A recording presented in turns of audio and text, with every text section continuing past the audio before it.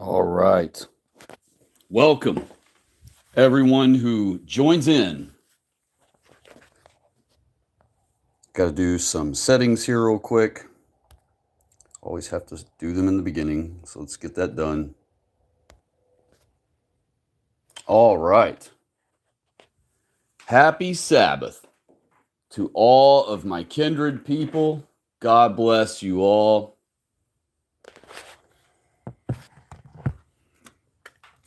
I'm going to let it run for a few here, let some people notice. Hello, pretty cat. You're a pretty girl. All right.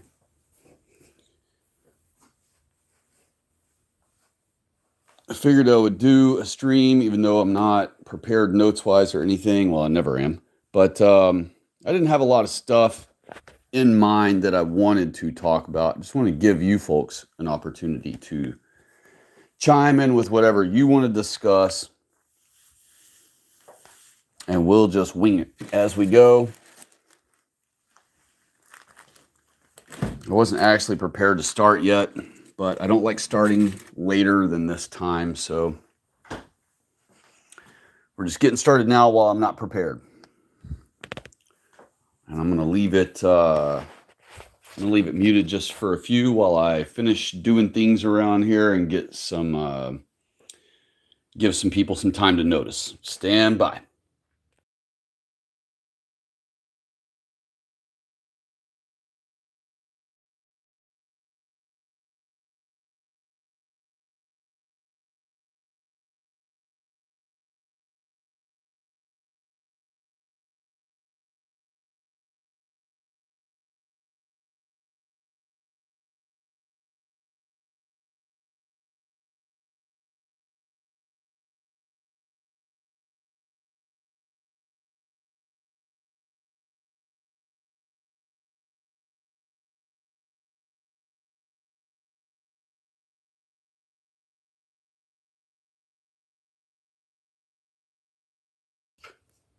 James Thomas is already here. God bless you and happy Sabbath. Hello to you. He said, "Good day, sir. Good to catch a stream. Welcome. I apologize for some of the dead air that's going to happen in the beginning. I'm just giving folks time to notice, and then I will chime back in. I'm just muting the mic so I can just finish up things around here. If you just want to hang out, I'll get going here in just a few."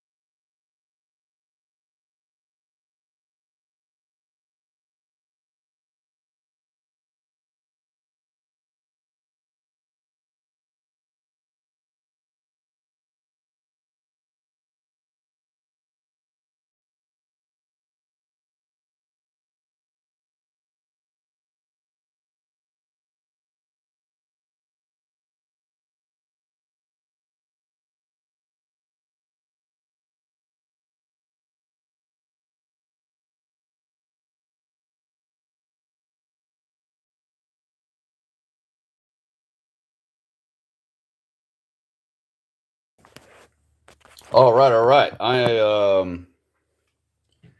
am getting down to the nitty gritty here. I think I'm pretty much ready.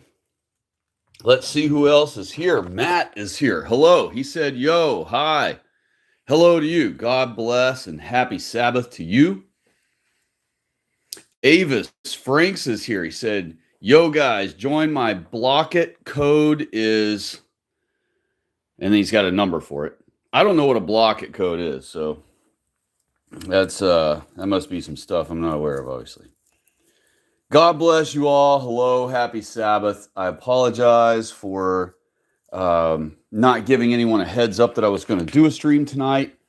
I honestly didn't know if I'd be able to or not. I wasn't sure if I'd make it back to my side of town this early or not.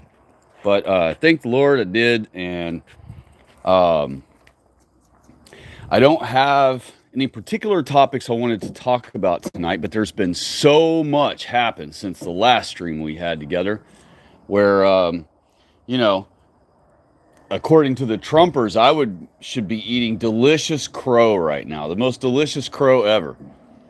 And I must admit that I am pleased with the surface appearance of things, and I am pleased with the fact that this surface appearance of things is causing more awareness to be raised among our people. A lot of the Trump conservatives, who would have never entertained any of the ideas that we've been warning them about before, are now, supporting Trump doing away with some of these things. Now, I personally do not believe they will be doing away with all of the things they claim they will be doing away with, because after all of these things have been in place since the 1970s. Okay, and Trump conservatives believe DEI is a new thing. And the only reason why they are easy to dupe into things like that is because DEI is a new term. But they've already been diversity hiring since the 1970s. And you can read story after story after story of people from trying to, who were turned down for colleges, who were turned down for military jobs, who were turned down for the airlines, even back in the 70s and 80s. Everything you can imagine, everything that you think only just started diversity hiring in the last 5 to 7 to 10 years have all been diversity hiring since the 1970s. So just so you know. And I hope that more and more of our people become aware of these things because of the Jays allowing Trump to make an issue of them. But of course, there will be multiplicity involved in all of this. The Jays obviously will have their own plans long in advance made. They've already had these plans figured out long in advance, and now they are purposely dismantling. They're allowing Trump to, on the surface, appear as though he's dismantling all these things. And we're hearing stories from here and there, and all the anti-Trumpers are woeing about it and throwing fits about it. But knowing what we understand about all wall kissers, it's all theater, is my position. I would like to see what you folks want to say about it tonight. I learned from the comments just like other people have over the years, or just like people do, I should say. I have learned things from the comment section over the years. And so I've kind of done a quick scan across the right wing in the last few days and given a listen to the bulk of the loudest right-wing mouthpieces, I would say, among that the based folks like ourselves would actually listen to. And I've been trying to determine what I think is the general consensus among them all. Are they upset? Are they not upset? Are they expecting better? And it seems to be that most folks right now are on cloud nine about Trump, especially with the DEI stuff being, and the U.S. aid and all of that, all of the exposure of all of the money. And I'm about to sadden some people who hear this, but here's the thing. I'm going to pop on you here and y'all should already know this is coming. So here it comes. All they're doing is giving you notice. That's what they're doing. Okay. When the Jays give you seemingly everything you want or let you have a big win, and they, at the same time, you'll notice that's pretty much always when they decide to admit something to you. Something that normally would make you so irate you would want to round them all up and remove them from your country, ironically enough. But instead, because the same time they decide to admit these things to you, they will throw 1 or 2 or 12 amazing bones your way for you to gnaw on and be super happy about. So that as they, at the same time, simultaneously, they'll roll out this other information, this completely damning info about themselves. And it might be rolled out in the form of comedy. It might be rolled out direct in your face, like this whole thing about government expenditure, waste, and all this stuff has been. We found $900 million going to this and that, and $3 million for this, and $500,000 for that.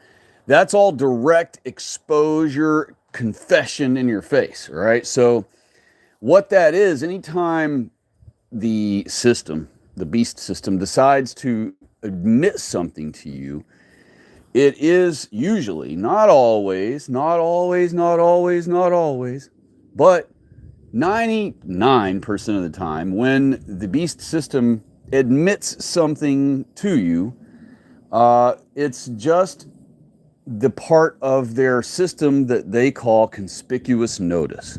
And by giving you notice, a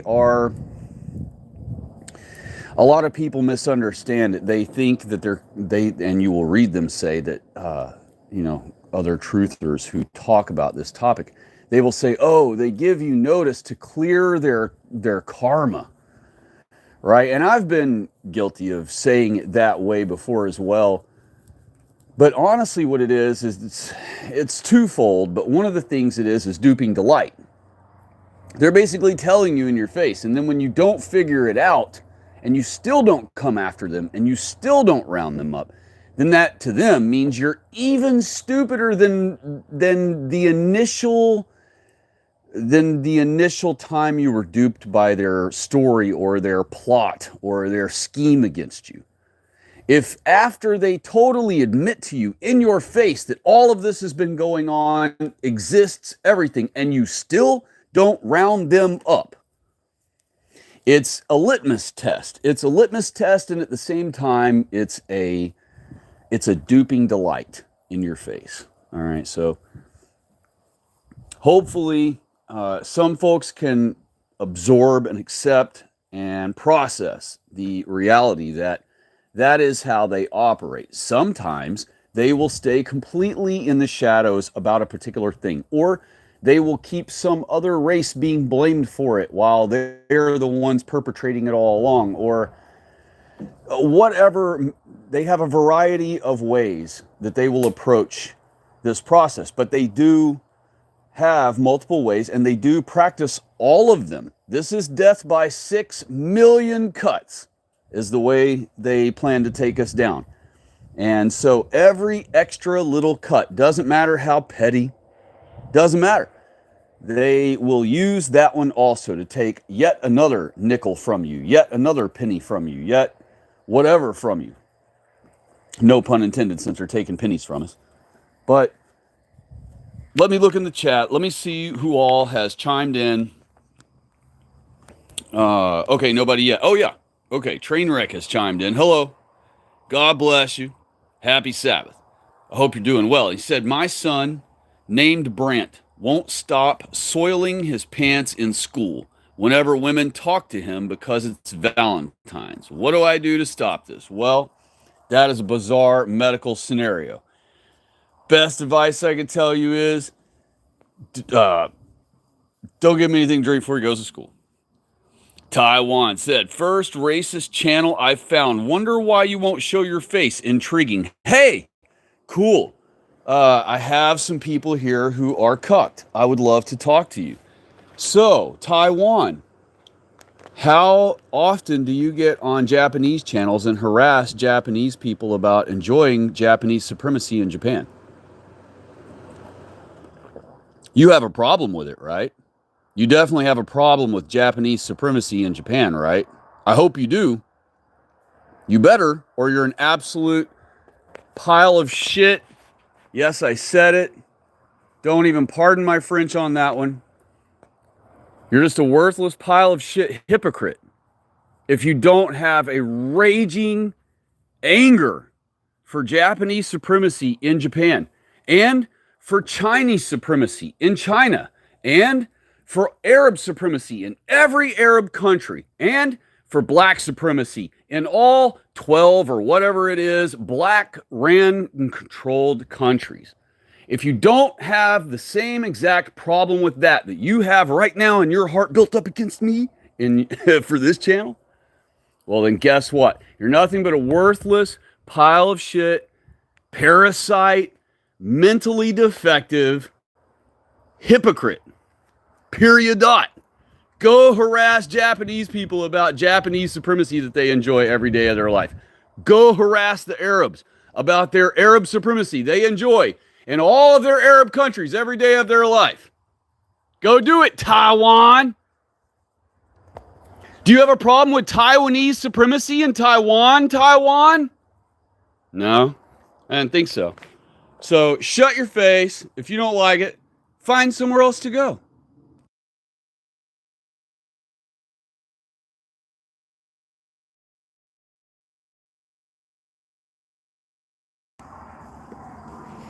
All right. That was fun.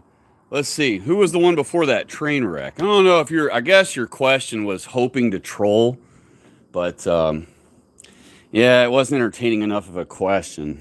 You really cobbled that one together. That was like, you like mixed all kinds of things like peanut butter and jelly and car bumpers and trampolines. I don't know what your comment was all about to try to be trolling, but come up with a better trolling question next time.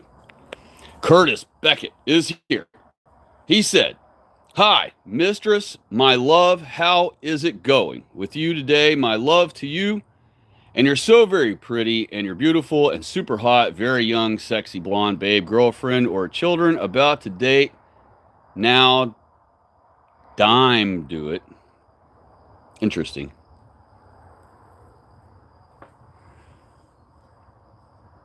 Well, that is quite the comment.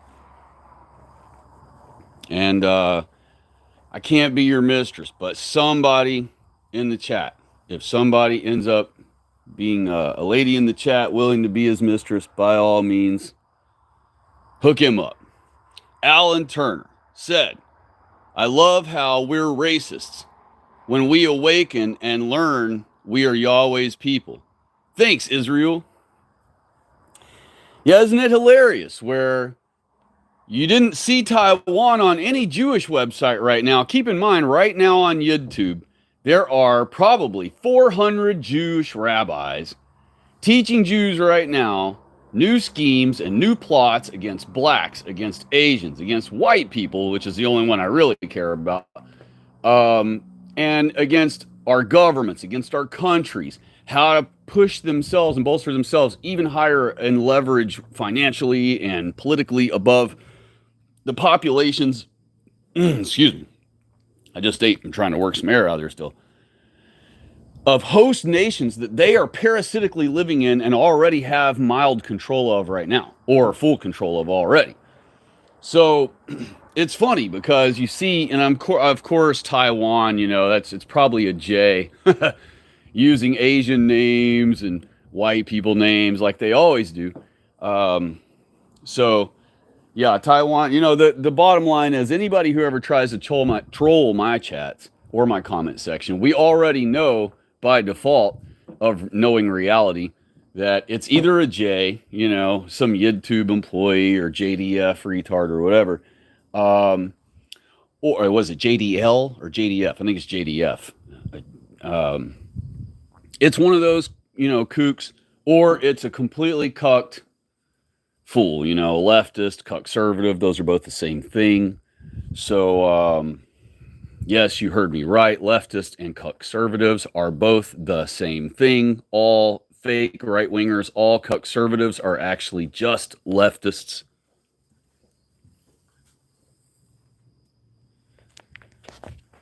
All right. But to address Alan Turner's exact statement, yes, it's funny how it's okay for blacks to be proud blacks or the noble Indians, which is no such thing as that, but somehow that Jewish lie got started.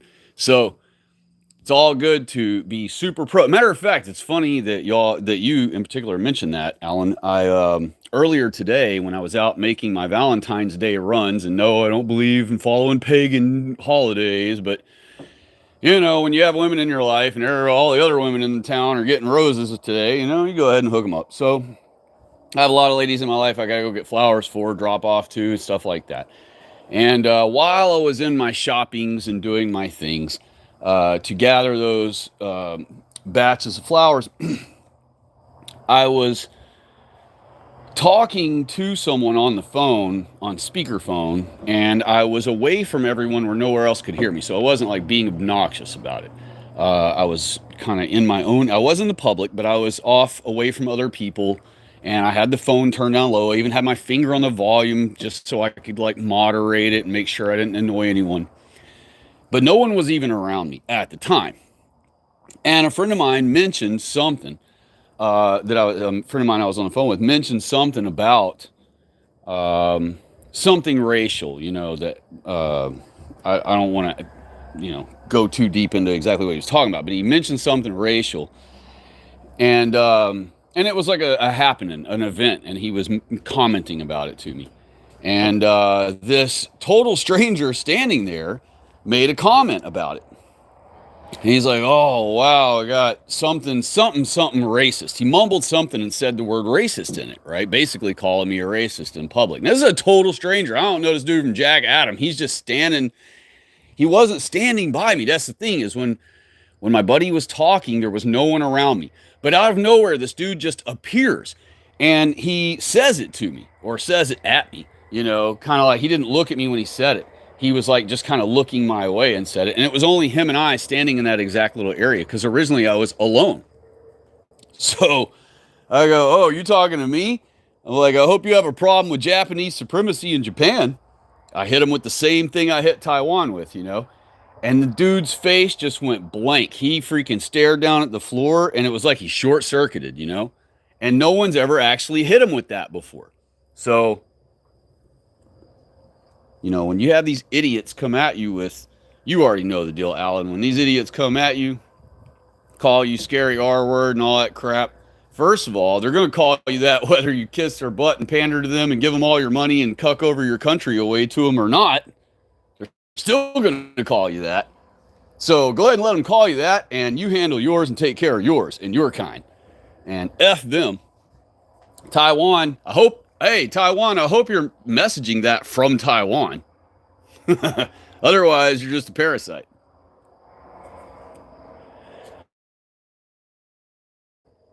Parasite. I hope that helps. All right, Alan Turner said, "I'm going to make a white Hebrew Israelites channel on YouTube here and talk about enslaving blacks." That's a wonderful idea. And you know what? The one thing I did want to talk about tonight is some solutions I've thought of. I don't know if all of them are going to come to my head while I'm doing the stream tonight with y'all. But I've thought of some interesting little funny solutions we could try, to play around with, or if nothing better than to just troll the Jays. But this one here you're mentioning is a great example of the kinds of things I was trying to think up. And I managed to come up with a couple of clever ones. The one you're mentioning here is great. A long time ago, when I first contemplated whether I was going to try to start YouTubing again as a channel or not, because I had been kicked off, and for the last 2 years of Trump, I just kicked my feet up. I'm like, heck with it. If I start another channel, they're just going to discover it's my place, my everything, and they're just going to delete me, And so for 2 years, the last 2 years of Trump's presidency, I pretty much didn't do anything except be a commenter again. And then when I was kicking around the idea of going ahead and just trying again anyway, and being full pro-white, 100%, nothing else. One of the things I thought of was, how am I going to do it without being deleted? And so my original plan back then, or one of my original ideas back then, was to decorate myself up as a rabbi and then just do a rabbi channel, call myself Rabbi so-and-so, and then, speak all the truth the way we need it spoke. And the only reason I ended up not doing it that way was several fold. I knew, of course, over time they would come after me about it or whatever. And then the other reason was, I didn't want to confuse our baby truthers and beginner truthers who do not know that rabbis are not someone you should be listening to. In fact, rabbis are the ones, if you're listening to them, you should be listening to them to be never relaxing. You know what I mean?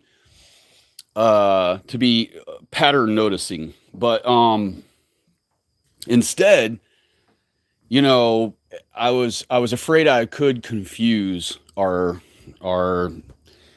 youngest of truthers, you know. So I opted not to do it that way, but that thought had crossed my mind back then to just call myself a rabbi of a certain amount or whatever. And it's funny because now that trend is starting among people. They're talking about now that some of the normie slash almost pro-white right-wingers that are YouTubers, they have now figured out that Jews don't charge each other interest, right? That it's only the non-Jays the goyim, that they will charge interest to, and they don't charge it among themselves. What that is that is actually our white person's law. That's the law of God to Israel, is we are not supposed to charge usury among ourselves, among white people. Exactly how you see the Jews behaving, treating each other that way, they've copied that and commandeered that, just like they've copied and stolen, commandeered our Sabbath, just like they have copied and commandeered and stolen our circumcision, just like they have copied and commandeered and stolen our scriptures, just like they've copied and commandeered and stolen our identity. They have also done that in this form. And so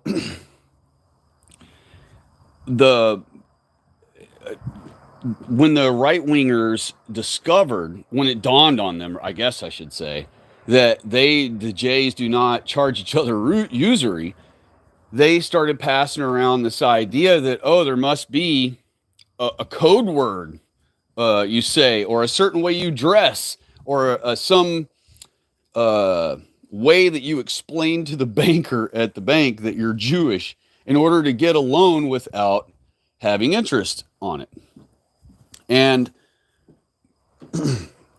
the original version of that was my version back in the day of thinking about decorating up myself like a Jay to protect myself from being booted off YouTube. And I was going to mention it on every video. I was going to have like one of those little opening disclaimers, like anyone who deletes this channel or strikes this channel is anti-Semitic and I will file charges against you and blah, blah, blah. I was going to think up some little disclaimer to say, to threaten people to leave my videos alone so they wouldn't strike them. Because I used to get strikes on my older channels. I got strikes all the time. I mean, constant strikes. I could take screenshots of them and send them to you. I probably still have pictures on my old phone. If I just plugged it in and fired it back up, I'm sure I have plenty of screenshots on those old phones. I have 2 old phones that it went through, but one mainly. And so that one I have screenshots of tons of strikes, of videos that got deleted over the years. And I've had a good mess of them deleted from this channel as well. Enough that I created other channels and posted them on those channels instead. But the bottom line is that they see the behavior of the Jays and they don't realize that it's actually what we're supposed to be doing among ourselves. White people are supposed to never charge each other interest when we loan to each other. But we are permitted by God, just like the Jews declared that they are permitted among themselves to lend to non-whites. We are allowed to lend to non-whites and Jews, but also charge them interest for it. And the whole concept of that is exactly why the Jays copied it and commandeered it, because it's God's intelligence of understanding that if we never charge each other usury, but we're always lending and charging usury to the non-whites, which God is totally okay with us doing, and even told us it's okay for us to do so.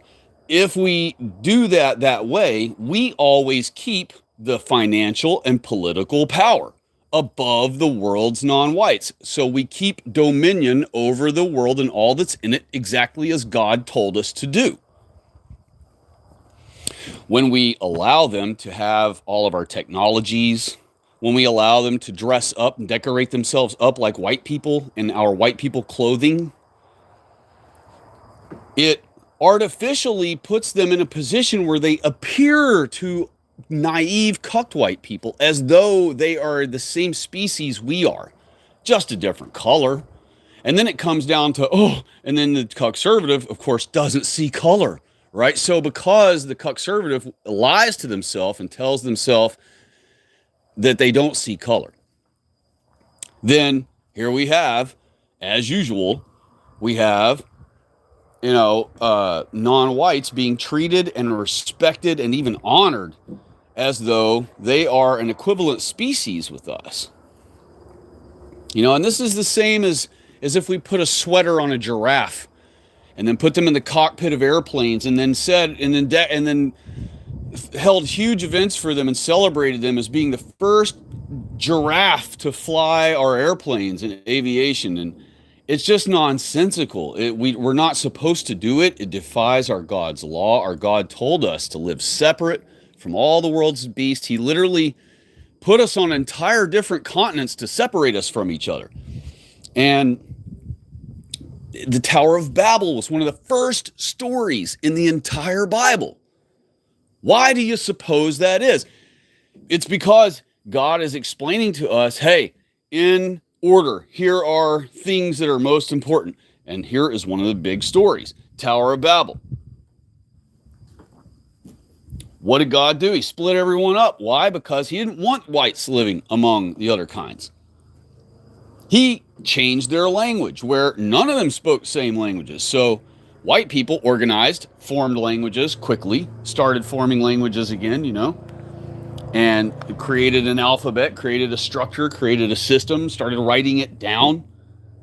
Non-whites did not.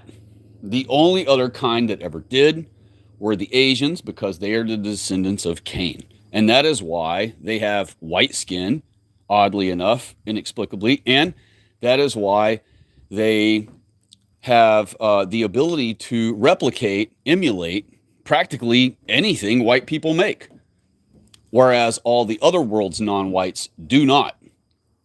So, and that's not to say you can't, watch some video of some Indians in their sandals rebuilding a giant 20-ton shaft made of solid steel that got broken, and it goes in some mega machine, and you'll see them out there throwing freaking charcoal on it on the ground to get it hot, and they do all these like third world ideas of metallurgy processes to supposedly, fix this part right before your eyes. And so that's not to say there aren't some, Indians here or there that could rebuild something or whatever, but you'll notice they never measure anything or do anything to a spec. It's just all eyeballing the whole time. So when it comes to critical parts and precision and all that, it still wouldn't be useful. The only ones who have the discipline, the enterprise, the sacrifice, the will to sacrifice, are the Asians. And that is why they are able to build mega companies of manufacturing like Honda and, Suzuki and Kawasaki and all these big brands, that they have.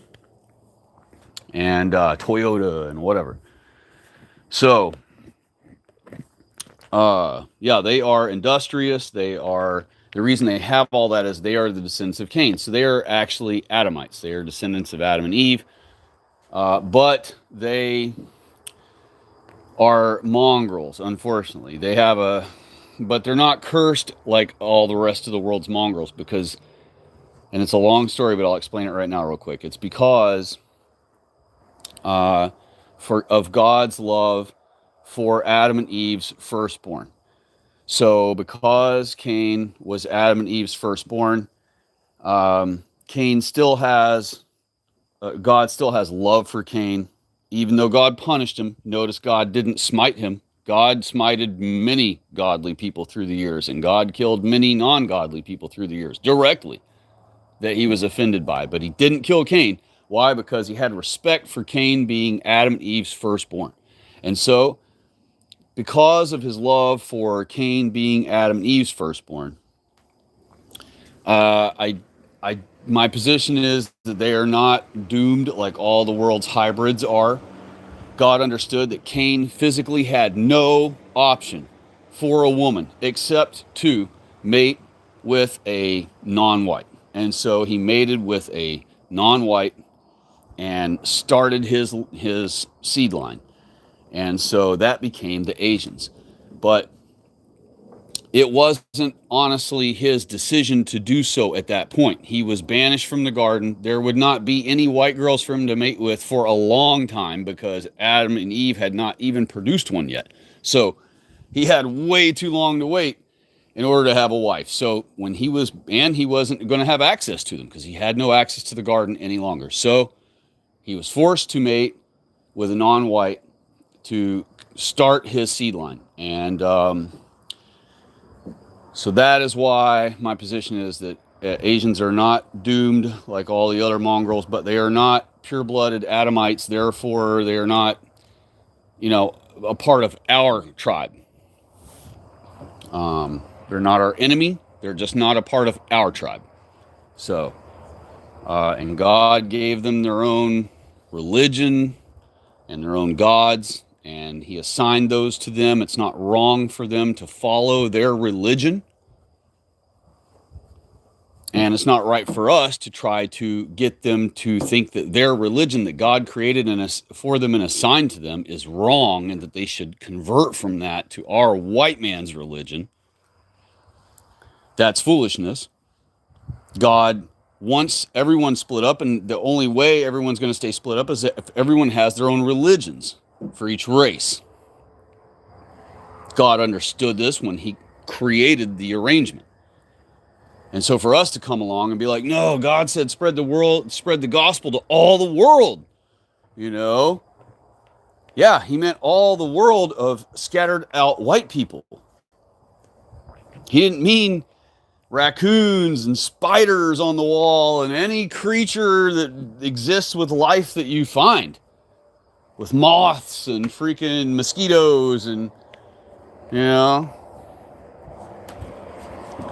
He didn't mean for you to go to Antarctica and try to teach polar bears the gospel, okay? And in that same understanding, he does not expect you to go out in all the world and teach our white man's religion to not white men. So you're supposed to be a fisher of men, not a fisher of all these other things too. So it's just funny that, we can't get the conservatives who claim to be Bible believers, who claim to be Jesus Christ Christian follow. They don't call themselves followers, funny enough. I like to get them for that. They believe in Jesus Christ, but they don't follow Jesus Christ, It's like if you saw Jesus Christ about to storm in the synagogue, right? He's crafted this whip, and the conservatives are standing there looking at the whip, and they're like, wow. And Jesus is like, whoosh, right? And it makes this crazy noise, right? And you can tell it's going to hurt like hell when he whips somebody with it, right? And then he's like, all right, we're storming the synagogue. Who's with me? And he goes storming for the door. Well, guess what the conservatives are going to do? They're just going to stand there and be like, oh, well, I believe in you, Christ. I believe in you, Jesus. Woo, go for it, Jesus. And he's going to be like, no, wait, you're following me, right? You follow me, right? And they're going to be like, whoa. And they'll be looking at each other, and are we going in right now? Like, we're just gonna go inside? He's like, yeah, we're going in. We're gonna flip their tables over. I'm gonna freaking crack this whip on them until they get the heck out. I don't know. I believe in you, Jesus. I believe in you. If anybody can do it, you can, Jesus. When the rubber meets the road, they won't be followers of Jesus Christ. They just want to be fans of Jesus Christ. They don't mind cheering Jesus on. They don't mind singing songs and, oh, Jesus, I love you, Jesus. They'll sing his name 5 million times. And this is why Christ said, that people will say, Lord, Lord. He's meaning they'll sing his name over and over again in songs. Jesus. They'll be out there singing it and singing it and singing it and singing it. But when it comes time to follow Jesus, nobody's interested. Well, here come the excuses. One of the ways I like to tell people, and then I'm going to get back to the chat here and read who all's chimed in, but one of the things I like to say to people and catch them in their little thing is, I like to get them with saying that a true Christian likes what Jesus Christ likes. and dislikes what Jesus Christ dislikes. A real Christian loves what Jesus Christ loves and hates what Jesus Christ hates. And he does hate stuff. And in that same understanding, now you switch the stuff or the thing to the word kinds or people. Well, you don't want to say people, but upright bipeds. Excuse me. Still burping all this dinner up. Okay. I don't know why I bothered to tell you all that, other than I just didn't want y'all to hear that awkward sound I was making and wonder what the heck I was up to. Just trying to get a little air out now and then until dinner is finally all the way settled. So, when you change it to who, and you say a real Christian loves who Jesus Christ loves, and a real Christian hates who Jesus Christ hates, right? And you don't have to use the word love and hate. You can use the words like and dislike, right? I've used that many times. If it was ladies, it's a little aggressive as a grown man to be saying the word hate at them when you're teaching something like that, and especially if y'all are one-on-one and they don't know you well and things like that. It's just a little softer to use the words like and dislike, but we're still talking about Jesus here, and we're still talking about what a real Christian is, right? And so that's my position on that, and I like to catch them in that. I like to pin them in that corner where they have to think about it. They have to, even if they don't like what I'm saying, it's going to burn in their brain. They're going to go home and be like, man, that dude really got me on that one. Crap, man, And that's the whole point, is really get them with something where they go home and their wheels are spinning for months, not knowing how to answer that situation you put them in. When you expose their hypocrisy, they truly have no answer. And the whole point of putting them in that situation, reflecting their hypocrisy back in their face, is in the hopes that maybe 1 out of 100 of these idiots have an epiphany, and see the light finally. See the super freaking obvious that everybody else with a 3-digit IQ sees instantly without even trying. Some people just don't see things that easily. So we have to spoon feed it to them. And by busting people with their hypocrisy,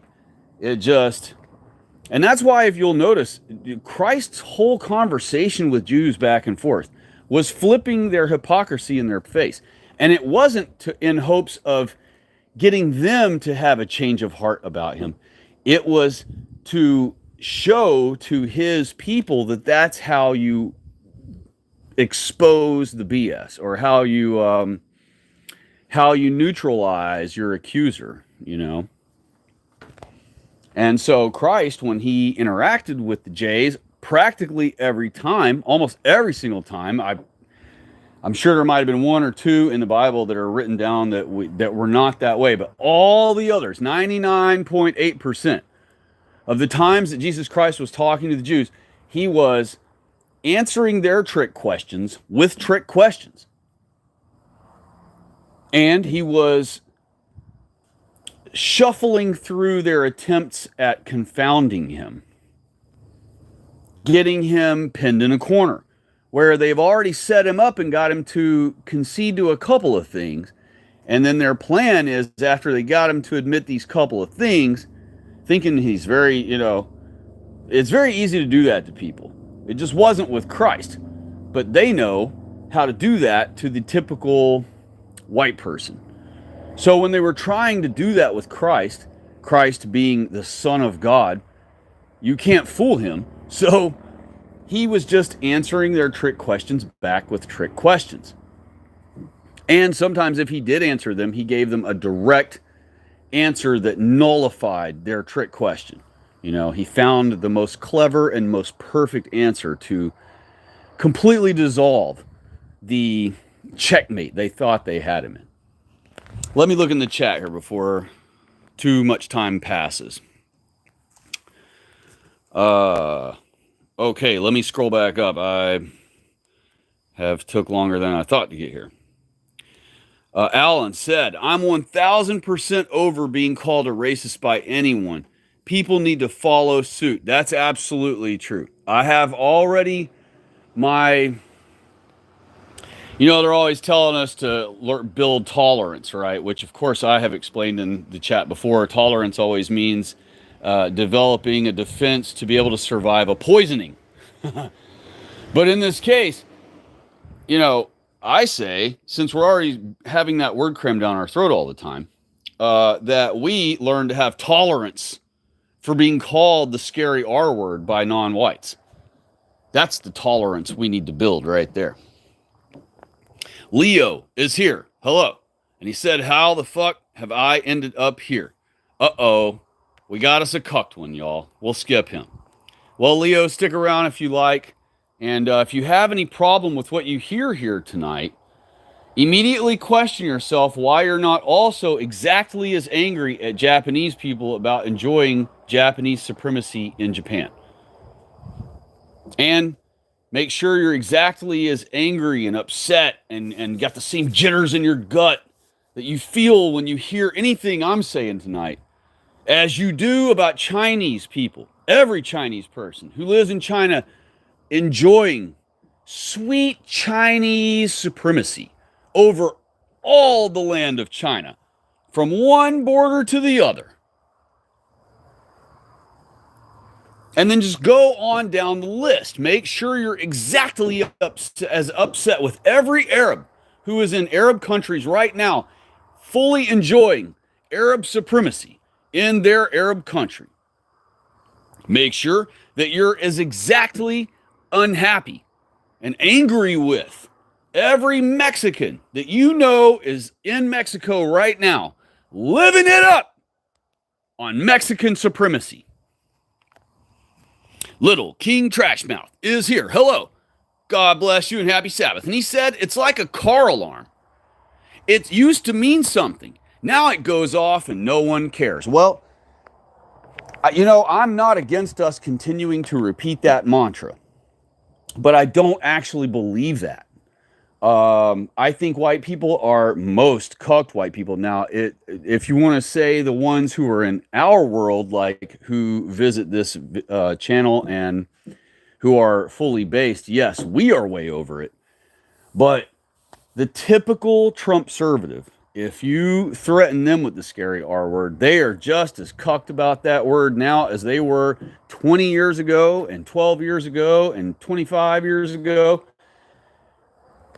That word it cripples white people. It's like just wailing a white person right in their kneecaps with a freaking billy club. You know, they don't know how to respond. They don't know how to do anything with it. And so while I would love to agree with your statement, and for us, it does apply. But on the whole, for the bulk of our people, I'm sad to report that my observation in, you know, everywhere I go is that it still has way too much power over our people. And I mean so much power, more power. I mean, think about it. And I mentioned this in a stream long ago, even an actual video, not just a stream. But I mentioned long ago that the white people are the armed people of America. 80 million, they say, armed white people, right?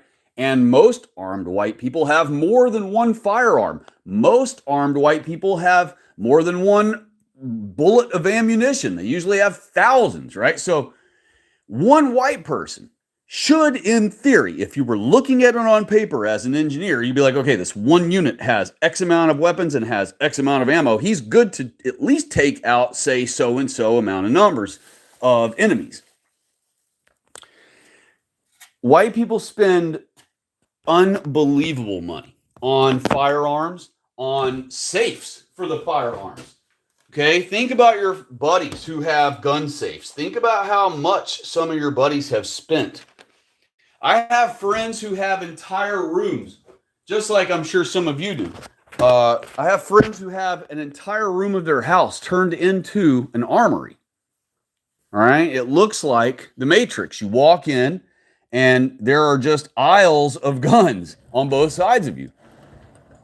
And so And this is just one white person we're talking about that has all those weapons and then has, you know, like, I don't know, 400,000 rounds of ammo for those particular guns that he likes. Yet, even though we have 80 million armed white people in this world, we have 40,000 white girls per year, minimum, who are viciously, brutally attacked by, and we're not talking about all non-whites here, just by the blacks alone. Not even counting the Jewish Catholic priests, not even counting the Spanish that are all classified as white when they get busted by the cops. Not counting Arabs who take it as a sport to rape white women, you know, just like the B's or the J's or anybody else. It's a sport for them as well. Indians who are a little more conniving about it. They don't have, you know, they don't want to kill white women after they rape them. They just want to hook up with them, you know. They think of them as hookers and easy. They just think of them as easy. That's what they tell themselves over in India. And so, and sadly, they're right about a lot of our women, which is a shame on our women for not shaming the other women enough to keep the peer pressure on them to act right. Instead, they're like, you go, girl, and cheering on their stupidity. And now we have purple-haired, you know, lesbo and race-mixing whack nuts. So,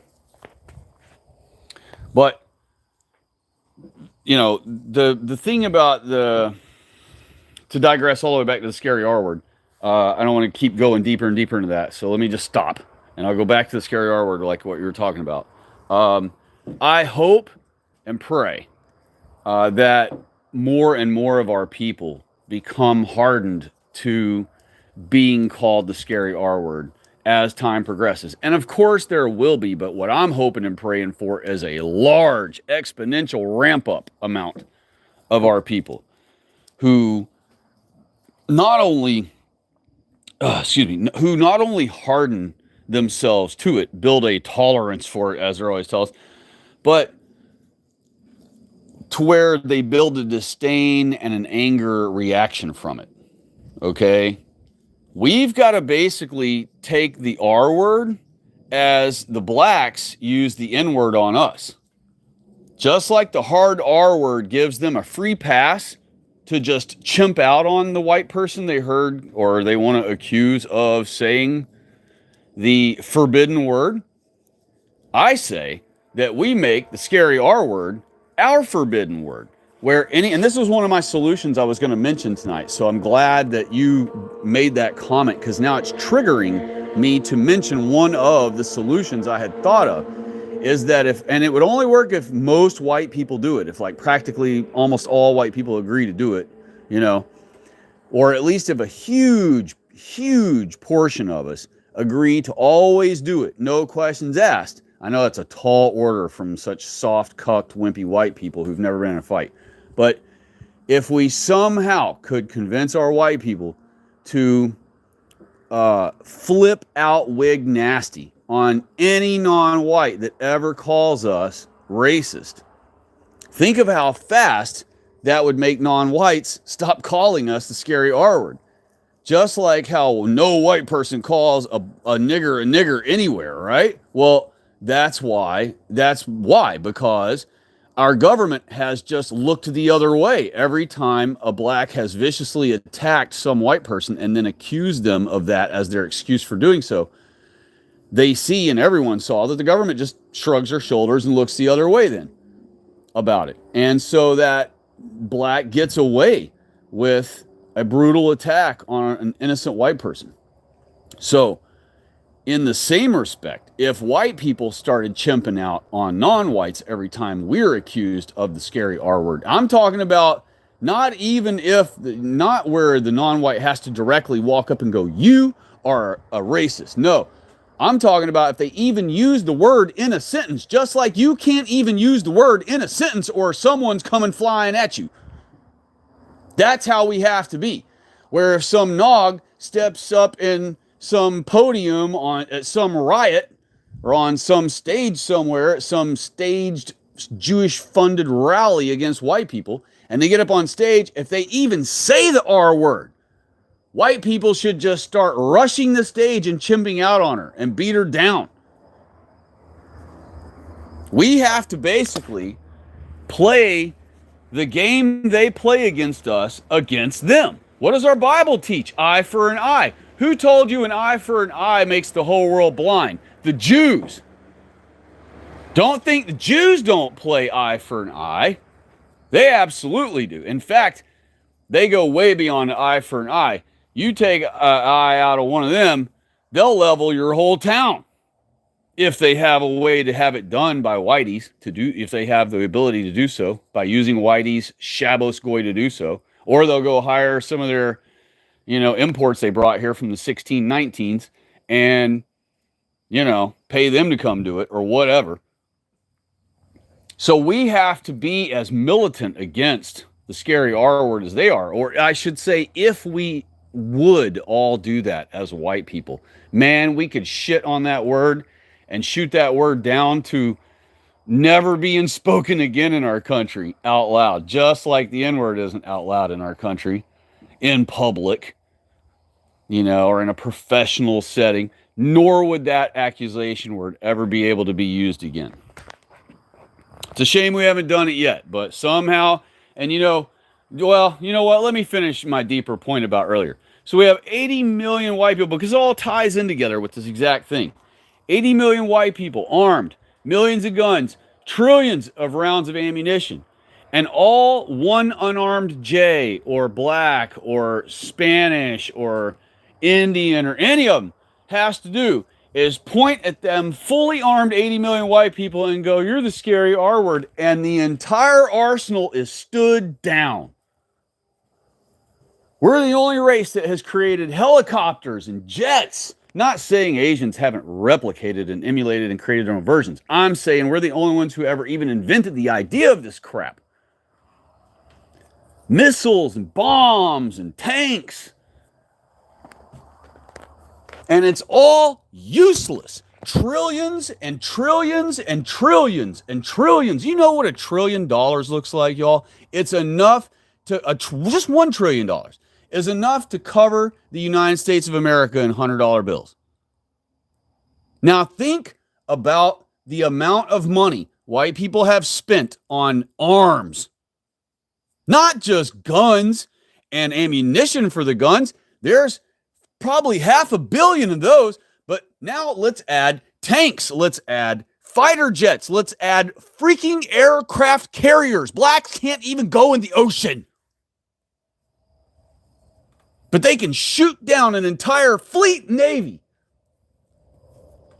An entire fleet of battleships can be stood down. With Cardi B accusing white people of being racist. And that's the problem with cuckery. That's the problem with our conservatives. That's the problem with our leftists, who conservatives are just the same thing. But that's the problem with all of them, is they are holding up white people's progress exactly as much as the non-whites are. And they enable the non-whites. They enable the parasites. Could you imagine part of your body? Like, imagine both your arms, right? You got your two arms, you got your hands connected to your arms, right? And let's just say that your left arm just decides to grab nasty things off your body. It finds dirt on the bottom of your foot, and it just reaches down and grabs it and shoves it in your mouth. And you're like, "Hey, what am I doing? What are you doing?" Imagine if, as you're walking down the road, your left arm just reaches out and grabs a big old glob of grease and shoves it in your mouth. It just does what it wants and just hoses you constantly. That is what our own people are doing. They're a part of our body. They're a part of the body politic of white people. And they're walking around just scooping up manure and dirt and feces and bacteria and mold and whatever they see anywhere, mildew, poisonous mushrooms, and just shoving them in our mouth. All in the name of their imaginary virtue. It's the stupidest and most suicidal and most retarded thing, yet they think they're quite sophisticated for doing so. Let me get back in the chat. Apologize for y'all's wait. Alan Turner said, let me make sure that's where I'm. Yes. Alan Turner said, it's past time for white people to start looking out for each other and protecting each other from the hordes Jays are flooding in. I have to go, brother. Keep going, trying to show our people. I appreciate you. Thank you very much. And I do plan to ramp up my game this year. I know I have been saying that for a good minute now, but I really do plan to ramp up my game this year. I've just, life gets in the way. I have a lot of things going on. And then we have all these crazy happenings happening every day because of the transition to Trump and all this. So, I mean, I don't even have, I'm not one of these YouTubers who has no life and has no job and sits at home all day indoors and does nothing but build videos. Instead, I have an enormous amount of things I got to do each day, in person, or if not in person, some other way that takes my time and takes my attention. And so with all the different crazy new things happening every day, there's no way I could stay up with it all. So, but I do plan on ramping up my posts later this year. Hopefully, I'd like to start really being able to make videos in the spring. I thought I was going to start being able to make videos in January. That turned out not to happen because I got busier than I thought. So we're going to hope for spring this year. I can start making some videos. I have a ton of subjects I'd love to remake videos about that I have even made videos about before on my old channels. And some of them just needed to be remade. And they're all stuck on an old computer that I can't get them off of anyway right now. So I have to remake them no matter what if I want to post them. So I do want to get around to doing so. And my plan is, and my hope is, that I will, starting in the spring, and Lord willing, it'll happen. DB Cooper, hello. God bless you and happy Sabbath to you. And he said, thank you for being white. I appreciate that. Thank you for being white. God bless you. And welcome around. Jay Knott is here. Hello. And he said, I was fired today. Oh my gosh, dude. I apologize. I'm very sorry to hear that, buddy. He said, I was fired today by some goblina. But I'm not stressing because I know Jesus will provide for me. I also do HVAC and it's in demand. Well, yes, HVAC is, gosh, I would say, of course, I don't know where you live, but I would say HVAC is practically always in demand. So that is a good profession to know. It's good to know that you know that at least. Did I lose my phone? No, there it is. Okay. Wow. Yeah, that sucks, man. That's bad. That's bummer news, man. I'm sorry to hear that. But again, like you already said, keep your chin up and, just power through.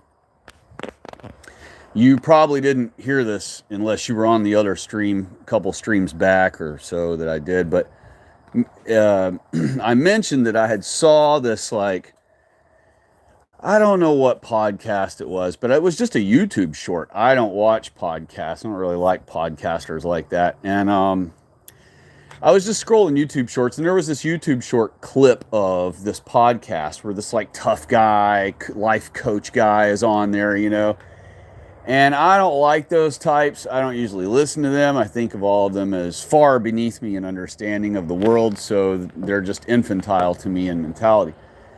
But this guy, and I'm sure it was mostly just showboating, because all of it is badassery. It's how tough and how grimy and how everything they can make their voice. They toughen it up. They add the grunt to it, and they have their little war story they tell, and then at the end of it all, their life coach thing that they spiel. And so this particular guy's, was that he says good to any terrible thing that happens. Any terrible thing that happens to him or comes his way, he's like, I say good, House catches on fire, burns to the ground. Good. Car engine blows up. Good. He's like, why? Because this gives me an opportunity to be an overcomer and to outdo it and outsmart it and outthink it and outpower it and overcome it and blah, blah, and all, and that's his little life coach spiel thing that he's trying to push to make himself something, right? But even as I was listening to him saying it and thinking to myself, this dude's probably just full of it. He probably don't even have that kind of heart in his own self. He's just big talker, like all of them. That's not to say some of these SEAL team guys and whatever aren't total badasses, but I'm just saying, the big talk and the tough guy talk and all that mess is usually reserved only for guys who've never even been in a fight. But now it's become a trend for these guys, these tough guys, alleged tough guys, whatever, to go out and talk tough on podcasts. And so that was his spiel. And even though I'm sitting there listening to it and thinking to myself, this dude don't even believe his own BS he's farting, I thought to myself, if you could, though, have that mentality, that would be very beneficial, to be able to look at every terrible, situation and tell yourself, good, I got a new project to work out, I got a new puzzle to solve. If we could master that, I would say again, because our people probably in the past, I don't want to say they thought themselves good when bad stuff happened, but there probably were folks of our ancestors along the way back in the past who did think that way. Think about all of our elders before our generations. When a war would break out, 12, 13, 14-year-olds would be lined up, lying to the army so that they could sacrifice themselves in war for the Jays, but they thought they were sacrificing themselves for our own country and our own people. That's how brave, that's how much courage even a 12 and 13-year-old adolescent boy of ours was back in the day. Now you can't get a 12-year-old to mow the lawn. You can't even teach it. You could barely get a 12-year-old to learn how to start a lawnmower with a pull start, I mean, I have literally had difficulty explaining how to prime a carb and pull start a mower to, millennials. Where when I was old enough to even push a mower, I was already starting mowers and pushing them, and that was way younger than 12. So, and that's not to say they're all dipshits, it's just that their mentality is nothing compared to our elders, and our mentality is nothing compared to our elders, and their mentality is nothing, and the generations after us don't have the mentality we have. And you can kid yourself and be like, oh, that's BS. The kids that are out nowadays, man, with technology and digital they've grown up with, man, they know way more than we. Bullcrap. They don't. They're completely separated from the world. You take any super high-tech, smart freaking millennial and hand him a lure and hand him a fishing rod and hand him some weight and hand him some line and see what he can do with it. I mean, they are disconnected from the earth. They are not salt of the earth people because we have not taught them to be. We allowed the digital age to entertain them and raise them by default. We used entertainment of our digital toys to raise a generation of our children. I would say, at this point, 2 generations of our children. So, you got Gen Z, you got the millennials. You could call them the same exact generation. Perhaps they are, but I think they might be separated by a 15-year span or divided into 2 over a 30-year span, 15 and 15. And then you have this new Gen Alpha. We don't really know what's going to come of them. Of course, all of the conservatives are declaring already, just like they always say, winning every time we lose another thing. All our statues are toppled. Oh, we got them on the run now. They're scared now. Winning. So every time we're losing, the conservatives are always saying we're winning. So in that same spirit, in that same theme that they like to go with, they're declaring that Gen Alpha is the most based generation. I actually heard, who was it? Nice fella, Red Elephants guy. Can't say his name at the moment.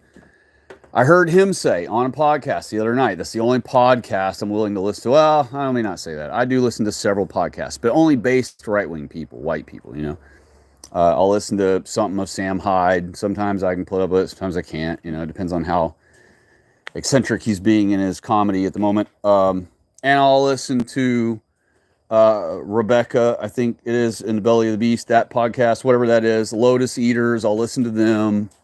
Anybody who has Joel Davis or another hardcore-based white person like myself on, I'll listen to those podcasts. But other than that, I really don't listen to others. I don't listen to the popular ones. I don't listen to Joe Rogan ones. I don't listen to, any other mess. And so, Nog Twins or any of that crap. And, but I was listening to, even though I tell you all I don't listen to podcasts, I was listening to a podcast last night of the three of them, the Red Elephants gentleman and Rebecca, I want to say her name is, and the other guy who's just a cuck. I don't know what his deal is. Don't even know how he ended up being there. He must be the assigned J, the APAC guy. Somehow I ended up watching, I saw it last night, I was listening to it, and I heard the Red Elephants fella, wish I could say his name, any other time I'd be able to say his name. He said that Gen Alpha, that they observed Gen Alpha being the most base generation perhaps ever, right? And that's the most laughable, ridiculous, pathetic, hurting statement. That's like massive cope right there, okay? Every generation before Generation X was 1,000 times more based than our generation is now. And that includes the boomers, by the way, who are constantly being blamed by our own supposed based white people. You hear supposed based white people. I keep saying supposed because you can't be based and be blaming our boomers for everything. Okay, every time you blame our boomers, which means our parents, that means our grandparents, the ones we love, every time you blame them, okay, you're blaming white people for our problems. And every synagogue roars with glee every time they hear anyone blame boomers. So all these supposed based right-wingers, that you hear blame boomers. And I've heard the Red Elephants guy blame boomers. I've heard even other hardcore based people, I've heard them blame boomers, and that knocks them down an entire notch from being a true right-winger, from being a true based white person. That really knocks them down a big notch to blame our boomers for anything. Our boomers stood arms locked, elbow to elbow, while the Jews had our own National Guard holding rifles right to their foreheads to force blacks into our schools in the 60s. Our boomer grandparents stood there and locked arms and stood at gunpoint against them, against a standing army with rifles pointing straight at their foreheads on our soil.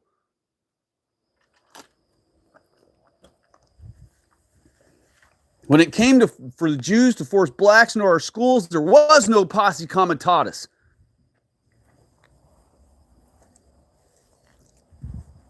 So, for these supposed based right-wingers to be going around blaming boomers ever, even one time,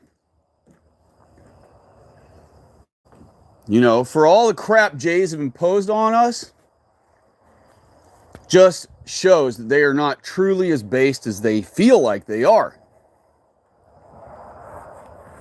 So don't catch yourself. Don't be caught, I should say. Don't be caught out blaming boomers, ever. If you ever have before, repent of it in your Sabbath prayers tonight, which I hope you've already done. I hope you got your Sabbath prayers done early. That's how our godly men did their Sabbath prayers, early. That means first thing. But if you haven't done your Sabbath prayers yet, no big deal. I'm not criticizing you for that. I'm just saying you ought to include it. Ask forgiveness. to the Lord for blaming our white elders. Improperly blaming our white elders for whatever malfeasance has come our way from the Jays and the blacks and the immigrants, whatever, not immigrants, but you know what I'm saying. That's what they use is that word, but, and the non-white invaders, Never blame white people for what non-whites do to white people. Here's another one you should never get caught doing. Don't be saying, oh, y'all voted for this. No sympathy. This is what you voted for. Boy, the conservatives love that one. Oh, man, every time some black kills 3 little white kids, oh, no sympathy. You voted for this. Now, that's an extreme example. Of course, they don't usually say that about children being slaughtered. But bottom line is some white girl, some pretty 20-something-year-old white girl, gets robbed, gets attacked, whatever, by some black. She gets on social media and tells it to her million cucks that follow her, right? Or simps that follow her, right? Now that's a million white simp guys who, well, maybe not white guys. There's probably, I'm sure 90% of the people that follow the white girls are all non-whites, but whatever whites do follow them, now she's raising awareness. Here's this girl they like very much, and she's telling them. Meanwhile, they're all out as cucks, telling white people, shame on you, white people like me. They're telling us, shame on you, and you're racist, and all this stuff. Meanwhile, here's one of their favorite girls comes on and says, yeah, I was attacked by one of the non-whites. And, she starts kind of having a slightly based epiphany, sort of like, man, these non-whites must not, be all they're cracked up to be. And as she's having that epiphany, perhaps, here comes all the fake right-wingers come along, the Trump conservatives and whatever come along. Oh, no sympathy. You voted for that. That's what you get. That's what you voted for.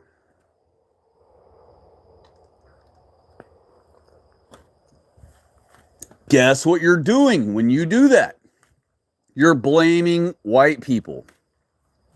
Here's another example. You'll see Trump conservatives all the time, conservatives all the time, blaming white liberals. Oh man, you hear that one all the time. White liberals, especially women, they love saying white liberal women, white leftist women. Stop blaming white anything. All right. Yes, we have white people working against us. The conservatives do too. So every conservative, every Trump conservative that's blaming boomers, that's blaming white liberal women, right? That's blaming white people in general, whatever white people they're blaming, whichever category of them it is, they are exactly the same thing. They are leftists. Conservatives are leftists. They work against white people just as much as every leftist they ridicule and shame does.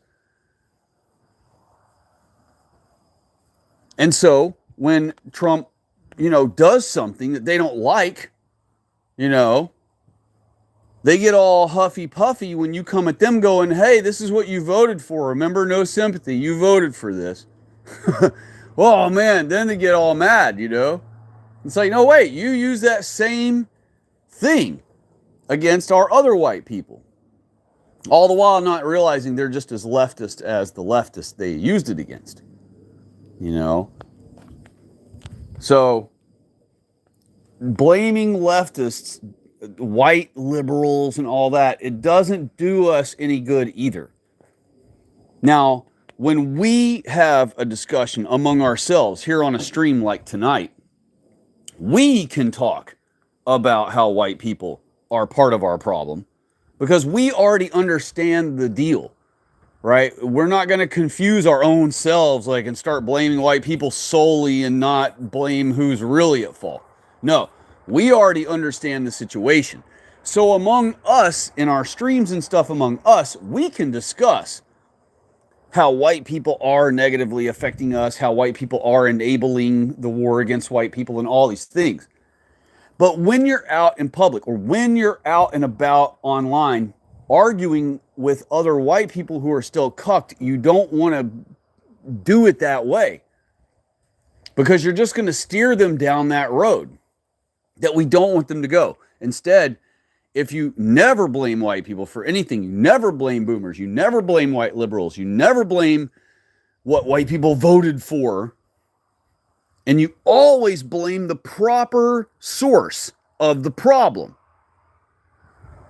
you will cut down on lots of millions of hours of misdirection and misguided, improper study by perhaps millions of white people as they grow into this understanding, as they start truthing because of one scenario or another that happens in their life. It's critical that we don't confuse baby truthers, beginning truthers, and even the ones who have been truthing quite a while, but they've been lost in the wrong direction for so long that, yeah, they might have been a truther for 12 years now, but they've been a truther off in la land where they don't know reality at all. They're worried about grays. They're worried about outer space. They're worried about, they think NASA's got technology 4,000 years in the future for the ahead of us. They think that we already time travel and go to freaking other worlds and all this mess with stargates and all this horseshit, all this Jewish fiction. So, does it matter that they, or does it count that they've been a truther for 8 years? Are they not a baby truther still? No, it doesn't count. They're still a baby truther. It doesn't matter they've been truthing 8 years because they got duped long ago and led down a wrong road. Well, think of all those millions of hours of every one of those cucks added all up together of time wasted by white people, completely wasted, reading about essentially the same equivalent as Klingons. Complete fiction. They've spent their whole life listening to David Greer and David Icke and all these freaking stupid things and Ancient Aliens and other Jewish nonsense. Ken Ham or whatever his name is and all them others. And remember, we're working against the clock. We're working against time. Time is something that's precious that we do not get back. So for every minute that we do not uncuck our white people, another 20 white girls were raped and killed by non-whites in our country because we don't have them out of the country yet. Every minute that ticks by that we do not round up the Jays and remove them from our government and our country is another minute where another 400 white people were attacked across the nation by non-whites or killed by a non-white drunk driver. Germany just had some idiot run over like 30 people in a Mini Cooper last night. Or no, it was first thing this morning. What a lovely way for Germany to start the holiday of love among couples.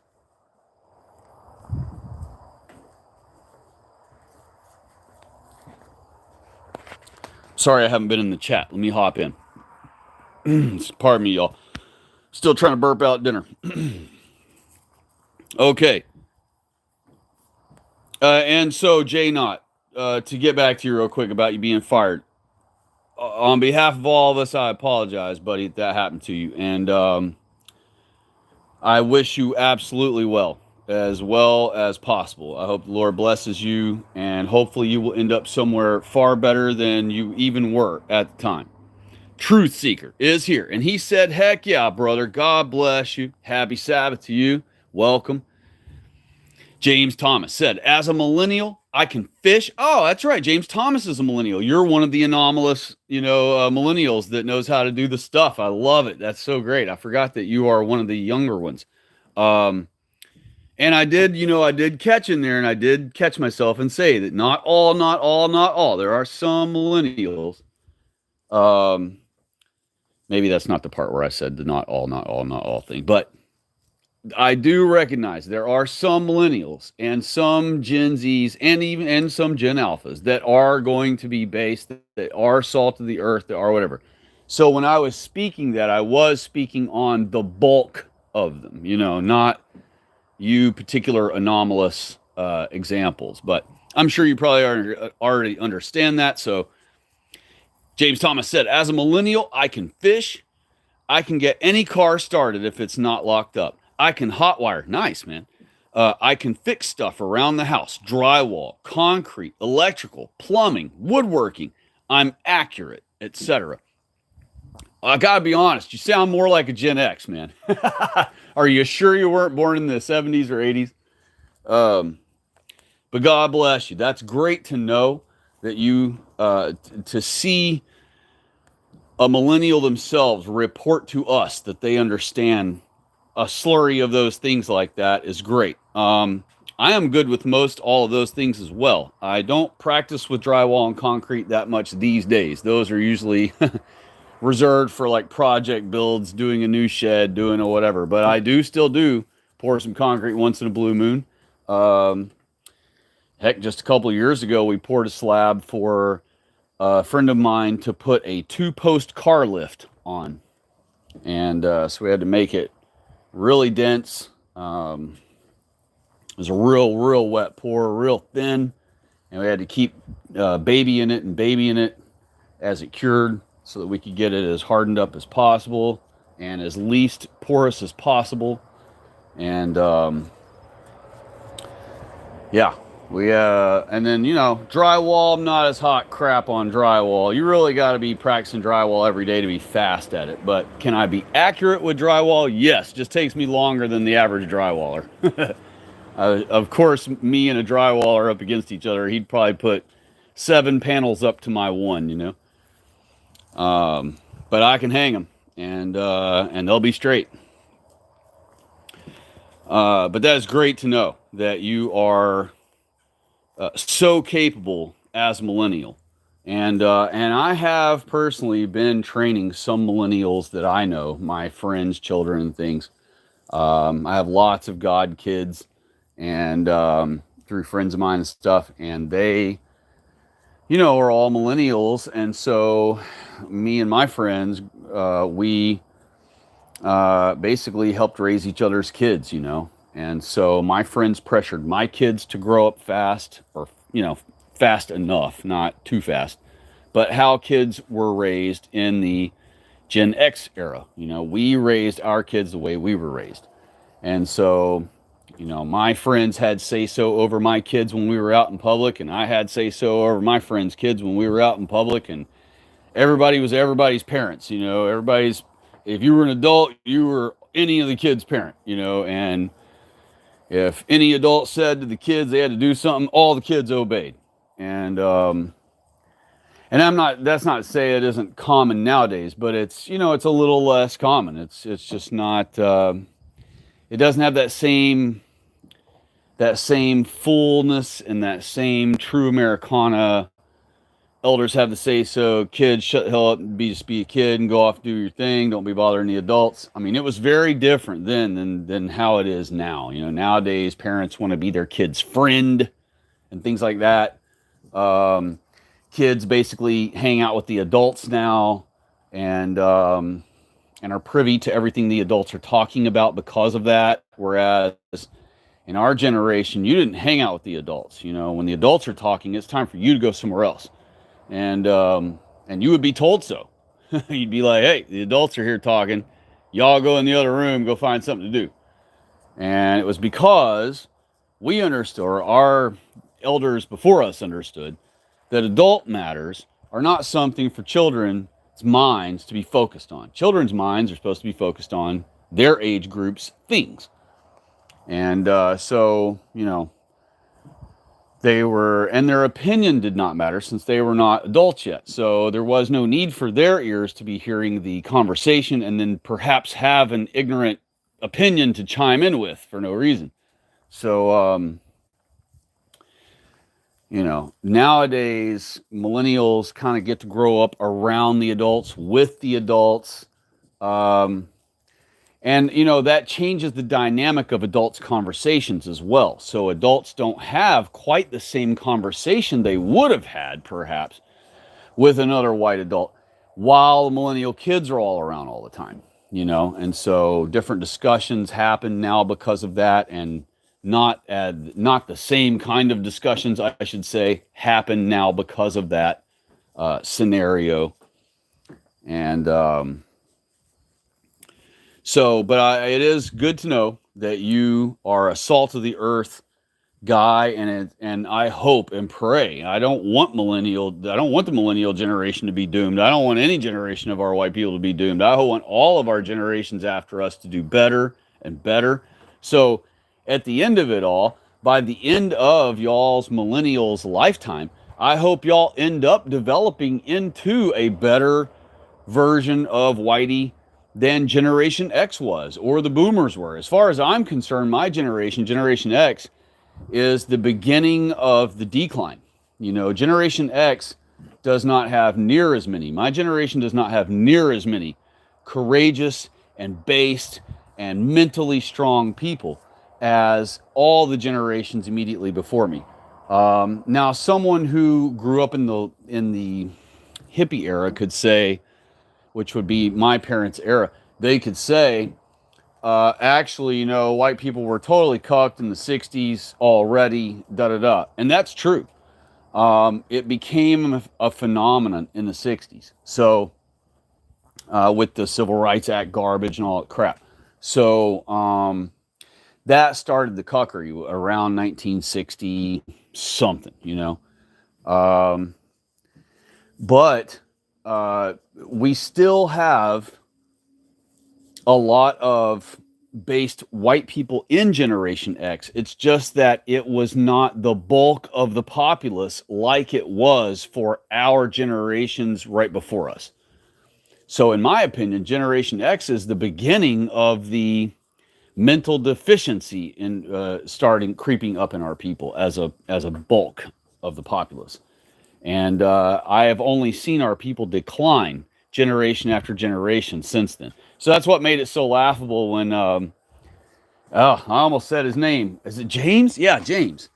I think his name's James. When he said that, you know, that Gen Alpha is the most based white people ever. I mean, that's the most ridiculous statement one could ever make. I don't know what made him say something so hyperbolic, but anyhow.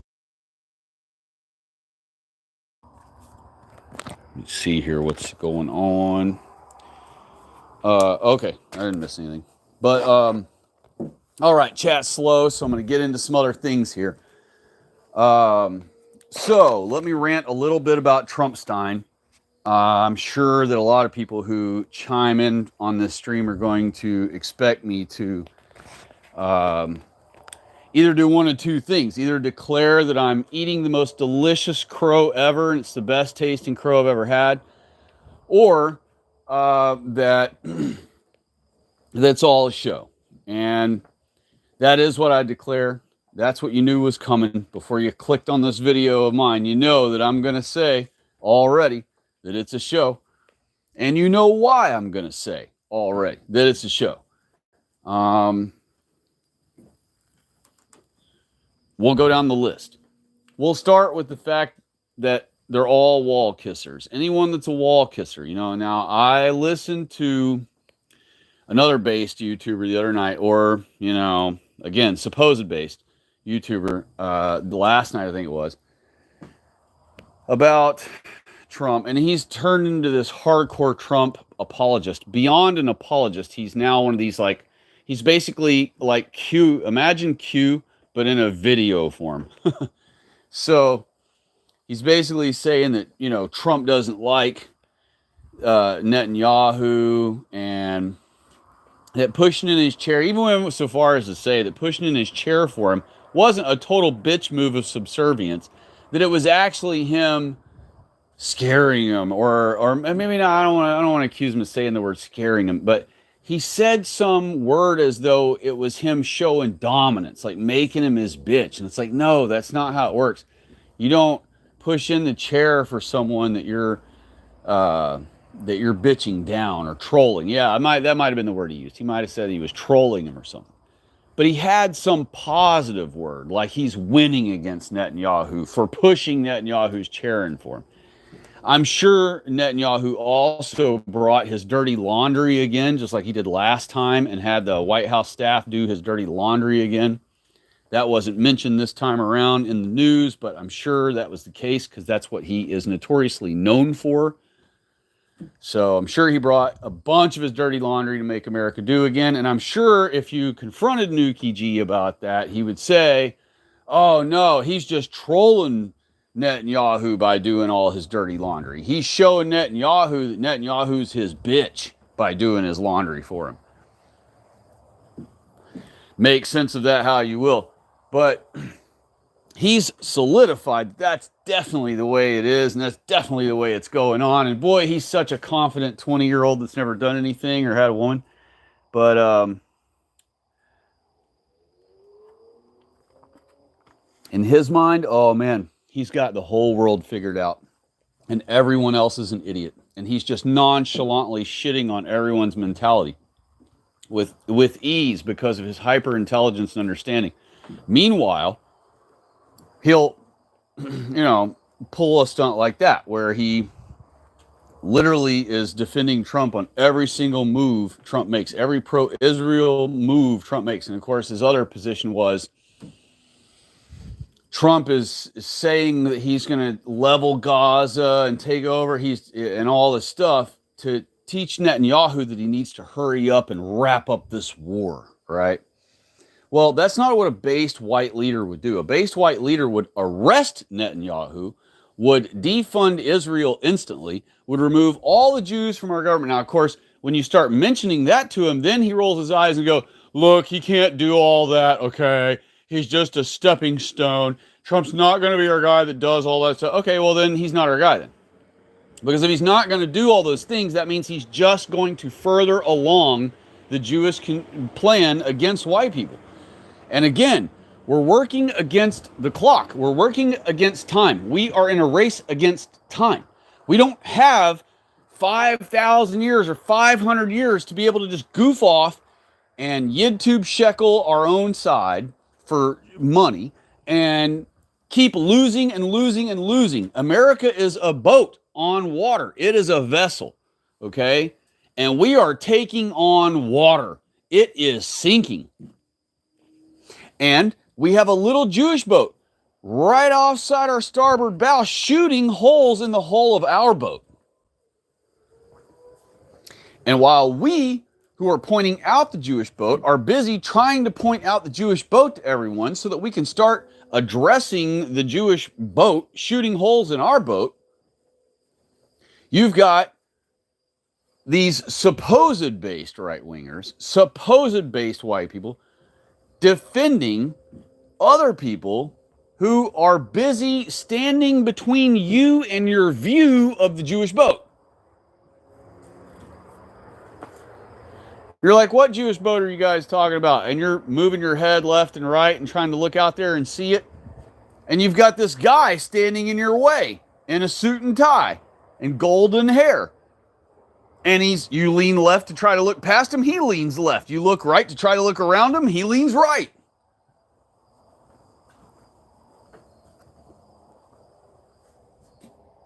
And then you got people come along like Nuki G going, oh, he's doing all that on purpose. That's base. That's the plan.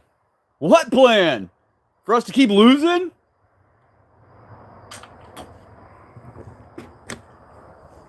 Oh, man. It's funny. I actually like the kid. I do. I don't have any beef with him. He purposely avoids reading any of my comments in the chat. He did finally read my very last comment I made in the chat at the very end of his chat that night, but he purposely avoids me because people see my name and they know, like, okay, this guy's obviously got a channel probably. And I sound too scary R-word for even a supposed based white guy who makes videos saying he has N fatigue, you know?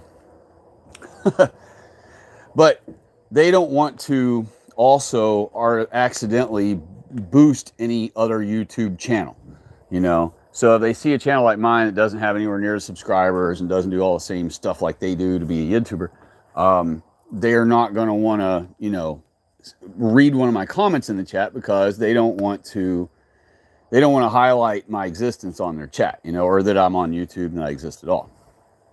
And I don't have a problem with that. It's just that I had some really good comments in the chat. Better, I would say, than most of the chat. And you're welcome to go back and read the chat and you'll see that my comments were actually some of the better ones. And he was picking like lesser comments and like cracking up laughing about it and being like, ah, yeah, like it was like the best comment. And really, they were kind of like nothing burger comments most of the time. And meanwhile, mine were stinging, powerful comments, or funny ones. I actually have a couple of good ones in there, even though I'm usually not all that comically witty on the fly. That particular night, I had some pretty good ones in that chat. And, he sees the name and he's like, oh, this guy's probably got a channel. Let me not mention that guy's comment. So I understand why they, do it that way and why they avoid, mentioning my channel or any comment of mine when I'm on a chat. But, and also because, they're trying to get people to pay them money, like a lot of the groups will only read super chats, things like that. And that's how a lot of even the supposed based right-wingers are, like that channel that has Rebecca and James from the Red Elephants and all that on it. They just admitted on their podcast the other night that, they were criticizing all the other supposed right-wing, the fake right-winger groups that were getting money from the thing. And then in the same minute they were talking about that and shaming and criticizing them, they were like, we'll take some of that money. Shoot, we'll be on that bandwagon. And it's like, okay, but you just got done criticizing the other fake right-wingers for doing so. But then in the same minute's time, you turn around and say, well, y'all would have done the same thing. Not only that, James, I think, has been funded before by some Jewish organization. He was actually a part of, and he chums with other fake right-wingers that are YidTube, or not YidTube, but are Yid supported. So, even the ones who are present themselves as ultra based, ultra right wing, ultra pro white, at the end of the day, they're either blaming boomers or they work for the Jews, getting funded by the Jews. I mean, there's one thing or another. There's like something wrong with every one of them in some way. And it's frustrating because, we're trying to wake up our people, and we've got all these different factions. Like even in their stream, they kept talking about money the whole time. They were constantly talking about money. They would only read super chats. They were talking about, oh, buy us this missile silo. Anybody rich out there, buy us this missile silo. Think of the content we could create in there. That's what they said. They said, literally, that's verbatim what they said. They go, think of the content we could create in there. What do you need a missile silo for to create content? Okay, we're dealing with truth here. It can be spoke at a table. It can be spoke pacing around in the front yard like I do. It can be discussed in any environment. Why would a missile silo give you content to create? Sounds more like they just want to have a fun toy to play with and have new interesting topics like, oh, watch us explore these rooms of this silo that hasn't been opened in 40 years, blah, blah. They're just trying to create YouTube type videos out of it, I guess, in their mind, is what they would think they would do with it. And of course, they're just, throwing it out there, hoping somebody would do so, but they don't expect anyone, of course, to ever do so. It's just the bottom line is they're showing their focus there. They're showing what's important to them. Notice they didn't say, better yet, instead of that $1 million buying us this cool missile silo we'd love to have, we could take that $1 million and put it toward propaganda. Anti-J propaganda, pro-white propaganda. We could make 50,000 signs that say it's amazing to be white and put them all over the country. Nope. Oh, let's get this missile silo. Think of the content we could create in it. There's just nothing based about that. There's nothing pro-white about it. There's nothing that's getting our message across to white people about that. There's nothing that spreads our message slower than only reading super chats. And the thing is, the biggest problem is it's because all of these supposed pro-white, supposed right-wingers, supposed based white people are that they all want to quit their job and just be a YouTuber as their job.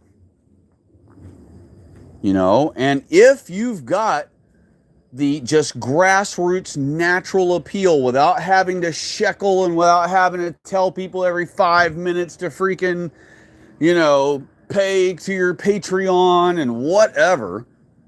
If you don't have to sit there and shekel and shekel and shekel and shekel, and you just get a lot of subscribers because your videos are catchy or they're polished nicely so people like watching them, or whatever the scenario is that draws in your big old crowd. If you get a natural big old crowd without you having to shekel, then that's a situation where, in that case, yeah, if you just naturally have a ton of views all the time on your videos and you don't need to shekel to survive based on how much income you're getting naturally from your view count, then fine. You be one of those rarities that is able to quit their job and be a full-time YouTuber. But for the 90 percentile of the supposed right-wingers who start a podcast or start a channel or whatever, okay, they need to keep a real job. And they need to just focus on telling the truth on their videos and leave it at that. It's getting to the point where, 15% of these supposed right-wing, supposed based white people, supposed pro-white channels spend their time, 15% of their video is spent on shilling something, on shekeling. That's not how truthing works, especially when you're in a race against time. Every minute that you're having to sit there and listen to some stupid ad because they need funding, because they don't want to keep a regular job, because they wish to just be a YouTuber for a living, that becomes the priority. Making money for themselves becomes the priority, not telling the truth anymore. And then someone like me comes along and I'm blaming the Jews openly and loudly. And they do also sometimes, but if it's not part throttled the way they want it to be, boom, out comes the ban hammer. That was the other thing. Oh man, they were literally bragging on there about how many people they had banned, on each of their platforms that they're on, And they're like, oh yeah, I've banned 20,000 people, or I've banned X amount of people. I've got 10,000 on my ban list, or something like that. And it's like, well, wait a minute. Y'all are supposed to be the pro-white, based, pro-everything. Did you see me banning anybody in the comments earlier when they were trying to troll? No. I confront them directly on because their comments are stupidity. Their position against white people is stupidity. So the whole point of us not liking censorship, remember, James himself on Red Elephants, I guarantee you can go through all his videos of the last 8 years. I guarantee you he complained about leftist censorship. That word, he used it and everything. Guarantee you millions of times he used it in a bunch of his videos. Talking about leftists. These terrible leftists. Shame on these leftists for censoring and for censorship. Free speech, First Amendment. Well, they don't believe in First Amendment when it disagrees with them. So that just goes to show you right there. Conservatives are leftists. All right? If their position, if they're so smart in their position, that they should, if they're as smart as they portray themselves to be, if they're so smart in their position as a supposed right-winger, as a supposed based white person, as a supposed pro-white person, if they're so knowledgeable of it that they feel that they need to spread their genius to the world with a YouTube channel, then they ought to at least be smart enough to be able to defend their position against any troll comment that comes into their chat or into the comment section of their videos. No need in banning any of it. Now, when you have one that's sitting there putting out some stupid fake conversation, has 2 accounts and creates a fake conversation back and forth about some other YouTuber who's helped them make $16,000 a week from home and whatever. Now, that's all just spamming on your channel as far as like, I don't mean shilling trolling spamming, but I mean like actual scam, business scam spamming. Those things, sure. Ban that kind of crap. That's not censorship. That's not First Amendment. That's not being a First Amendment hypocrite. Excuse me, had to burp. That's not being a hypocrite because those things are not comments coming from dissidents of your video or of your position. Opponents. They're not coming from opponents. They're just it's just like an advertisement that's been used on their platform. So in that case, sure, ban those things like fake ads and things like that that are portrayed as comments. But to censor people and just openly laugh about it, like, ha, yeah, I should ban all kinds of people, while they're the ones who are supposed to be First Amendment, pro-First Amendment, yada, yada. Now, keep in mind, I'm not pro-First Amendment. So I'm one sitting here telling you who's not for pro-First Amendment that these supposed pro-First Amendment cucks are hypocrites, without even realizing it. Just like they were hypocrites without realizing in that same thing where they were criticizing the one group for taking money from Jays, but then turn around saying, "Oh, give us some of that Jay money. We'll take some of that Jay money." You want to come in? Come on, buddy. Come on. You hungry? Come on. Come on. I'll hook you up. My feral cats have shown up. It's time to hook them up so y'all can hang out while I feed them. But yeah, let me move on with some other topics here. Well, no, it looks like some people have chimed in, so let me address that real quick. Michael Lathrop, I hope I say that right, or Lathrop. I got you, buddy. I'm coming. I'm hooking you up. He said, "Why white people only?" Well, if you want to clarify your question with a little more, fill it out a little more so I can understand what you're talking about, I'd be glad to chat back and forth with you about it. Not sure what the only white people thing is. That's why I don't know how to answer you yet. But if you can ask the question in a more full question, I'd be glad to go over it with you and we can hash it out together. James Thomas said, oh no, that was actually before. Okay, never mind. James Thomas said, "I definitely didn't say Gen Alpha was the best, just FYI. No, I didn't think you did. No, didn't take it as that at all. Absolutely not. So you're all good with me on that." He said, "I spoke to a kid today, early 20s, a white kid, wasn't confident in his ABCs." Wow, that's crazy.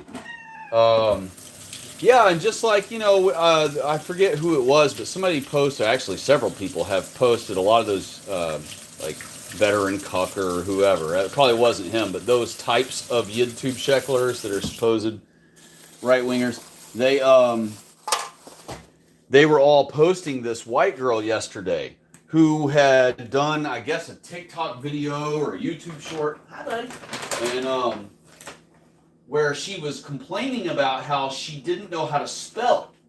How she didn't know how to spell words. I guess like simple, basic words and stuff. And so, they were all posting it like, oh, look how bad this generation is, this Gen Z or whatever it was, generation was. They don't even know how to spell. And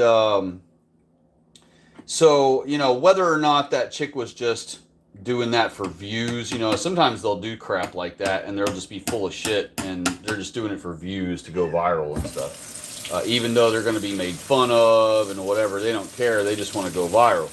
So sometimes those girls say that crap and it's not true, But who knows? Maybe it was, and if the girl really can't spell, that's pretty terrible. Or read, maybe it was that she said she couldn't read. Whichever way it was. That'd be pretty bad if that's the case. But so I hear you. There are situations where we have Gen Zs and perhaps Gen Alphas that are, way behind in their knowledge, and for the age they're at. That's totally possible, or I should say, it totally, I'm sure, is the case. Um, and that's a shame. I hope that I hope the Lord finds that poor fella and helps him advance along a little bit and catch himself up with everybody else. Um, you know, on that same topic, but slightly off topic, do you remember that there was a feud between two blacks who are, I hate to use the word famous, but they are. Two popular known blacks got into a feud. I forget who it was. I want to say it was 50 Cent and someone else. And if I'm not mistaken, if I'm not butchering the story up too bad, I think I have this right. I think it was the nog known as 50 Cent who gave a children's book to, I want to say the feud he had was with a football player or something. And a famous one, real popular black football player, like one of the most iconic ones or something. And he gave him a children's book. And he gave him that children's book because it was an insult to remind him that that the nog known as 50 Cent knew that other nog didn't know how to read. So he gave him that children's book to make fun of him. And hopefully I have that story right. Whether I have the correct nog names right or not, I don't know. But I want to say it was 50 Cent that did that. That is a glaring example of what the non-whites know about them, especially the blacks in particular, is that a lot of them, do not know how to read or write or spell or do almost any math other than, they end up learning money because money is like, blacks' big deal. They think that's their ticket to whiteness. And so, blacks learn money. They learn numbers because of money, but they don't learn arithmetic otherwise. They don't learn algebra or trig or calculus or, even as simple things like multiplication and division. A lot of blacks are not good with that stuff either. And I mean, by when I say a lot of blacks, I mean like a huge portion of them, like 90 something percentile. And that applies everywhere in the world blacks are found. So it's not like in one particular region or wherever, like all the liberals are always trying to say that they're underfunded or underserved or underrepresented, whatever it is. The bottom line is everywhere in the world, it's the same result, And so with their behavior, with their lack of scholastic skill, with all of it, it's the same exact pattern all across the world, including the violence, the attacks on white people, all that.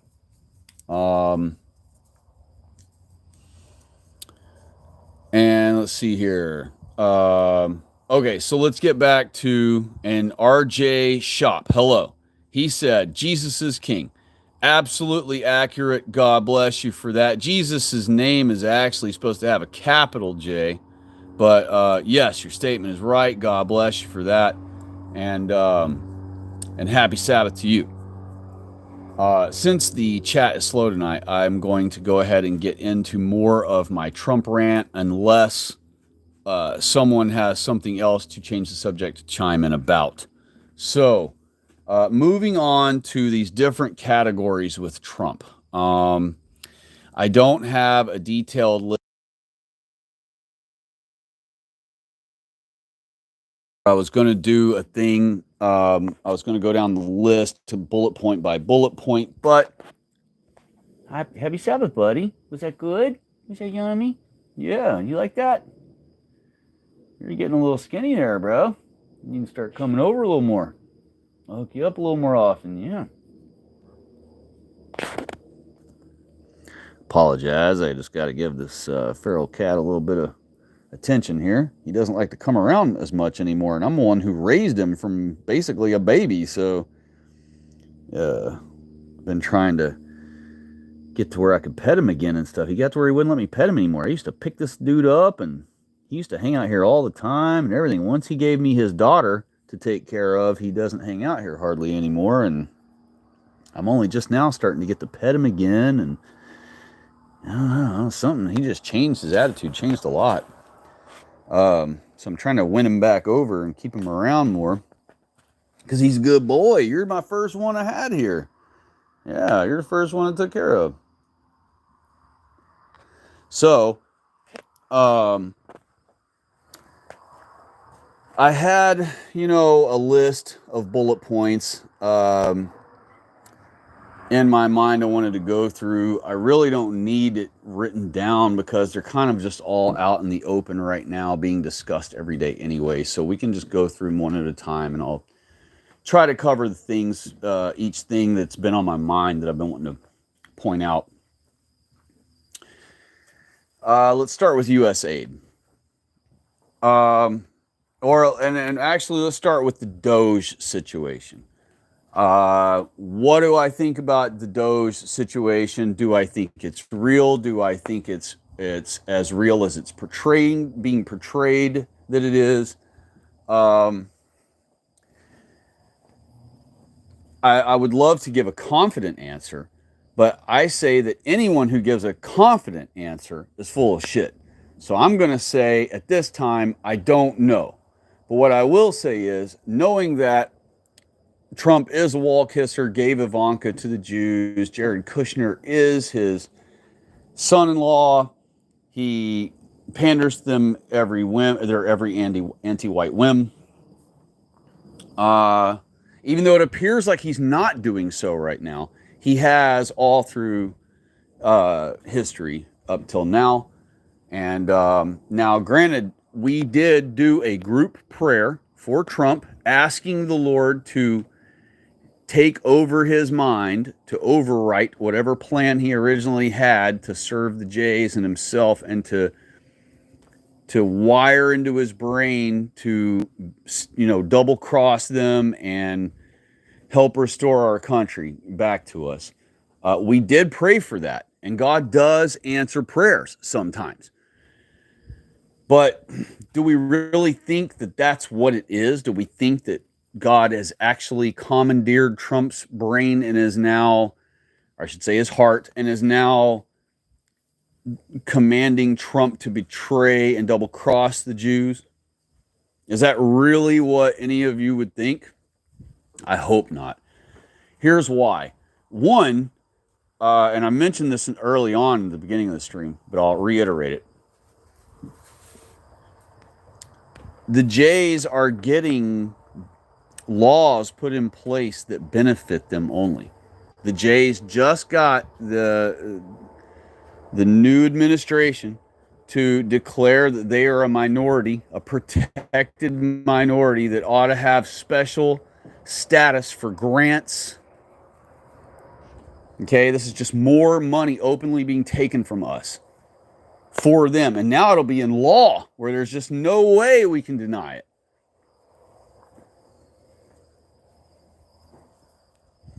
Guess what happens when that becomes an official law, like it, I guess, already has become? If it hasn't yet, my apologies, but I think it has already become that. If that's already been signed, done, delivered, then that means that over time, as we criticize our government giving Jews money, they will have their other anti-Semite law that they already got established with Trump-Stein before activated, and they will use the two laws in conjunction. So if you criticize our government giving Jews money, they will use the law they just won with the current administration and say, look, you guys made it a law that we're a minority and that we get to have grants and da-da-da, just like the blacks and all these others. And we also already have a law established from 5 years ago saying that nobody can criticize us. And now look what's happening. You got all your side, all of your fans, all of your voter base is criticizing us and criticizing you all for giving us these grants and extra money. So we declare that they're all criminals. They're breaking the law. And so here will come your own back the blue will show up at your door to arrest you on behalf of the Jew. Remember, backing the blue means backing the Jew. That's what it means. Is it unfortunate? Yes, because we need cops. We pay them in hopes of them harassing the non-whites all day. So the non-whites don't have time while they're busy being harassed all day by cops to commit crimes against us white people. And if cops still did their job correctly and did those things,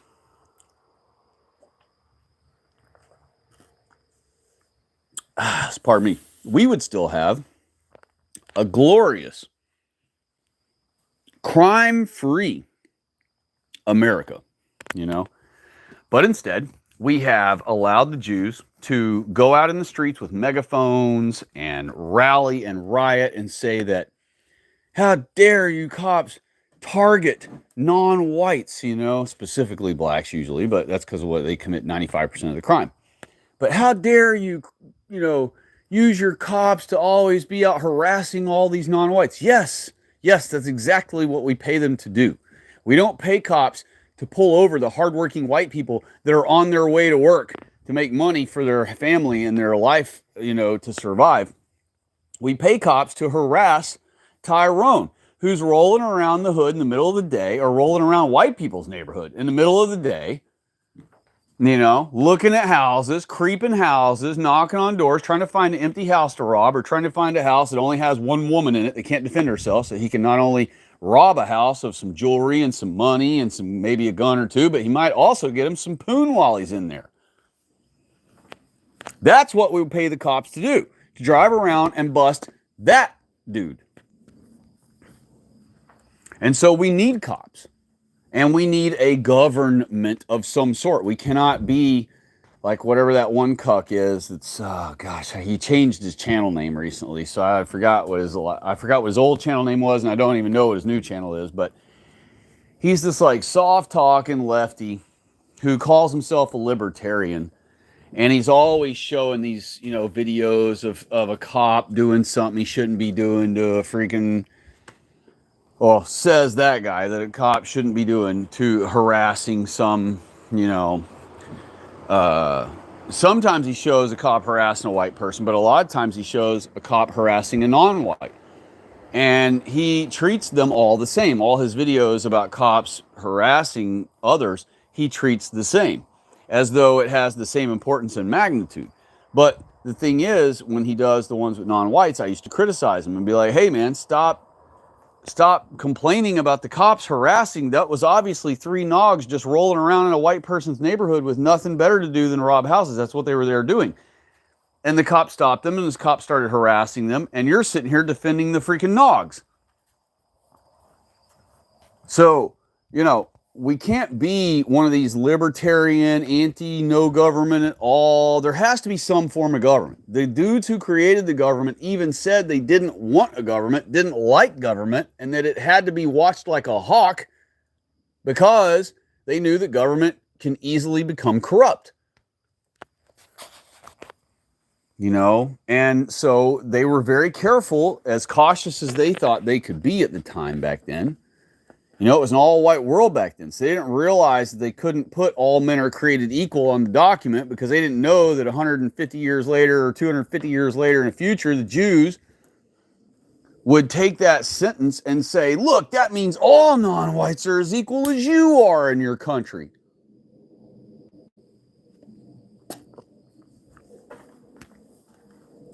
And on with all those different examples. That's just one of the shining, glaring ones. But the bottom line is that, you know, Trump is, you can't have someone obeying the Jews and also working for white people, is white people's interests.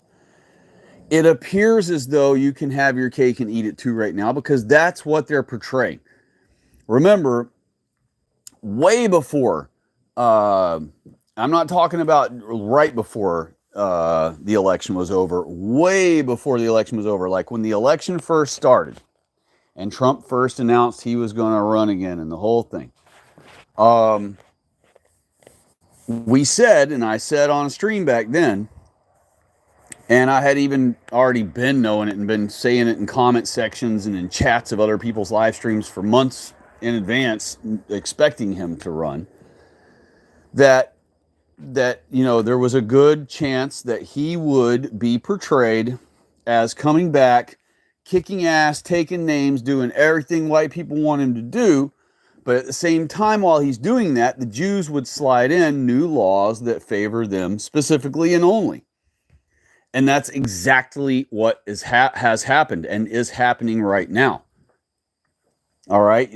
It looks like Trump is wiping out DEI. It looks like, and I'm not going to say that Trump isn't firing a lot of non-whites who have been parasitically leeching off of us as fake government employees. And,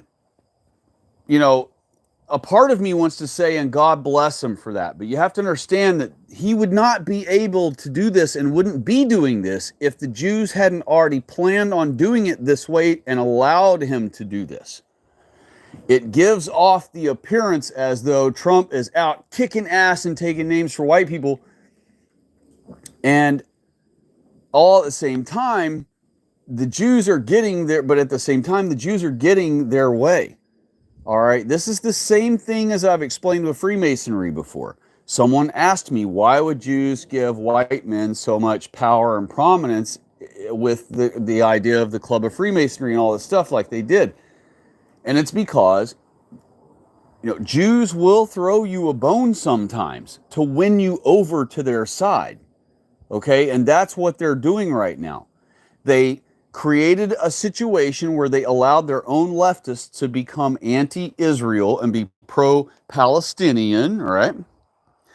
So now if you criticize the Jews, you're no longer a right-winger. You have, by all the conservatives, you're going to be called a left-winger, right? You're going to be called a lefty and someone who watches CNN and believes the MSM.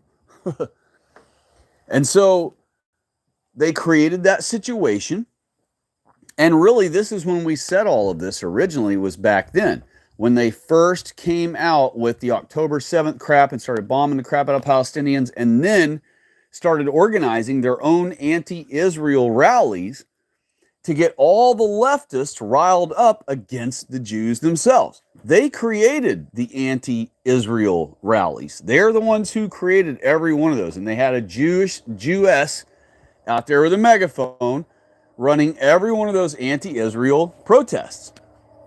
So that's how any protest, it's already automatically, you already know it's already going to be a J-funded and created event. But when you see the Jewess standing there screaming over everyone with the megaphone, telling everybody what to do and leading all the chants and everything else, right then off 100%, it's just confirmed at that point that it is a J-ish staged event. And so they created their own anti-Israel riots and protests and stuff for the lefties to become anti-Jewish. Remember, every leftist was pro-Jew and would kill their own family if they heard their family talking about Jews, in a bad way. So they literally turned their own puppets into anti-Jew, anti-Israel people. So now you've got all these funny scenarios that come from that. You have the right-wingers now calling leftists Nazis, while leftists are always calling right-wingers Nazis. So now you got the two different kinds of white people going, no, I'm not a Nazi, you're a Nazi. No, I'm not a Nazi, you're a Nazi. And they're just going back and forth about it.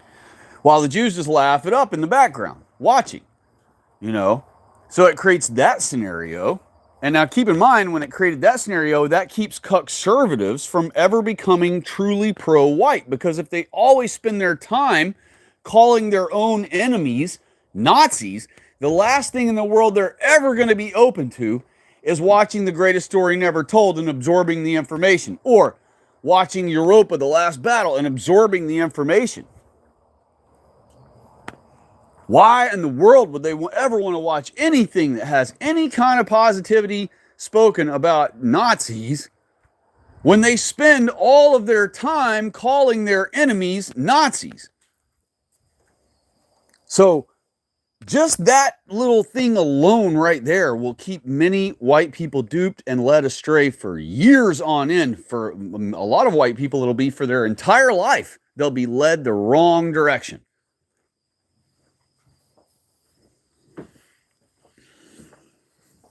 It also creates the scenario where if you're critical of Trump, now you can't be a right-winger anymore. You don't get to be a right-winger because the right-wingers, the fake right-wingers, the cuck-servatives, the Trump-servatives, will declare you're a lefty. So you can't be in their club anymore if you get critical of Trump for anything.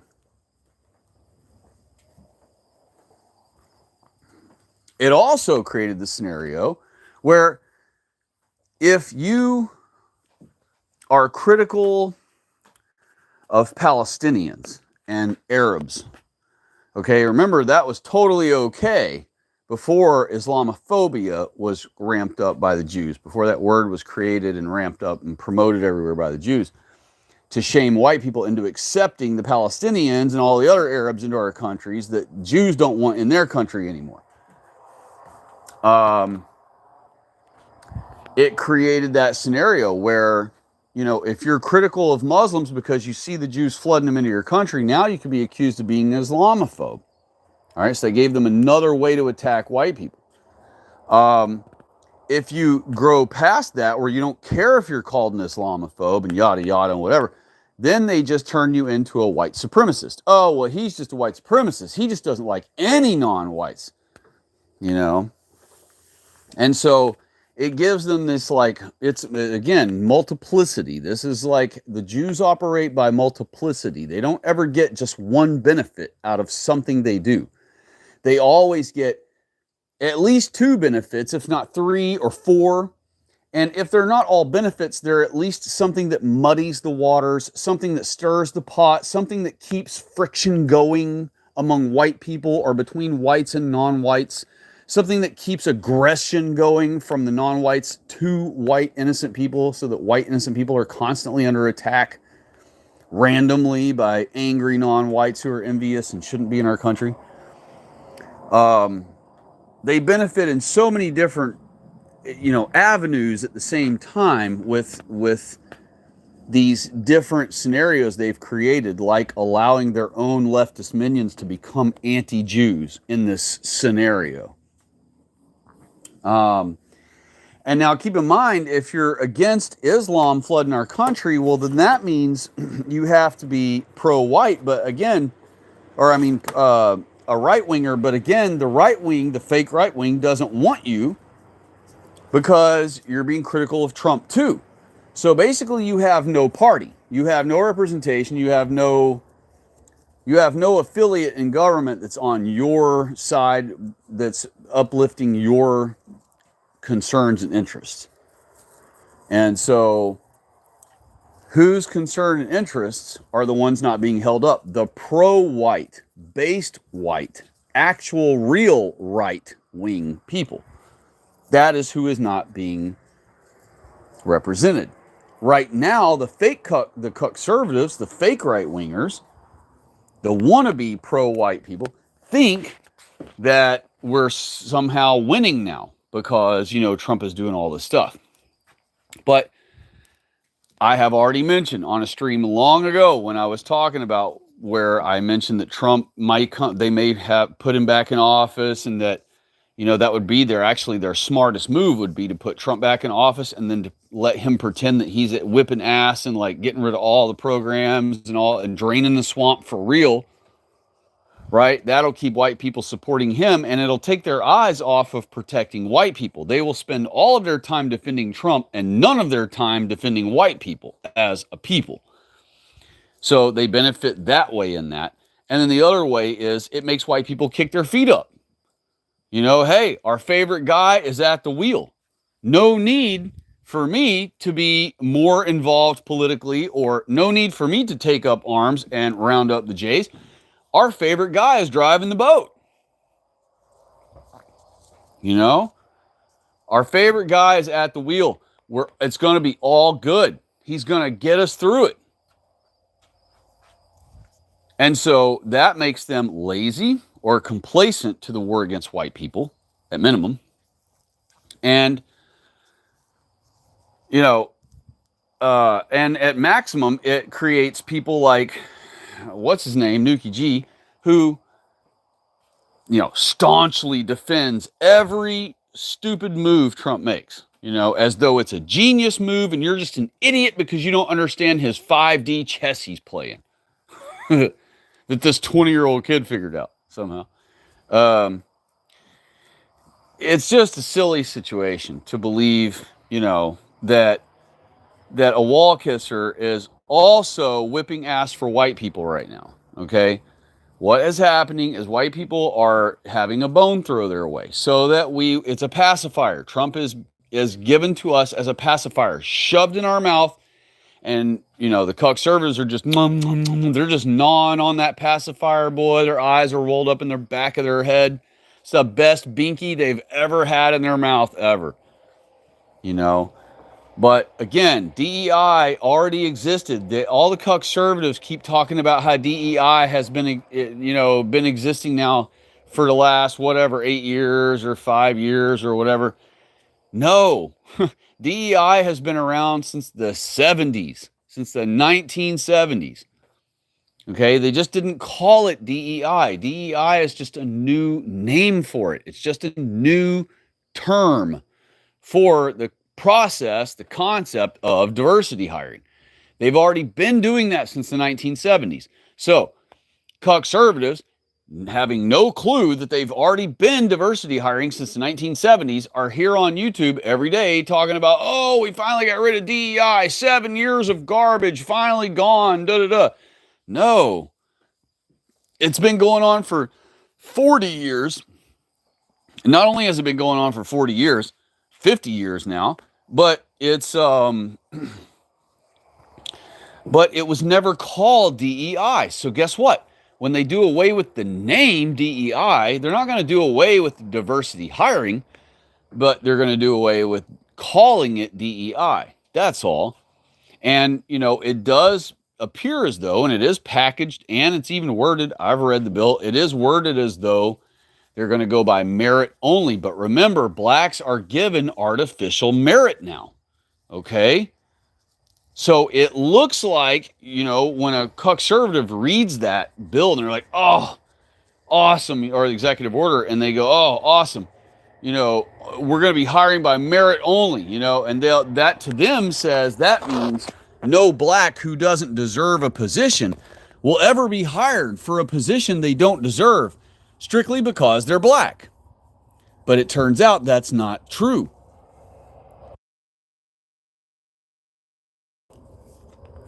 What will happen is all of these bazillions of blacks that are in college right now and being given graduate or given degrees, even though they never attended class and they got straight F's and straight zeros on everything and they don't even know how to spell fourth grade words, they are given a college degree. Guess what a college degree means? It means you have merit. It means meritocracy. Okay, so guess what? Now that we've been shoveling Jews, not we, Jews have been shoveling blacks through colleges like hotcakes. Get on any college website and put in class of whatever year you want. Class of 2018, class of 2012, class of 2021. Doesn't matter what year you pick. Put it in. Look at the freaking blacks there. You think even one of those blacks in that college belongs there? The answer is no. Not even one.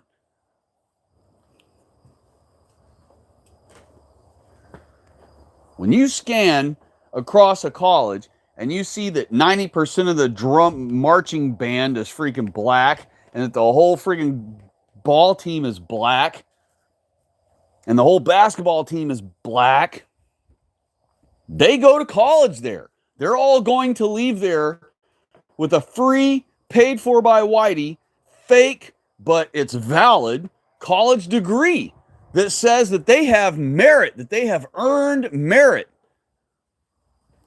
in whatever they're applying for at a job.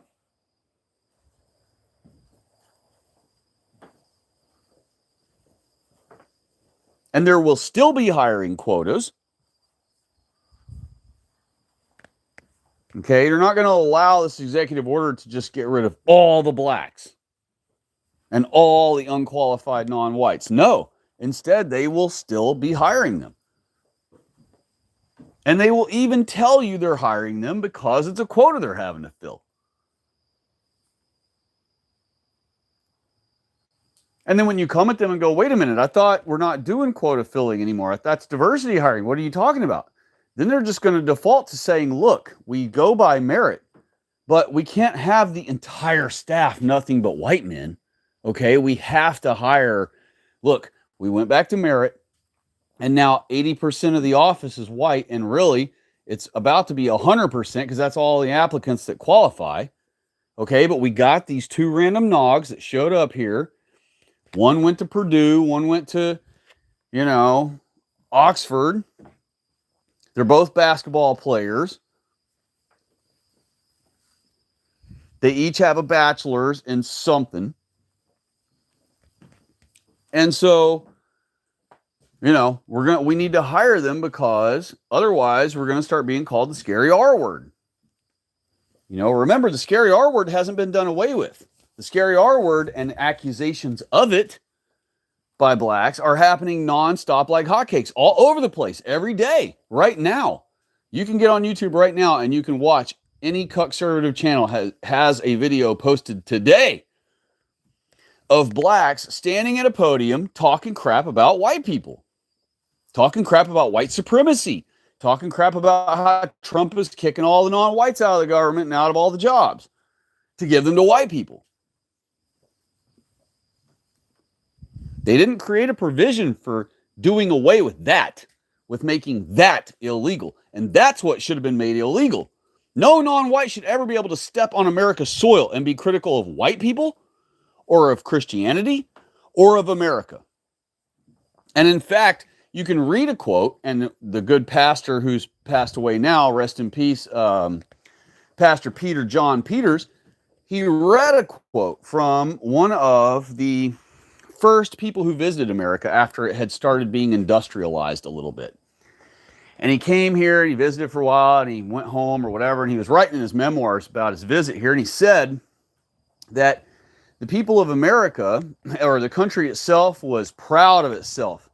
And the people had, and I don't mean pride like, the sin of pride. I mean, they were grateful people. He just misspoke or miswrote and probably put the word pride, but he meant they are a grateful people. It's a grateful country full of grateful people.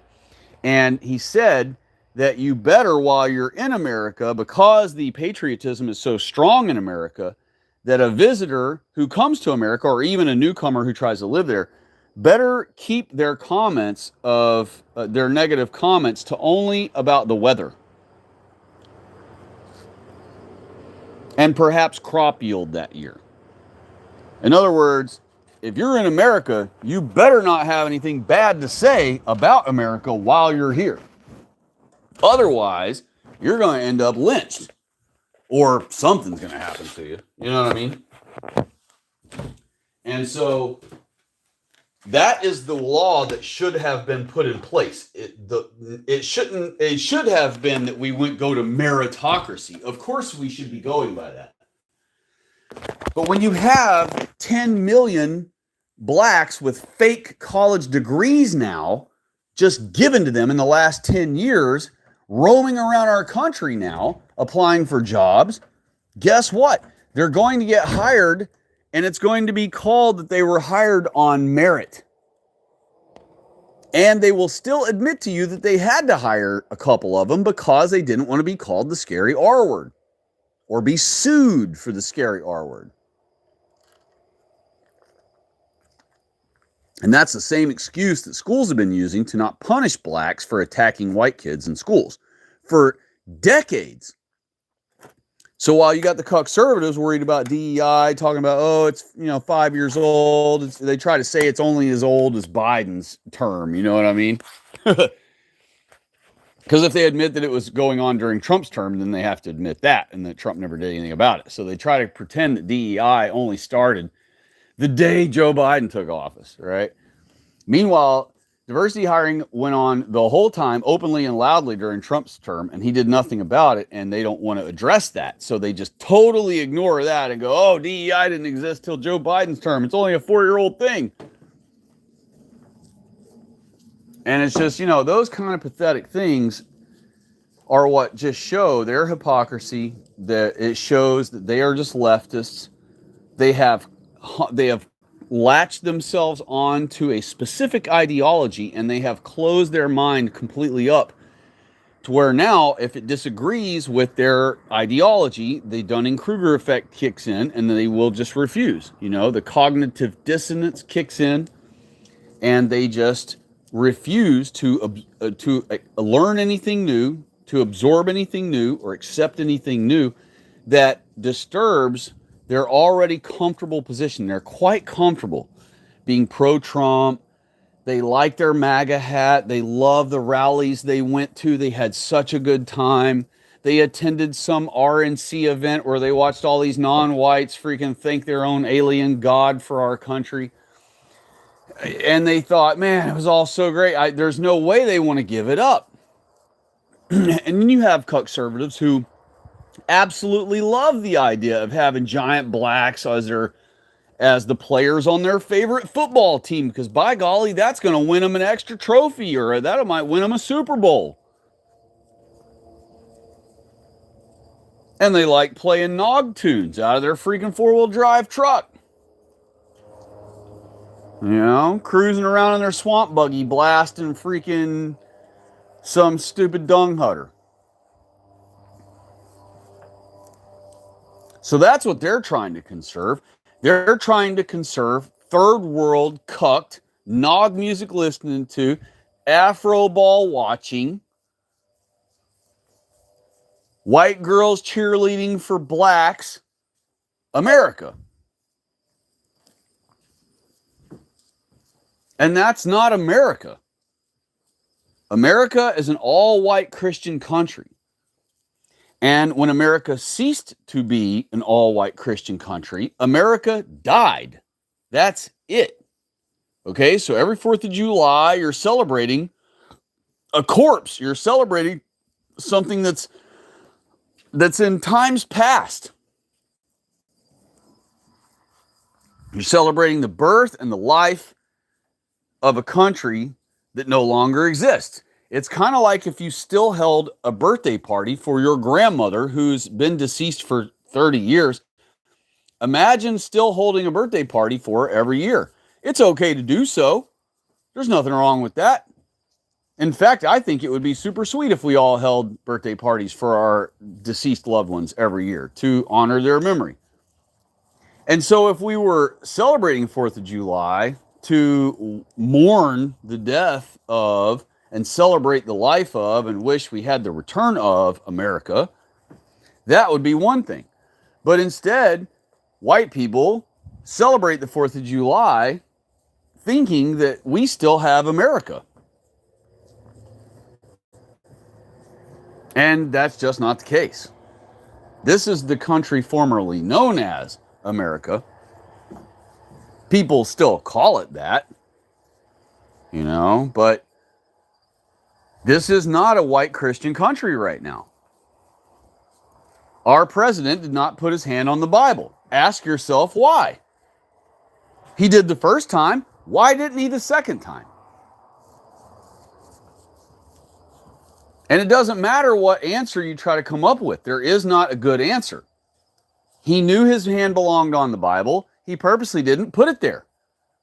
Vance knew his hand belonged on the Bible, so he put his hand on it. Every politician knows, Trump included in his first term, to put their hand on the Bible.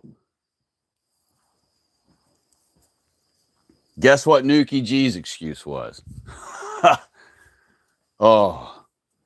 It was one or the other. I forget which one, but I've saw several different Q-turd ones that have been going around. And the thing was, I don't read their Q-turd stuff, but I just see them in the comments mentioning that crap on YouTube videos. One of the excuses I heard, I don't remember if it was from Nuki G or if it was from some comment section commenter, but one of them put, Trump did that because what was the excuse? Oh man, it was a good one too. Oh gosh, I just had it on the tip of my tongue and now I can't say it. It like left my memory while I was finishing up prepping for it. Crap. Maybe it'll come back to me in a second. But it was like the most pathetic excuse. And so well, let me see if it'll trigger my memory here. No, there's nothing in here for me to trigger. So or to trigger me, I should say, my memory. But basically, Trump had done something. I had just mentioned it, gosh, and it all left my brain. Because I have notes going, so I never do. But there's just so much that's happened. My brain's been racing wanting to talk about all these things. Okay, we had already covered the one. We'd already covered the pro-Jew thing. We were talking about the DEI being done away with, and that it wasn't really going to be done away with. Companies still being called the scary R word, even though DEI has been done away with because we're going by quote meritocracy. I'm trying to work my way all the way back to where I was here. Sorry. Somebody help me in the chat. Somebody put in what we were just talking about. What the thing Trump was that I was about to give you the Nuki G excuse for about Trump. Somebody remind me of it if you can, please. I'm trying to think of it again real quick. Trying not to burn too much time here without remembering. Crap, I can't believe it left my head like that so quick. What was it? Oh, the Bible. Gosh, finally. Gosh, it hit me. Sorry. Okay, so his excuse for not putting a hand on the Bible. It might not have been his. Let me not put words in his mouth because I don't want to be misquoting him ever, or any YouTuber for that matter, but him even. Especially. So, might not have been him. It might have been in a comment section I saw, but somebody said that he didn't think it was a real Bible. All right. So because he didn't think it was a real Bible, he didn't put his hand on it. Which is the dumbest freaking reason. Well, it's not the stupidest reason ever, but it just figures. That's like the typical, didn't see that coming. That's like the should be an obvious that we would have known that would be coming excuse that came. But there was another excuse too.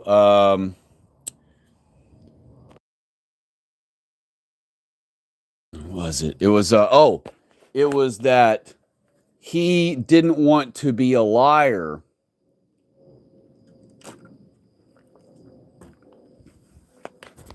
And promise on the Bible, but then plan on having a different plan where he's going to double cross the Jews.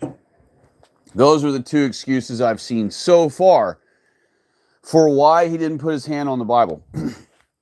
But the bottom line is, what conservatives are doing is the same thing as leftists. They're telling you, don't believe your eyes. That's what leftists do. Leftists are the ones who tell you all the time, don't believe your eyes. You see blacks committing 95% of the crime.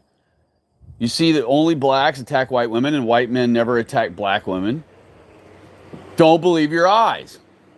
You see that the sun and moon are nowhere near the size of the earth and they don't light up the whole earth as they go by or none of these other things. Don't believe your eyes.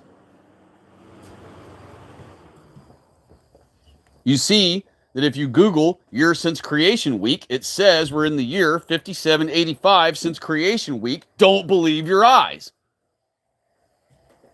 You type in biblical cosmology, you see nothing but a flat world with a dome over it with the sun and moon and stars encased within the dome. Don't believe your eyes. That's what conservatives do. Also, that is just another point that proves that they are nothing but leftists. They do the same thing. Trump doesn't put his hand on the Bible to swear in. Don't believe your eyes.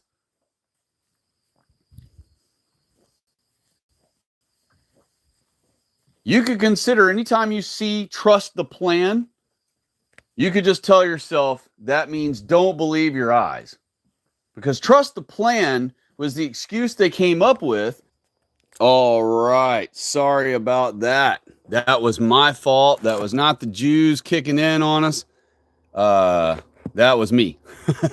My apologies. So, back to what I was saying, though. My apologies for your wait. Hello, Deb of Christ, and hello, Aaron Jeeger. Happy Sabbath, Deb of Christ. Hope y'all are well. So the thing is, trust the plan means, ignore your eyes. And the Trump not putting his hand on the Bible thing is a bigger deal than you think it is. A lot of the cuck servers who love Trump so much and everything, all the Trump servers, they're purposely just not caring about that at all. They're like, nope, non-issue, don't want to talk about it, don't care.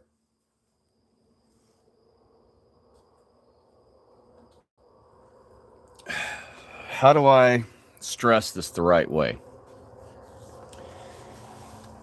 Not putting your hand on the Bible when you swear in to be the most powerful man in the entire world.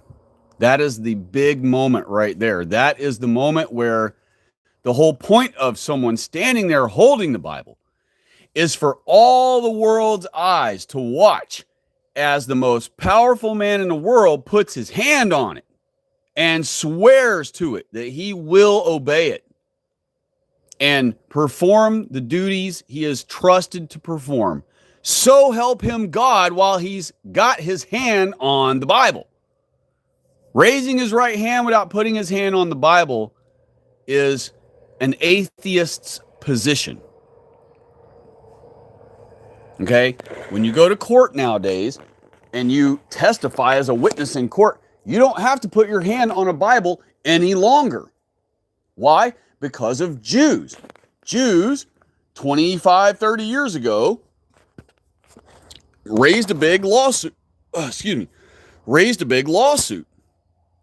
against the federal government, against the U.S. government, whether it's federal or whatever, about people having to swear on the Bible.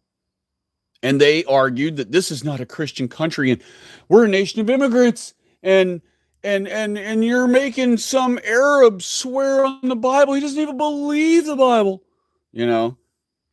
But the whole point of us using the Bible is this is a Christian country. This is our country. We did used to have to swear on the Bible, even to testify as a witness in court. And the whole point of us forcing everyone to use and swear on the Bible, whether they're an atheist, whether they're an alien from an outside world of ours, another country, who is a Buddhist or a Hindu or whatever and has no reverence for our God whatsoever, he's still cursed by our God. If he puts his hand on our God's word and swears in front of all of us and promises to put our country, meaning our people, first. Now remember, to put America first means you have to put white people first. That's what America is. No white people, no America. The word America was created by white people for white Christians. So if there's no white people in America, there's no America. If white people are not in charge of America, there is no America.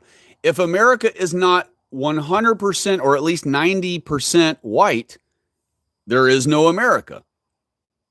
If Jews rule your country and blacks are justices in your justice department and blacks are judges judging and ruling over white people in lower courts all over this country, this is not America.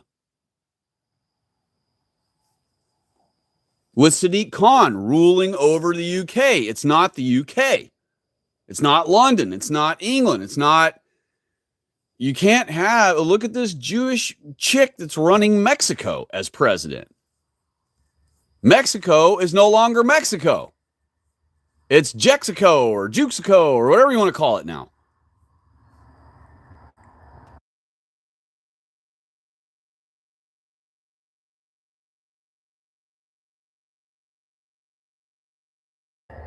Deborah of Christ said, Happy Sabbath. Thank you, dear. Happy Sabbath. God bless you. Murray Sheckelberg is here, y'all. Hello, Murray. God bless you and happy Sabbath. And he said, based.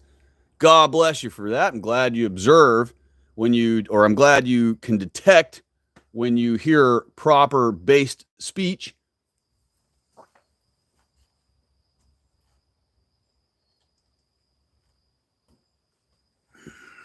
And let me just, before I continue on against Trump here, I want to stop at this point again and reiterate again, even though I have in other streams, I want to in every stream so that it doesn't get twisted with people who chime in for the first time on one of these streams. I don't want to have to be anti-Trump, okay? If it was up to me, Trump would be everything that Trump conservatives wish Trump is or think Trump is. I wish Trump. I wish. 100% WISH. Wish that Trump was the guy that we want and need him to be. We have, for how many decades now, have us truthers, for at least the whole 20 years that the digital truthing world has existed, since AOL Online, since Clues Forum, since Popug or Pixarbog or any of those, since Mobog, since all that existed back in the day where truthing started, we have been wishing for a rich white man to rise up and take over our country. And we wanted a rich man to rise up because we defaulted to thinking it needed to be a rich man, because how else are you going to have enough power and clout and build enough fame and to build enough following to do so unless you're incredibly wealthy? So the wealth kind of has to come along with it. So for decades now, for 2 decades, we truthers who have been online since AOL chat forums talking about politics, talking about actual truthing, talking about chemtrails, talking about everything we've been talking about all these years. Tax isn't legal or tax isn't lawful and all these different things we've had, that it's theft and all this stuff. We've had all these topics we went through the years, the hoaxes, the crisis acting, all the things. We've been wishing for a wealthy white man, powerful, wealthy white man to rise up and kick, the establishment in the nuts, drain the swamp, like he says, and all that stuff. I wish that was the case. I wish Trump was doing exactly that. I wish he was going to double cross the Jews. I wish the plan that the Jews or that the Trump conservatives think exists was the actual plan. But the plan they think exists isn't the plan. That's the problem, And the other problem is the conservative plan that they think the plan is not only is that not the plan, but even that plan is not good enough, because the conservatives are down with keeping the blacks here so they have Afro Ball. They're down with having Nog music blaring out of their trucks. So they need some of that around for their entertainment. And what our plan is to eliminate all of that, and where there won't be any music of that noise coming through speakers in our country anymore, and where we won't have our daughters cheering on blacks on the side of the football fields anymore, where we won't have colleges full of blacks who don't know how to spell 4th grade words getting free, not just free, but on our dime, costing us, we're paying for all these blacks to be shit out of colleges with fake bachelor's degrees.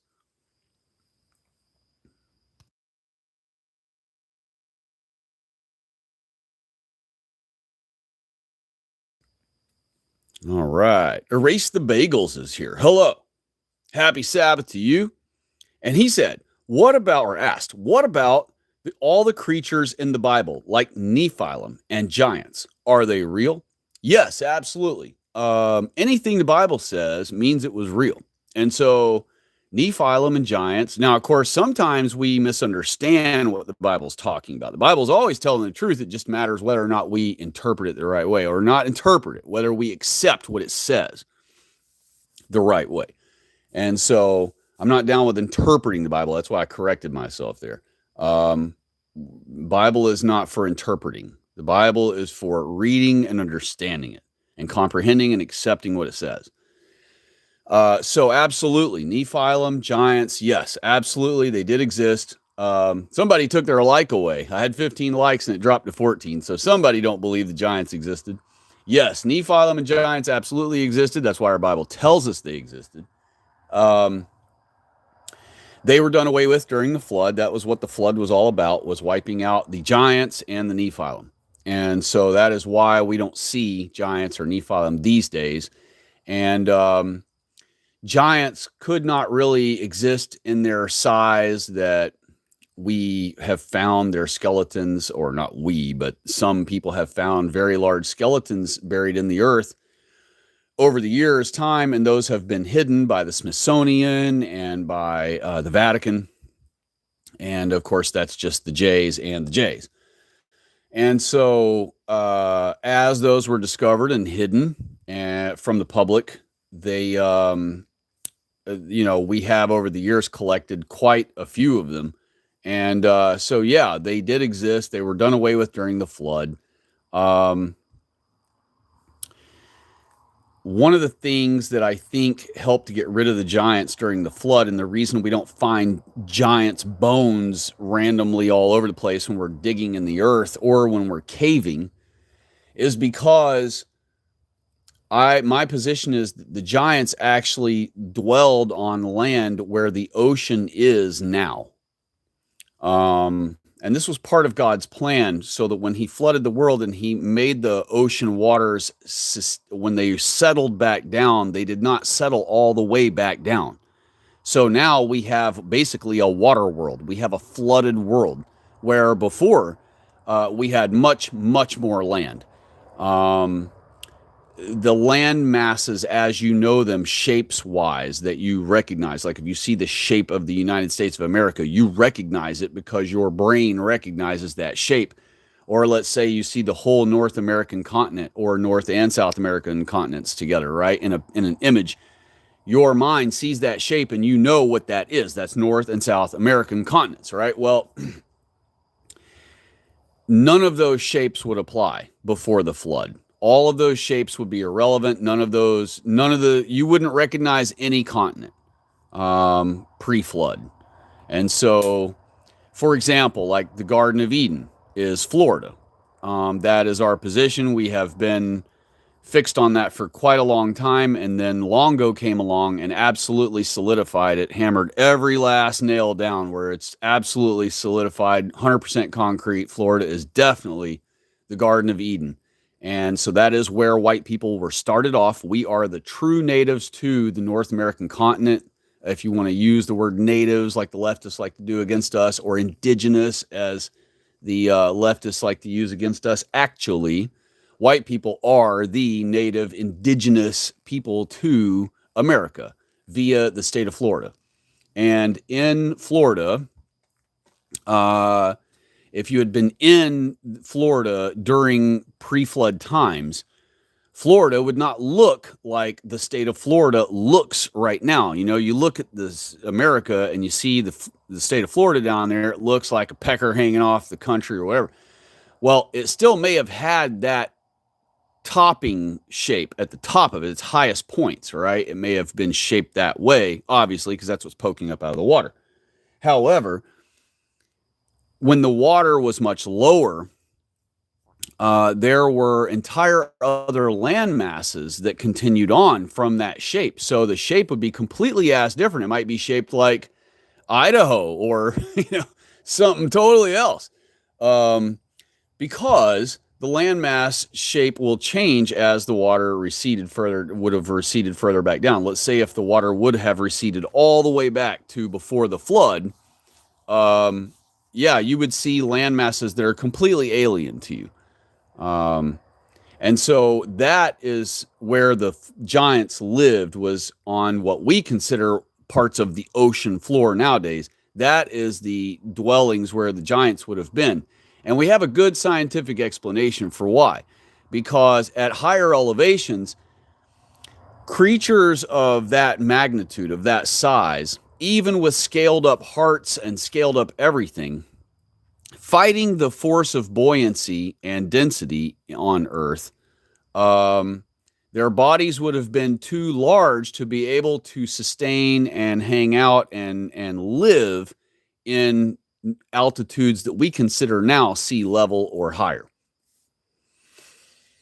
So when the water was much lower and they lived much further down onto the earth than we do, that meant there was a column of air and oxygen above them that was much taller than the column of air that is above you and I at sea level or higher.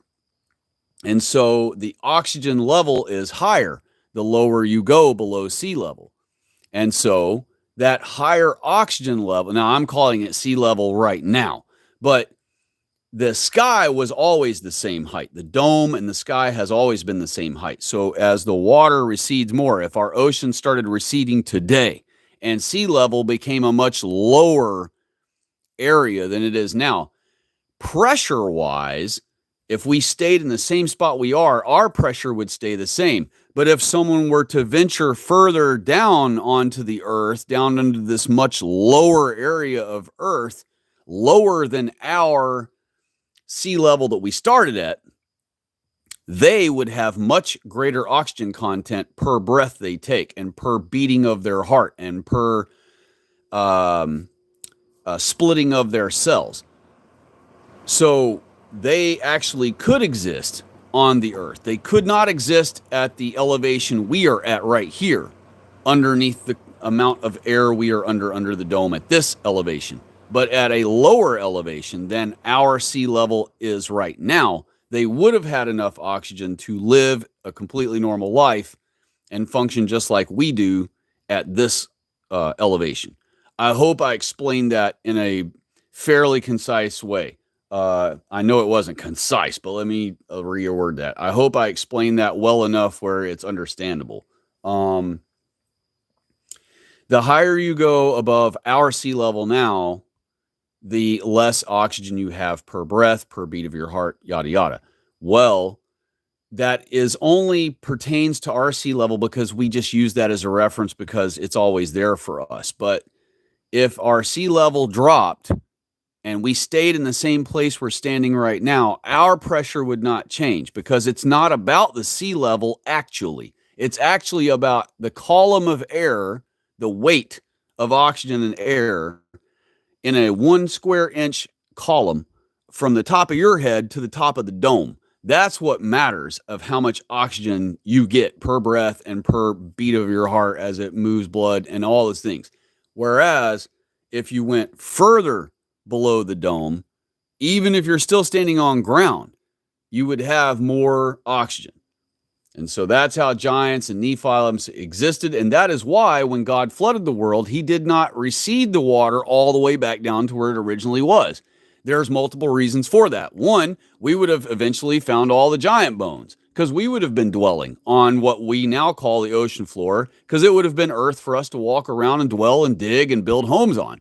So we would have found all the skeletons of the different creatures, the Nephilim and the giants, and there were millions of them. So the only way for God to utterly erase them away from us, where we would not discover them, where we would not have anything, where they cannot exist also, is to make the water, when it recedes, not recede far enough down where they can exist anymore. So giants and Nephilim could not physically exist in physical form on this earth at our elevation that we live at now. So I hope I've come full circle Jen Psaki style and explained that out as best I could there. Let's see here. Doc's Pod is here. Hello. Happy Sabbath. And he said, so this is a white only stream? Yes, it is. Aaron Jeager is here, and I believe Aaron Jeager is a non-white. I do have several non-whites that visit. And of course, since I cannot physically kick y'all off, and I'm not against censorship, or I'm against, I should say. And since I'm against censorship for the most part, and I'm against, now if you were to spam the crud out of us or something, of course, at that point, I'll get rid of spamming. But if you have any arguments to anything I say tonight, feel free to put them, and I will hash them out with you, or I will, at minimum, I will, reply and give you some food for thought of our position. if you find whatever you hear tonight, anything you hear disagreeable. So if you're non-white and you are curious what we talk about here, feel free to stick around. Yes, it is only for white people, but we're not going to tell a non-white they're not able to stay. So feel free to stick around if you like. Miss Loyal White Knight is here. Hello, dear. Happy Sabbath. God bless you. And she said, Happy Sabbath to all of us. Thank you, dear. God bless you. I hope you had a lovely day today for preparation day, and I hope you have a wonderful Sabbath tomorrow. And I hope you and your child are doing great. The book of Taliesin, I apologize if I'm mispronouncing that. He said dome. What dome? The dome that is over our heads. It's even in astronomy, they call the sky they're viewing the sky dome.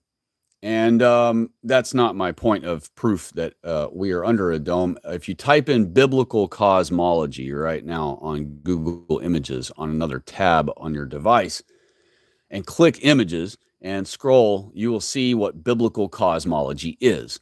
And so the Bible declares that we are under a dome, and that the dome has the sun and moon and stars encased within the dome with us. And the dome even has a name in Hebrew. The name of the dome is Rakia, R-A-Q-I-Y-A, R-A-Q-I-Y-A, Rakia. And you can type that on Google Images and put Hebrew Rakia, or put ancient Hebrew Rakia if you like, because now the search result gets muddied up with some Indian singer who's named Rakia, who's made a lot of videos of Bollywood videos or something. So it gets a little muddied up with that now. So it's better to put like ancient Hebrew or Hebrew and Rakia. Just put that and put it in quotes, and it will bring it up in Google Images for you to see. And DocsPod has a question and said, may I ask why you are white only? Well, because whites are not really allowed to openly have white-only spaces that are openly, publicly declared white people-only spaces anymore. Now, I say anymore, but really, we used to be an all-white country, so we had no need for specifying whites only back in the day. That has, the whole concept of us having to need to create whites only spaces has really only become a new phenomenon upon us in the last 50 years as white people, because we lived in an all white America before, 50, 60 years ago. Does that mean there were zero blacks in America? No. Does that mean there were zero Asians in America? No. Zero Mexicans in America? No. But it means that America was 92% white until 1991. All right. So we had no need for creating whites only things that were specified as whites only events, whites only spaces, because we didn't have non-whites in our country imposing themselves into our spaces, or also, and at the same time, simultaneously, like the non-whites do now. Not only did they demand to have access to all of white people's events and things and spaces and clubs and whatever, but they also demand to have their own races special, specific only for their own non-white race, clubs, events, college grants, government grants, assistance programs, lobbying groups, caucuses. And so I am going to form a white caucus. In fact, I haven't actually made an announcement about that. I was actually going to make an announcement of it in a video, but I'm going to start pushing for our people to demand to create a white caucus. There is a black caucus, there's an Asian caucus, there's a Mexican caucus, there's all these caucuses for all the non-white races. There is not a white caucus. And so by declaring that my streams are for white people only, it's not a beginning to a real white caucus, but a practice run it's just a conditioning program for our white people to get our white people used to insisting on and demanding to have white spaces, white clubs, white only events, where we enjoy the same luxuries of that situation that all non-whites are already enjoying in our white country where they don't even belong. And if you are a non-white, and you hear me say that where they don't belong, it's really true. I mean, whatever race you are, your race has your own country, and so that is where you belong. And so you don't belong in a white country, you know. And it's not. I'm not sorry to have to say that. It's not a sorry, not sorry. It's just a not sorry. And I'm not trying to be hostile by saying that. I'm saying it as politely and just analytically as possible. You know, just computer factual as possible.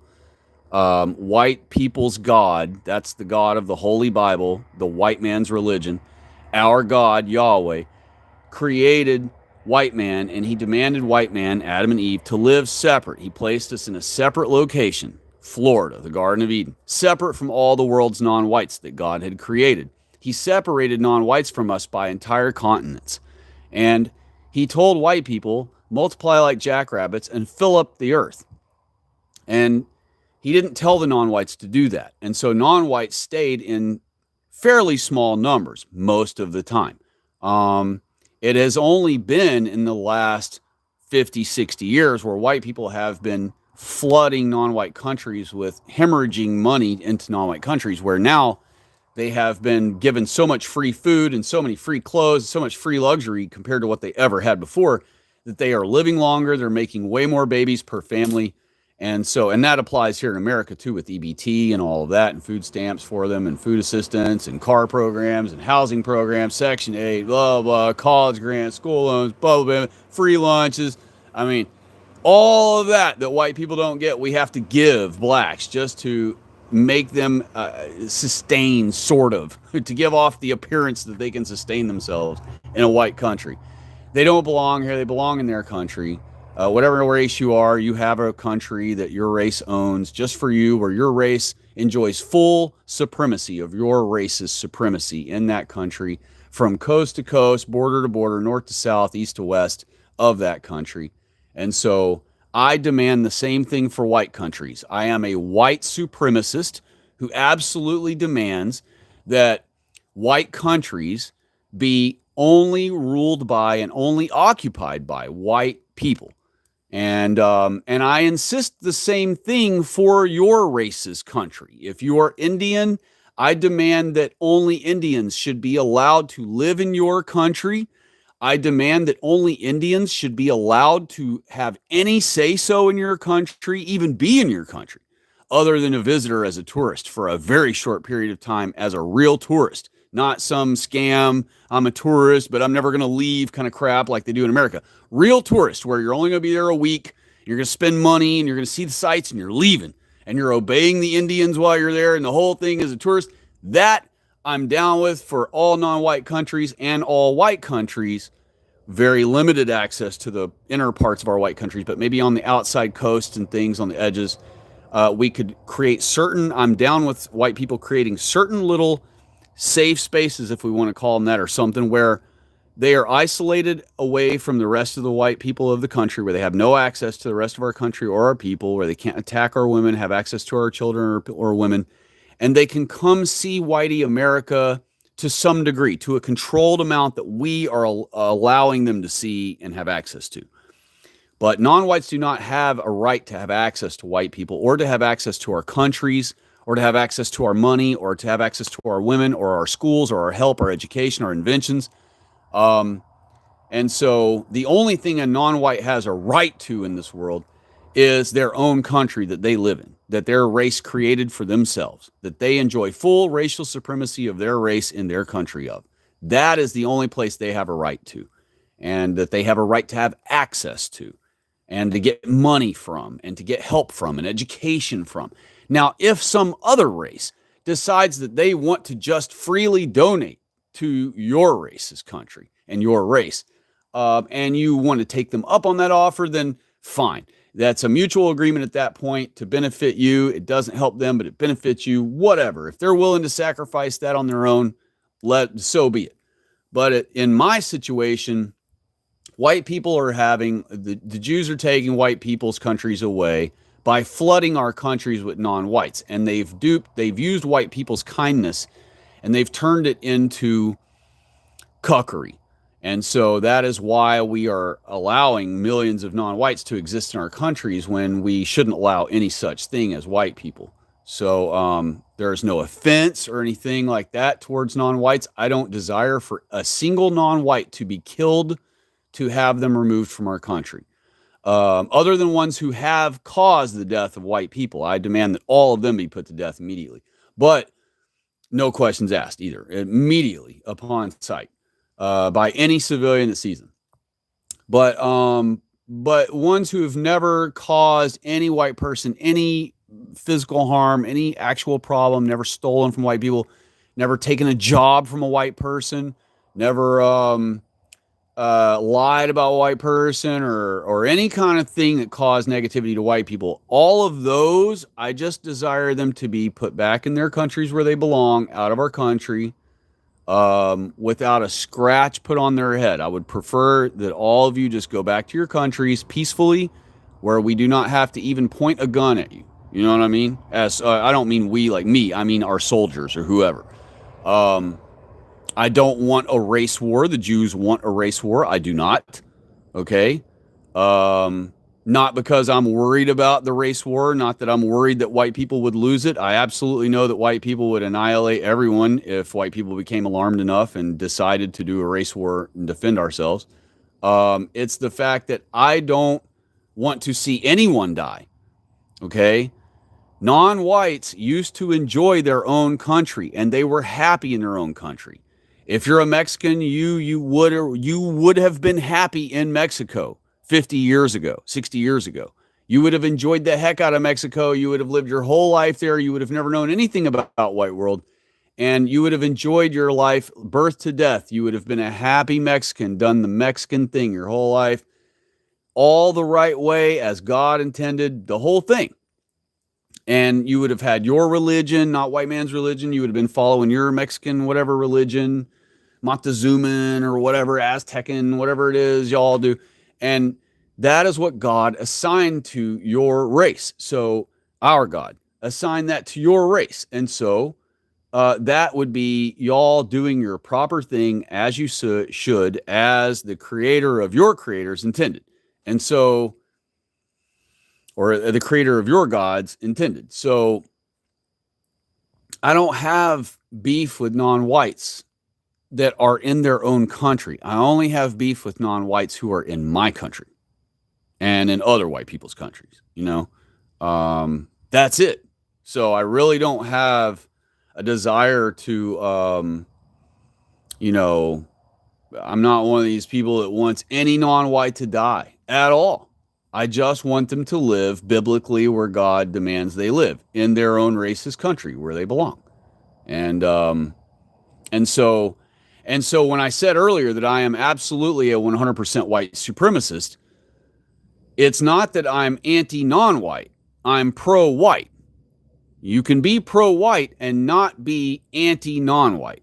I'm not anti-non-white. I'm anti-non-whites in my country, but I'm not anti-non-white. God created non-whites. He declared y'all's existence to be, quote, and I'm quoting God, very good, end quote. But he only means that for where he placed y'all. When he placed you where you belong, he created you and placed you where you belong. He declared you're very good. He meant right there. He didn't mean very good, come over when you're over here sucking on our teat, you know. And you could say, oh, I'm not sucking on no teat. I got a job and blah, blah. Yeah, you took a job from a white man who should be working that job in order for you to have the job.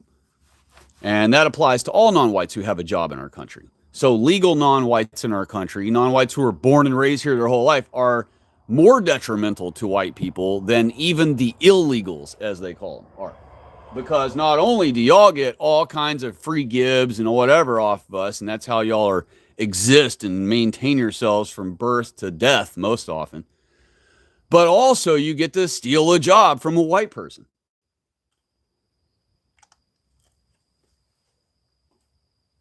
And it doesn't matter if when you went to some company, they hadn't had anyone apply except for you. And so they hired you and they told you themselves, oh, you're the only one that's even applied for this job in 7 months. The reason why is because Non-whites are already in our country for years before you went and applied for that job. And so the job situation is already all ruined and screwed up for white people in America. America is all screwed up because y'all are here. If this was still an all-white world, there would be white people birthed by the millions who wouldn't have been killed years ago, way early in life, by a pack of nogs who are envious of their existence. And whatever, they would have created all kinds of more children. There would be way more white people in America than there are now. And they would be lined up for every job. In fact, there wouldn't even be enough jobs in America for all the white people here trying to have a job. And that's how America used to be before the non-white invasion. So, and before we started paying blacks to multiply like hotcakes. So, all right. I hope I answered your question to your satisfaction. Erase the bagels. Had a question. Oh no, DocsPod had one more question. He asked, so do you believe that Jesus is Christ? Absolutely. I mean, his name is Jesus Christ, meaning Jesus the Christ, you know? So yeah, absolutely. Erase the bagels. Asked, Atlantis, is it real? Absolutely.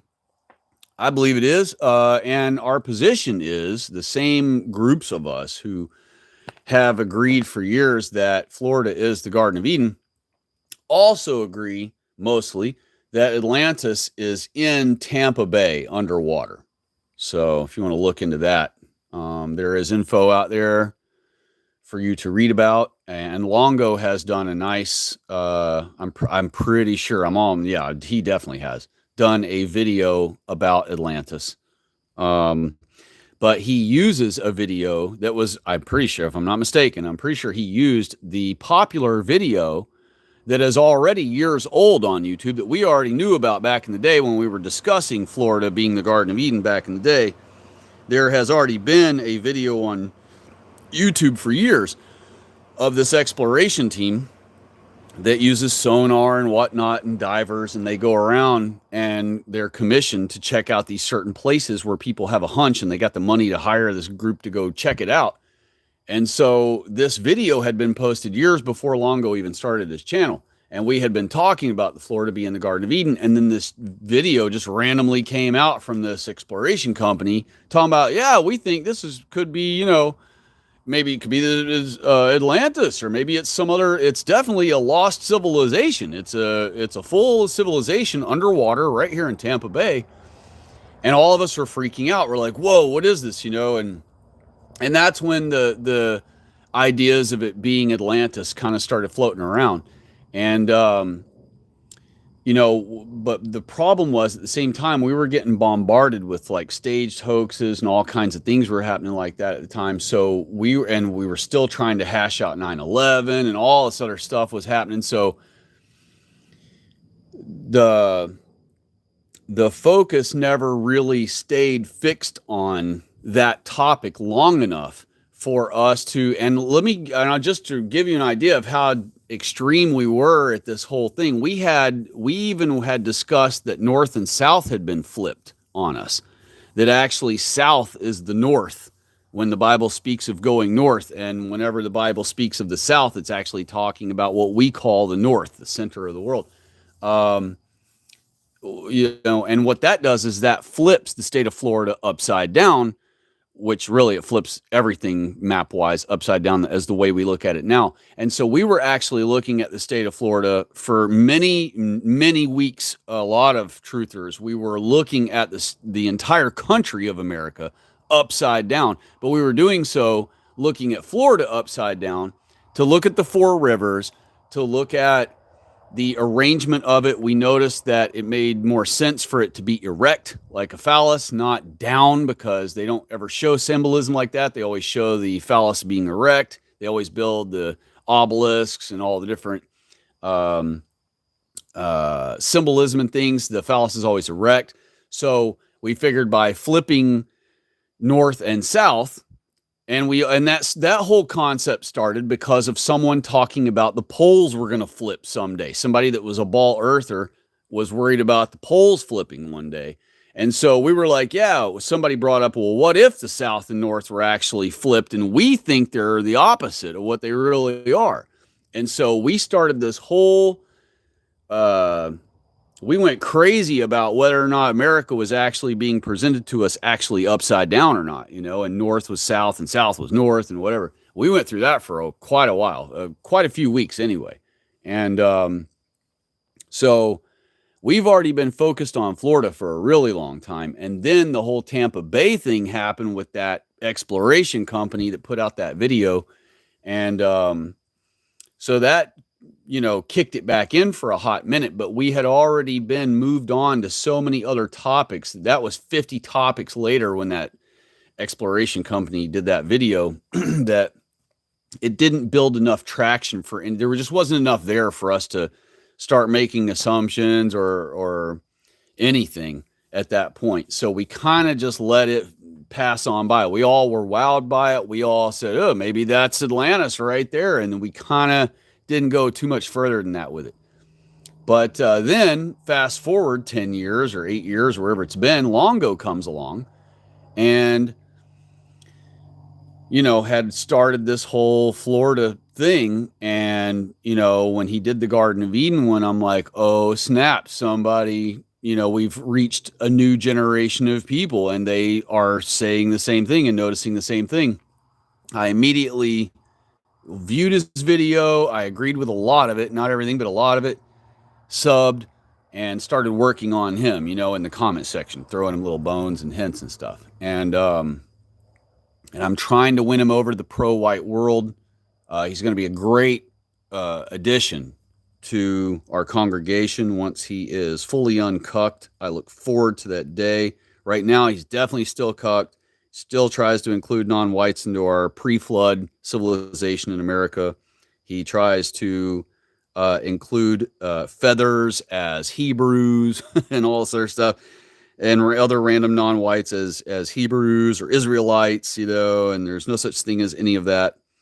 And so I haven't got through to him all the way yet, but he does have an open mind. He's a little bit of a sheckler right now. He's kind of turned into a sheckler of sorts, but I'm hoping over time we can win him over with the truth, and then he will be an amazing, I think, a great addition to our team for the Lord. So he's already doing Christ as King. He's already a lot of things. So he's got some cons, but he's got a lot of pros to him already. So right out of the gate, I think he's a great addition. And very happy to see that he's basically pushing pro Florida only. He's basically the only guy doing it as far as I know. And we need someone doing that because with so much zeal and so much pizzazz. I think his videos have a lot of riz, honestly. I like his intros. I love the Miami's theme music he used. I love everything about his intro thing. I think it's great. It absolutely fits that theme down there. It blends our 80s, a mix of our 80s and when our white people were in our heyday, our glory days, with the Florida vibe, with it's just a nice package. He's got a real nice niche that he's in, and by doing the Florida thing. And Florida has, because it's the first place Whitey ever lived, we have an enormous amount of history hiding down there that we don't know about. And so if people, of course, we don't know where to look down there. So if we sent a whole ton of experts down to Florida and just started digging all over Florida, which by the way happened all through the 1800s, which is why we would have a hard time finding anything now. Any treasures that were buried in Florida, giant skeletons or jewelry from the giants, pottery from the giants, anything you can imagine that would have helped our understanding of our ancient past, you can bet your butt in the 1800s it was all gobbled away by the Jews through the Vatican and through the Smithsonian. Anytime a white man would be digging on his farm, plowing his field, whatever, and hit something and dig it up, and it's this big skeleton, or it's this whatever. Here comes the Vatican. Here comes the Smithsonian. And they take that shit away and they pay the guy however much money to shut him up, or they poison him or whatever. And And so that's that. No one ever hears about it. It never makes the newspaper. It never makes, anything. And so it just never happened as far as white people know. And so, but if we could still to this day round up some large group of experts and send them to Florida and have them just go through the whole state with a fine-tooth comb, we probably still would find more discoveries than we have so far, and that we discovered that we never know about, that got taken away before we ever learned about them. So yeah, in a long mega roundabout answer, yes, Atlantis, definitely think it's real. Don't know if it's in Tampa Bay, but that is our consensus at this point. Docs Pod asked, so you don't believe that Jesus is Jewish? Correct. Jesus is not a Jew. Jews are not Israelites. Jesus was an Israelite. He's a blonde-haired, blue-eyed white man, German, if you will, because German is a Judahite. Ironically enough, the Germans are the tribe of Judah.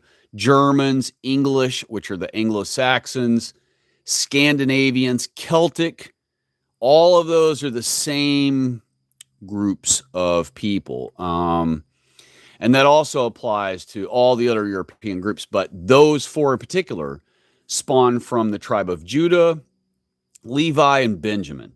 So the Irish, though, they are their own specific tribe. I forget which one it is, but they are a mix of two of our tribes. They have most of one tribe and a little bit of the other one. But Anglo-Saxons and Germans are basically the same people, where they're both Judahites. Britons mistakenly call themselves Manasseh, or they'll mistakenly call America Manasseh. America is the new Jerusalem. But Jerusalem is for all of our people. So it's the new Jerusalem for all white people who are Christians, who have accepted Jesus Christ. That makes them Christians. Not accepted Jesus Christ. I hate that. Who follow Jesus Christ. So anybody who's a white Christian worldwide is an American. Even if they live, like I've said before, even if they live in Sweden, they've never been to America, they've never tasted apple pie, they've never drove or shot a gun or none of that. They're as American as any American is. Because if they're a white Christian, that is what the word American means. It means a white Christian. So it doesn't matter where in the world you live. If you're a white Christian, technically speaking, you are an American. And you're welcome in America. So, we wouldn't have to do any hardcore vetting on you. If you're a white Christian and, you profess to be so, and let's say 2 or 3 other white Christians can vouch for you that you are a genuine or a genuine Christian, that's it. That's all we need to know. If you're a real Christian, and we can see plain as day that you're white by looking at you, boom, welcome. And so, we will restore our country to that. America will return and be restored to a white Christian country. When, I can't say. I don't know if it's going to take us 2 years, 2 more months, 20 more years. I can't say. I sure hope it happens in my lifetime. That's my ultimate goal, or my ultimate prayer. So hopefully it happens in my lifetime. I'd love to see it with my mortal eyes in this particular mortal trial I'm in right now. And I can give you some proof, Docs Pod, that Jews are not Israelites. The very first proof I'll give you right out of the gate is John 8:33. John 8:33. Jot that down so you don't have to look it up right now. You can just look it up later if you like. But I'll explain John 8:33 to you. And feel free, if you don't want to trust me, to get on another tab right now and follow along to double check me. John 8:33 is a reply of the Jews to Jesus Christ. The Jews are following Jesus around, asking him trick questions, trying to confound him, trying to get him to incriminate himself with a wrong answer. And Jesus is constantly flipping the questions back on them. And at some point, he gets in this discussion with them, or this argument with them. And he basically tricks them into admitting to him that they already knew that they are not Israelites. And basically, John 8:33 is the confirmation statement where they say it. They say, we be descendants of Abraham, or our fathers descend from Abraham, depending on which version of the Bible you read. But it says the same thing. We be of Abraham, our fathers be of Abraham. And it say, we be of Abraham, or we be descendants of Abraham, but our fathers were never slaves. Now, what that means is their fathers were never slaves in Egypt.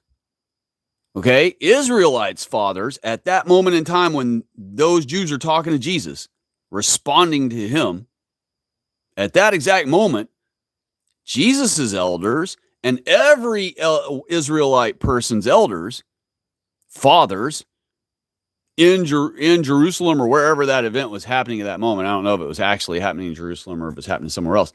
All Israelites at that time, when that statement was made by the Jews, their fathers had been slaves in Egypt. And God reminds us of it all the time. I am the God of Israel who saved you and lifted you out of bondage from Egypt.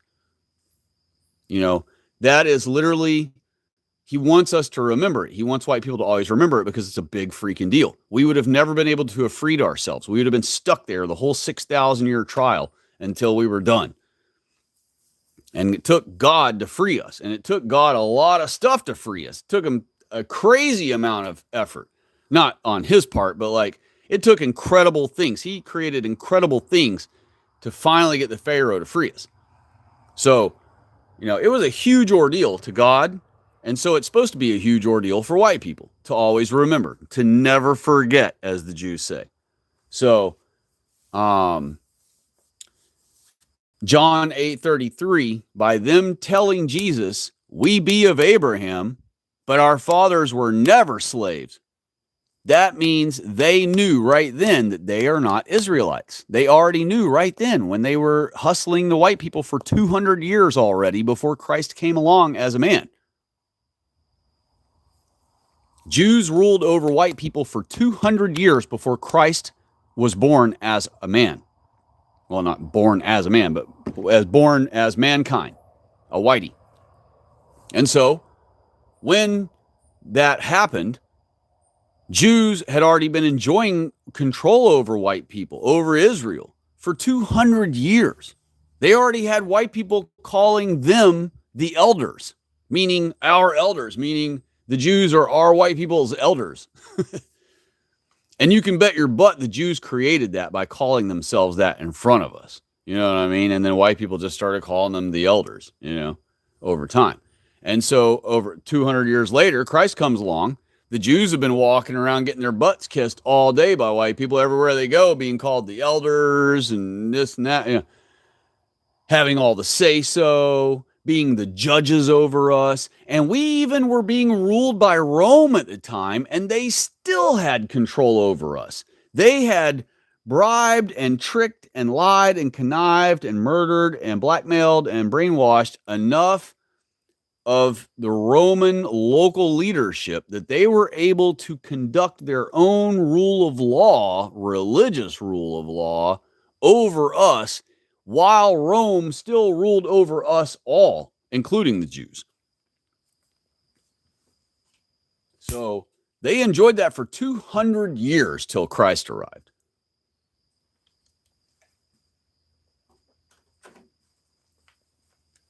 And this is why the Jews were worried about, and they said, you know, if we let him continue on, he'll take away our nation and our seat. What did they mean by that? They meant their nation, meaning their Jewish nation, their race that was ruling over white people at the time, and their seat, meaning their position of governmental control. They would have had no power over us anymore. So they wanted Christ gone lickety-split as soon as possible, by any means necessary. All the little phrases you hear nowadays. All right. Let's see here. Gaius Marius is here. hello, God bless and happy Sabbath to you. And he said, howdy, Stay White. Can't stick around, but I wanted to hop in and wish you well. Same to those in chat. God watch over you all. Well, God bless you and thanks for that. Appreciate you, and I hope you have a lovely Sabbath tomorrow and right now. Deb of Christ thanked him and said, God bless. And she also said, isn't it confirmed? Isn't the confirmed split off is Esau? His children, still of Abraham, are mixed.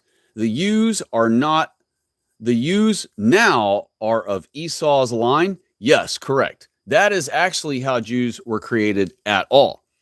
So to continue the answer to you, DocsPod, if you're still listening, Jews descend from Esau and his 2 Canaanite wives. And I can also give you proof of that. All you have to do is type in on Google, who are the Canaanites today? And you have to put it in quotes. And the first thing you'll notice is that it tells you where Canaan was. But that isn't what you put in the question. You put, who are the Canaanites today?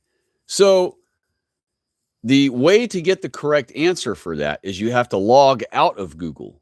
So get the answer first and see with your own eyes that when you're logged in Google, it'll tell you where Canaan was, but it won't tell you who the Canaanites are today.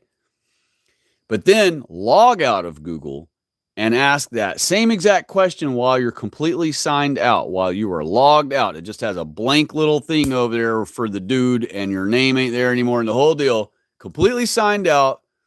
Ask that same question in quotes again. It will answer you immediately, and it will say the Jews and Arabs. And I have plenty of other examples for you of proof. The Jewish Almanac, 1980 edition. The Jewish Almanac, 1980 edition, written for Jews by Jews. Okay?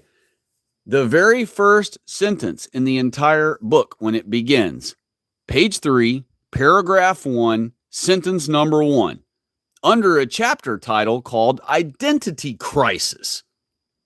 It says, and I'm going to quote it, quote, strictly speaking, that means very specifically speaking, exactly speaking, it is incorrect to refer to an ancient Israelite or Hebrew as a Jew, or to call a contemporary, that means modern day, Jew, a Hebrew or an Israelite.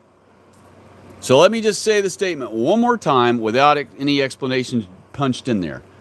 Quote, it is incorrect, strictly speaking, it is incorrect to call an ancient Israelite or Hebrew a Jew, or to call a contemporary Jew a Hebrew or an Israelite. End quote. That means it is incorrect, just like it said, to call a Jew a Hebrew or an Israelite. And it's incorrect to call a Hebrew or an Israelite a Jew. You can't be more specific than that. Another part of the Jude, let's see, which one is it?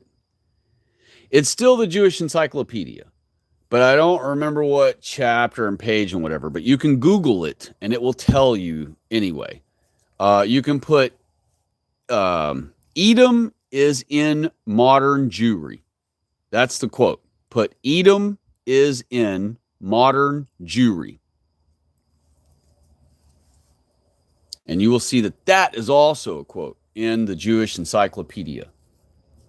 Then you have rabbis who freely, openly admit that they are well aware that they are not Israelites. You have Harold Rosen, who is it? Harold Rosenthal. Harold Rosenthal, here's a quote of his. He said, I'm trying to think of it here in my head real quick. He has a bunch of great quotes, actually, where he admits a lot of stuff about the Jays. His quote is the one I'm thinking of, the quote I'm trying to come up with here. It says, I remember it now. Quote, I'm quoting him here. Quote, and you can look this up on Google Images or Google in general. You can put Harold Rosenthal quotes and then put what I'm about to say here. Quote, Uh, not Hold on a second. I got to put it together in my head. It's a whole statement, so I just got to put it together in my head here, exactly how he says it. Um, okay, quote: "We Jews don't like to admit it, but Lucifer is our God, and we are His chosen people." End quote. That is the quote verbatim.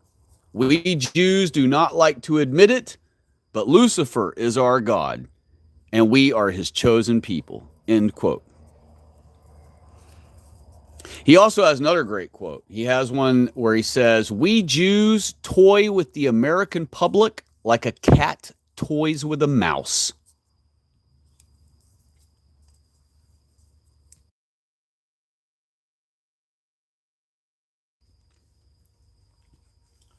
The thing about Jews is they like to brag. They love to boast. It's a way of coping for them. When they write a book, like when Maurice Samuel wrote "You Gentiles," and then he does nothing but talk crap about us and talk great about Jews and all this stuff in his book, that's a coping mechanism for them. Okay, Jews cannot walk up to a white person, a based white Chad, and attack him. Okay, but they're envious of us just like Nogs are. So, but a Nog has no beef or has no problem attacking a white person. A Jew does, because a Jew doesn't want to get injured. A Jew doesn't want to get beat up. A Jew doesn't want to lose to a white guy. So the only way a Jew is going to attack a white guy is using someone else, or using political cops, an accusation, politics, some other thing. But a Jew is never going to walk up to a white person and be like, "Hey, I hate you, whitey. Let's fight," whatever about it. They're just not that way. They're not going to walk up to white people and attack them like the blacks and the other random non-whites do.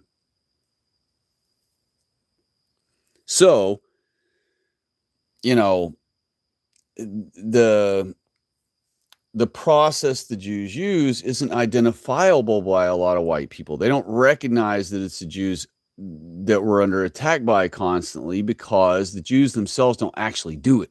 They get someone else to do it. You know, they use some other means. It isn't them themselves. But the bottom line is, they have the same envy for us that the blacks do. And so the way when they write these books like "You Gentiles" and things like that, it's their own just coward, wimpish way of talking crap to white people without having to face one of us in person. You know what I mean? Kind of like how the blacks are all like, "Oh, you wouldn't call me no nigger in person," whenever they say that crap to us online and stuff. Well, it's the same. You can apply that same whatever statement at Jews with their books they write talking crap about white people. That's their way of transmission against the white people, where they can't be attacked, or harmed or whatever. All right, let's see here.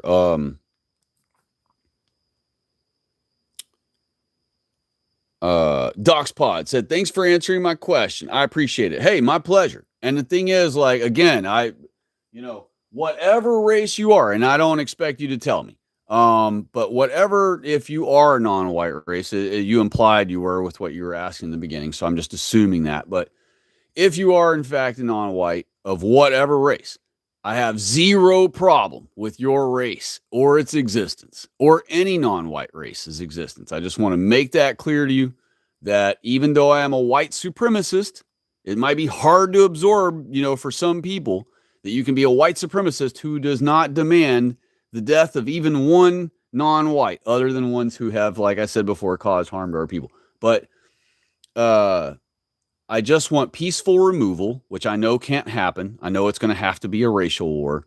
But I would like, just like Jared Taylor would like, I would love to have just peaceful removal. That's it. Restoration of our country back to a white America that it's supposed to be, that it was, and it was always supposed to stay. And that only in the last 60, 70 years, Jews have duped white people into cucking away into something else. It was done, against God's law. God demands that this country, wherever white people live, is only for white people. And he also demands that anywhere that your race lives is only for your race. So whatever your race's country is, God demands that only that race lives there, you know? And even though whites warred among each other and non-whites warred among each other constantly at all times, and we were constantly taking land, like our white people in Europe would take land from another white people in Europe and conquer them for a while, and then that would be overthrown, and then other lands, the shapes and borders would change, and that all happened within non-white worlds too. And it's okay among our own. God allows that conflict because sin is in the world. So he allows that conflict among kinds, but he demands that the kinds stay pure as he made them. He wants Indians to stay Indians. He don't want dots to become half dot, half whatever. He demands that white people stay white people. He demands that the blacks he made stay blacks. You hear blacks all the time, stay black, stay black, Well, if only they just really believed that, if they only followed that truly to their heart, not just in how they act and behavior. That's what they mean by stay black. Stay acting black is what they mean. But if they really just thought about that statement for a minute and understood, like Farrakhan does about the white man's religion Bible, that called the Holy Bible, that, God made specific races. He demands that they stay that way. Muhammad Ali understood it. He said bluebirds need to stay with bluebirds. Blackbirds stay with blackbirds. I mean, that's the way it's supposed to be. That's proper. That's the proper world, the way God intends it. And it's not up to us. We can't make a sun and moon. He reminded godly men of that. Whenever they question something about him, you'd be like, you can't make the moon. Try making the moon. Try to make a moon. You can't. So you don't have say-so. You're a creation. I'm the creator. You don't get to tell me what is or isn't or what's right or wrong. I decide that. And so he has sovereignty to determine how things have to be. And so since he has that sovereignty and that right he has true right. You want to talk about the word rights and right? He has true right.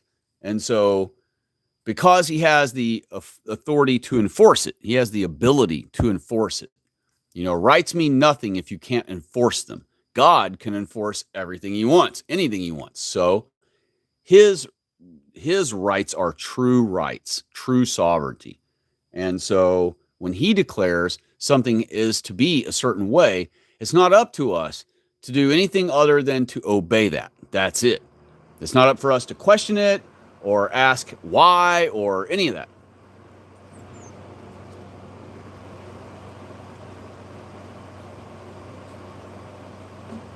And that's why I don't. I don't contemplate why God wants us to live separate. I do understand why he wants us to live separate, but I don't try to pick apart his reasonings. You know what I mean? You don't even need to be that specific with trying to nitpick God's reasoning, because his reasoning is always super obvious. If we have non-whites in our country, then our white women are duped into sleeping with non-whites sometimes just to sleep with something different than a white person because they're just curious like cats, And white men are no different. White men are not, some innocent little creatures getting, race mixed on by or race traded on by their women. No, white men will do the same thing.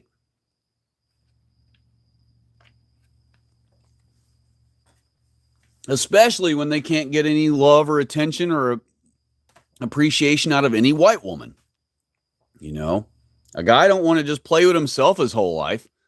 So, he's going to get to a certain age, and if he ain't getting no action out of any white woman anywhere, not a single white woman even looks at him twice, but then some third worlder is giving him attention and being nice to him and acting like he exists and even brought him a nice gift. And next thing you know, she's sleeping with him. And he's like, shoot, this is great. I'm finally got a woman, That's our white women's fault.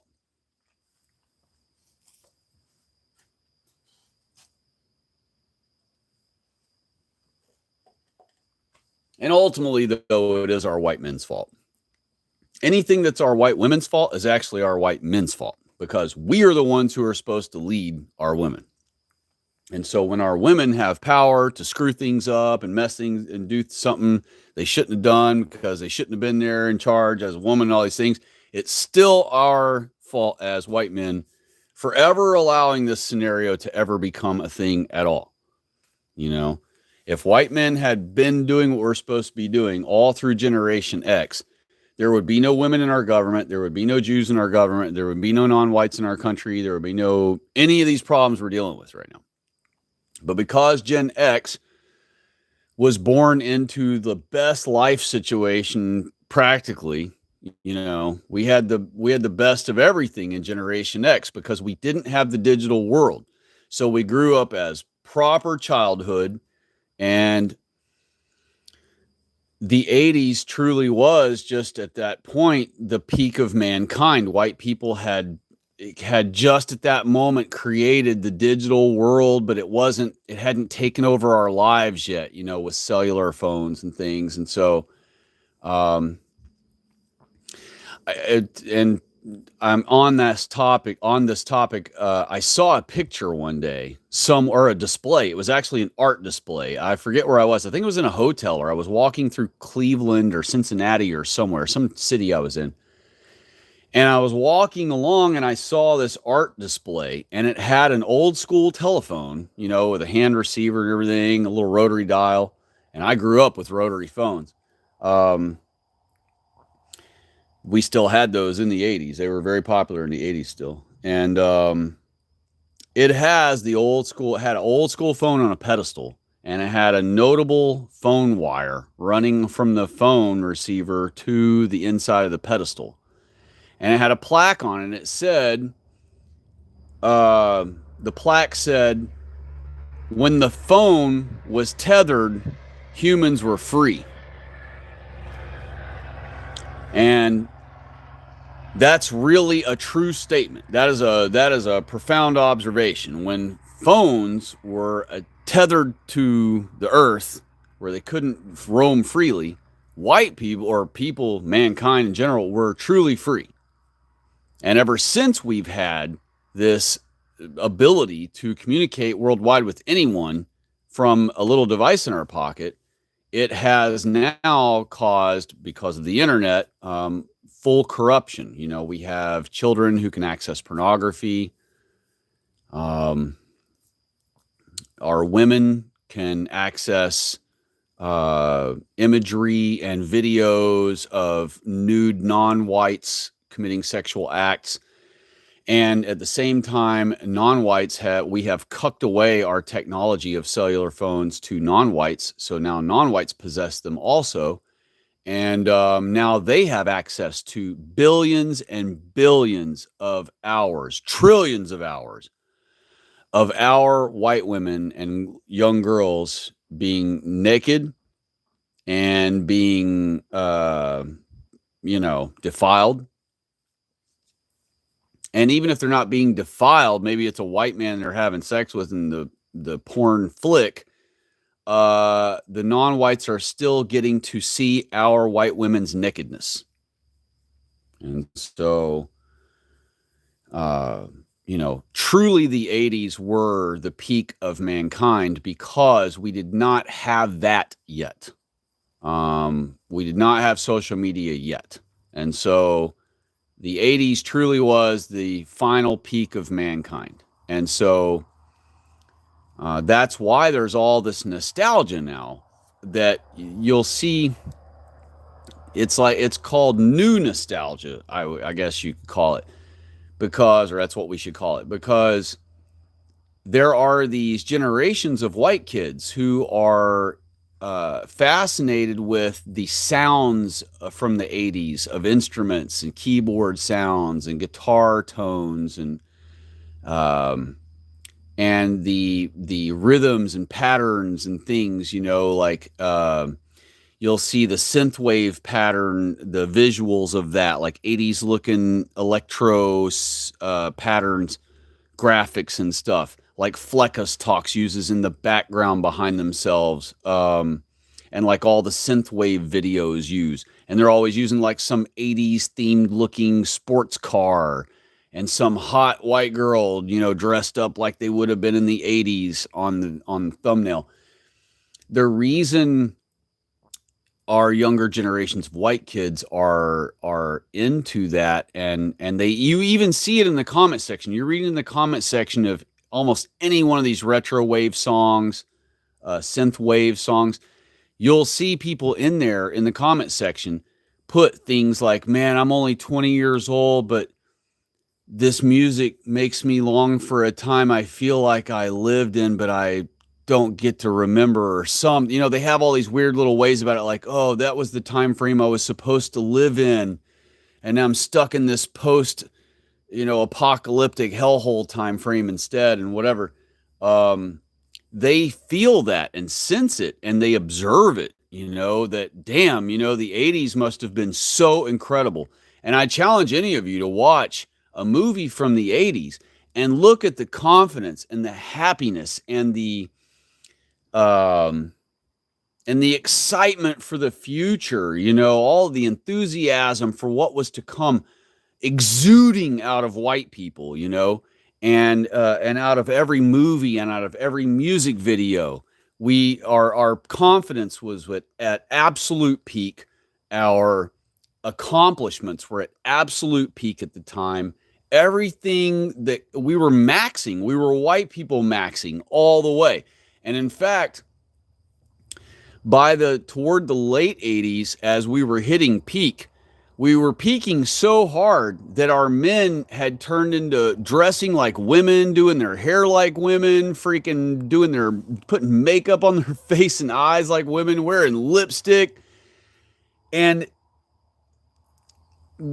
like, we were so peaking at the time, we were so white maxing at the time, that we actually overlooked those idiots that were doing that. We actually just didn't even care that they were doing that. We didn't criticize them for it. I did. And some, us, quote, country folk in the South did. But still, they listened to their music. Like, even guys in the South who criticized the hair bands and stuff, they loved the music. They just hated the fact that the dudes did their hair up like women and did their faces up like women. I still, to this day, I can't put together in my head how anybody was crunching along, ripping some rock and roll, some heavy metal, and they're like, you know what I need? I need long women's hair. I need mascara on and lipstick. That's what I need. That's what would make this heavy metal, this hardcore electric guitar music. That'd be the chef's kiss on top if I looked like a woman from behind. I mean, I don't know what possessed hairband guys to think that was cool. I grew up through that whole era and did not once desire to wear makeup and look like a woman and do my hair like a woman. I wanted to look like a dude, and everybody I know wanted to look like a dude. So I don't know where those hairband dudes, they must have just, I don't know where they must have plucked those people out of nowhere and then somehow convinced them, look, just put on makeup, man. And I can't imagine how the conversations must have went. The Jews must have been standing there with the rock band and like, okay, guys, we like your sound. We like your sound, okay? We like it. We think it sounds good. We think it'll sell a lot of hits. But here's the thing.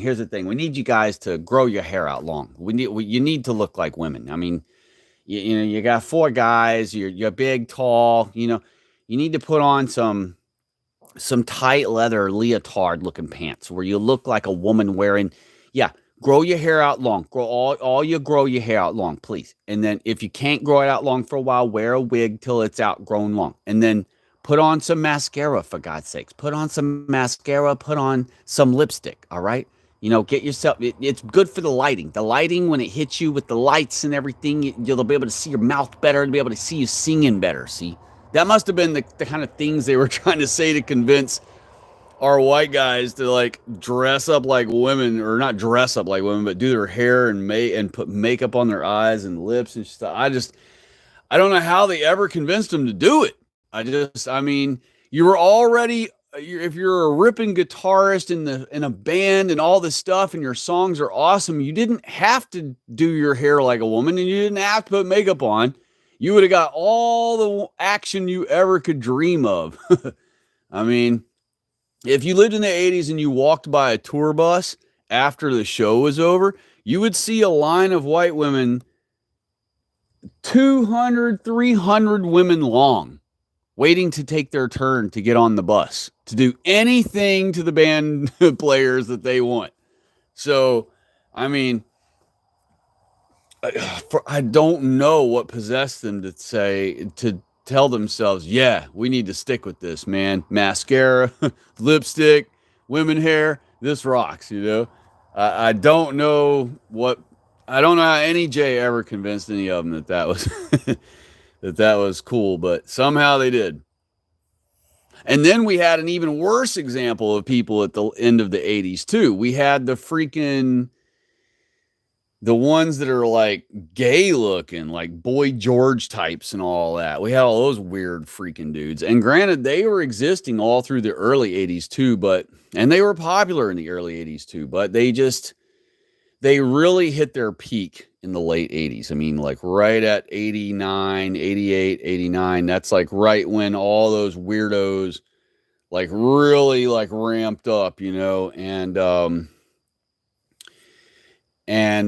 so those were embarrassing too, because they decorated themselves up like women too, only they did way worse. They weren't trying to do hard rock crap. They would come out and act all dainty and sing all goofy and like a pussy. I'm sorry if I offend anybody saying that word, but like a wimp, you know, they'd sing like a wimp and act all frail and weird and gay on stage.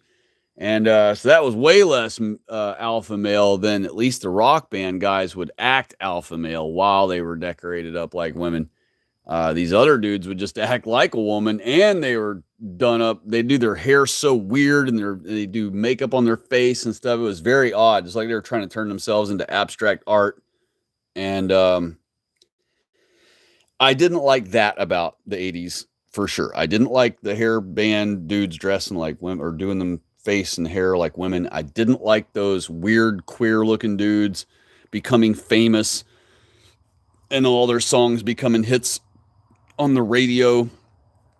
But the bottom line is all of that came because at the time we were living in good times, right? Remember the chart where it's good times create, you know, weak men create hard times create strong men create good times. Well, we were in good times. Our parents were the strong ones that were Vietnam vets and Korean War vets and stuff like that. So our parents were hardened. They were strong men, and they created good times, which were the 70s and 80s. And so, and really the 60s.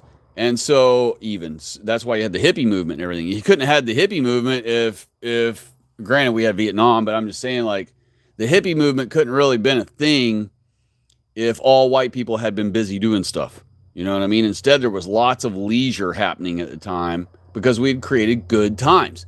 So good times creates leisure, creates a lot of lazy people who can be leisure. And so they did, and they became hippies, and that started the whole 70s thing too, where in the 70s we had good times for the most part. In the 80s, we were still in the good times, and that was like peaking of our good times, and it just got better and better and better. And then we got to this point where we were so on top of the world, we didn't care if dudes were dressing like women. We didn't care, which was bad. We should have cared, but we were just so on top of the world. We were white maxing so hard that it didn't even matter to us that dudes were dressing like women and stuff, you know? Gosh, it was a different experience. You'd had to have been there to truly understand it all the way. But, you know, basically what we're trying to do is we're trying to restore the country at least to that level where white people are 90% of the population again. If we can get, you know, if we can restore the country back to about 90% white, and we keep, you know, 10% being, Asians, and maybe some special exception visas, but very short term ones that cannot be extended, that cannot be ignored. I also say that non-whites in our country should have to wear an ankle bracelet while they're here, just like people on probation do. Um, I think any non-white in our country should have to wear an ankle monitor until they leave the country. So when they're here as a tourist, they should have to wear what we call a tourist monitor on their ankle. And it'd be the same one you see all the probation people on probation have. And then, that way we know exactly where they are at all times. If any one of them is caught not wearing it, life in prison. Period. Dot. You tried to take over our country. We're just going to assume that you were trying to take over the country, you were trying to infiltrate, life in prison, or the death penalty immediately, like shoot on sight, whatever. Some form of that enforcement. And that way we can allow some non-whites to come here who've saved up money or have money and want to come spend money, want to come, appreciate what white people do and how white people do things, maybe learn some things from white people to go back to their country and practice for themselves in their own country, their own version. I'm not totally against that, but, we do need to restore the country to at least 90% white, and it was that way only 35 years ago. So it's not a tall order. It's not asking a lot. It's just a restoration to only 35 years ago status.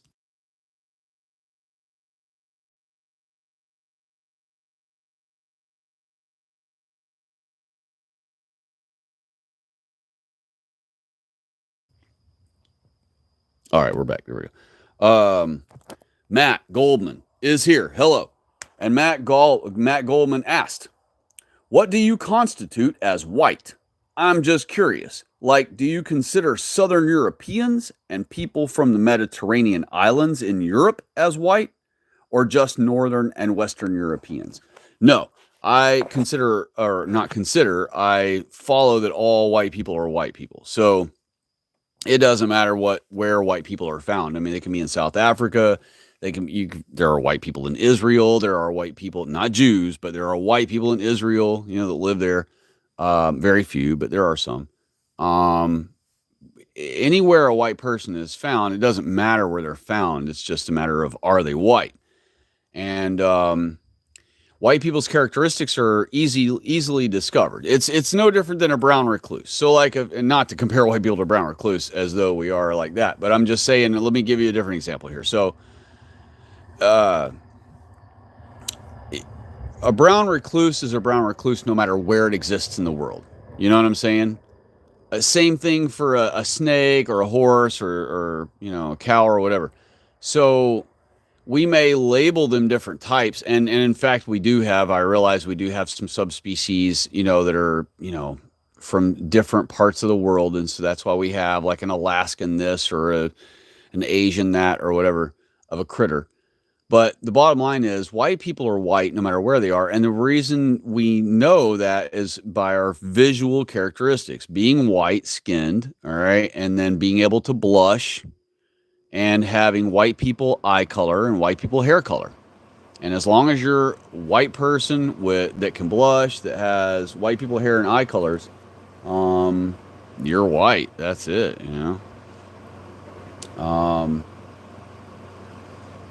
And that's why we don't really need 23andMe or Ancestry.com or any other crap, because just looking at a white person, you can tell if they're a white person. And if they had even one non-white or mongrel in their ancestry, they would not look like they do. They wouldn't blush and have white people hair and eye color and white skin. They would be a mongrel looking person or upright biped. So, yeah, they might look white, but they'd have squirrely mongrel hair, or they'd have the beady black brown eyes, or some.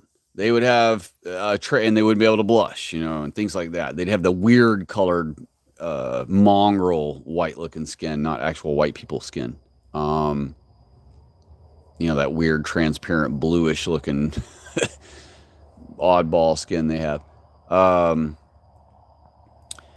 so white people are just easily identifiable. Anywhere you see a white person, they're immediately identifiable compared to, any of the world's non-whites who have black hair, brown eyes, brown skin, can't blush, you know? So, um, yeah, any of the ones you mentioned, if they're a white if you look at them and they're a white person, they have all white people traits, that means they're a white person, and white people exist all over the whole world. I mean, you may not know this, but Ethiopia started off as a white country, Ethiopia was ruled by white people and occupied by white people during biblical times. All right. And you can confirm that anytime you like by getting on Google Images and typing rulers of Meroe. Actually, I'm sorry. Get on Google Images and type dang it, I just said that a second ago. Get on Google Images and type busts of rulers of Meroe. Busts of rulers of Meroe. Put that on Google Images and observe what the rulers of the capital of Ethiopia look like. And we also know that from Diodorus Siculus' report, among others, where he detailed hundreds of years before Christ lived, that, well, not hundreds, but like 160 or something years before Christ lived, that Ethiopians were these like noble peoples. They were broke up into like many distinct different groups, but he goes through these different distinct groups and he talks about how they're so tall and handsome and long lived and noble, and how they'll kill themselves if their own king dies. They all kill themselves to die with the king because of their devotion to their leader and all this, their ultra patriotism and all these things. He goes through all these amazing details about these different factions of these amazing Ethiopians. And then he gets to, ironically, section 8.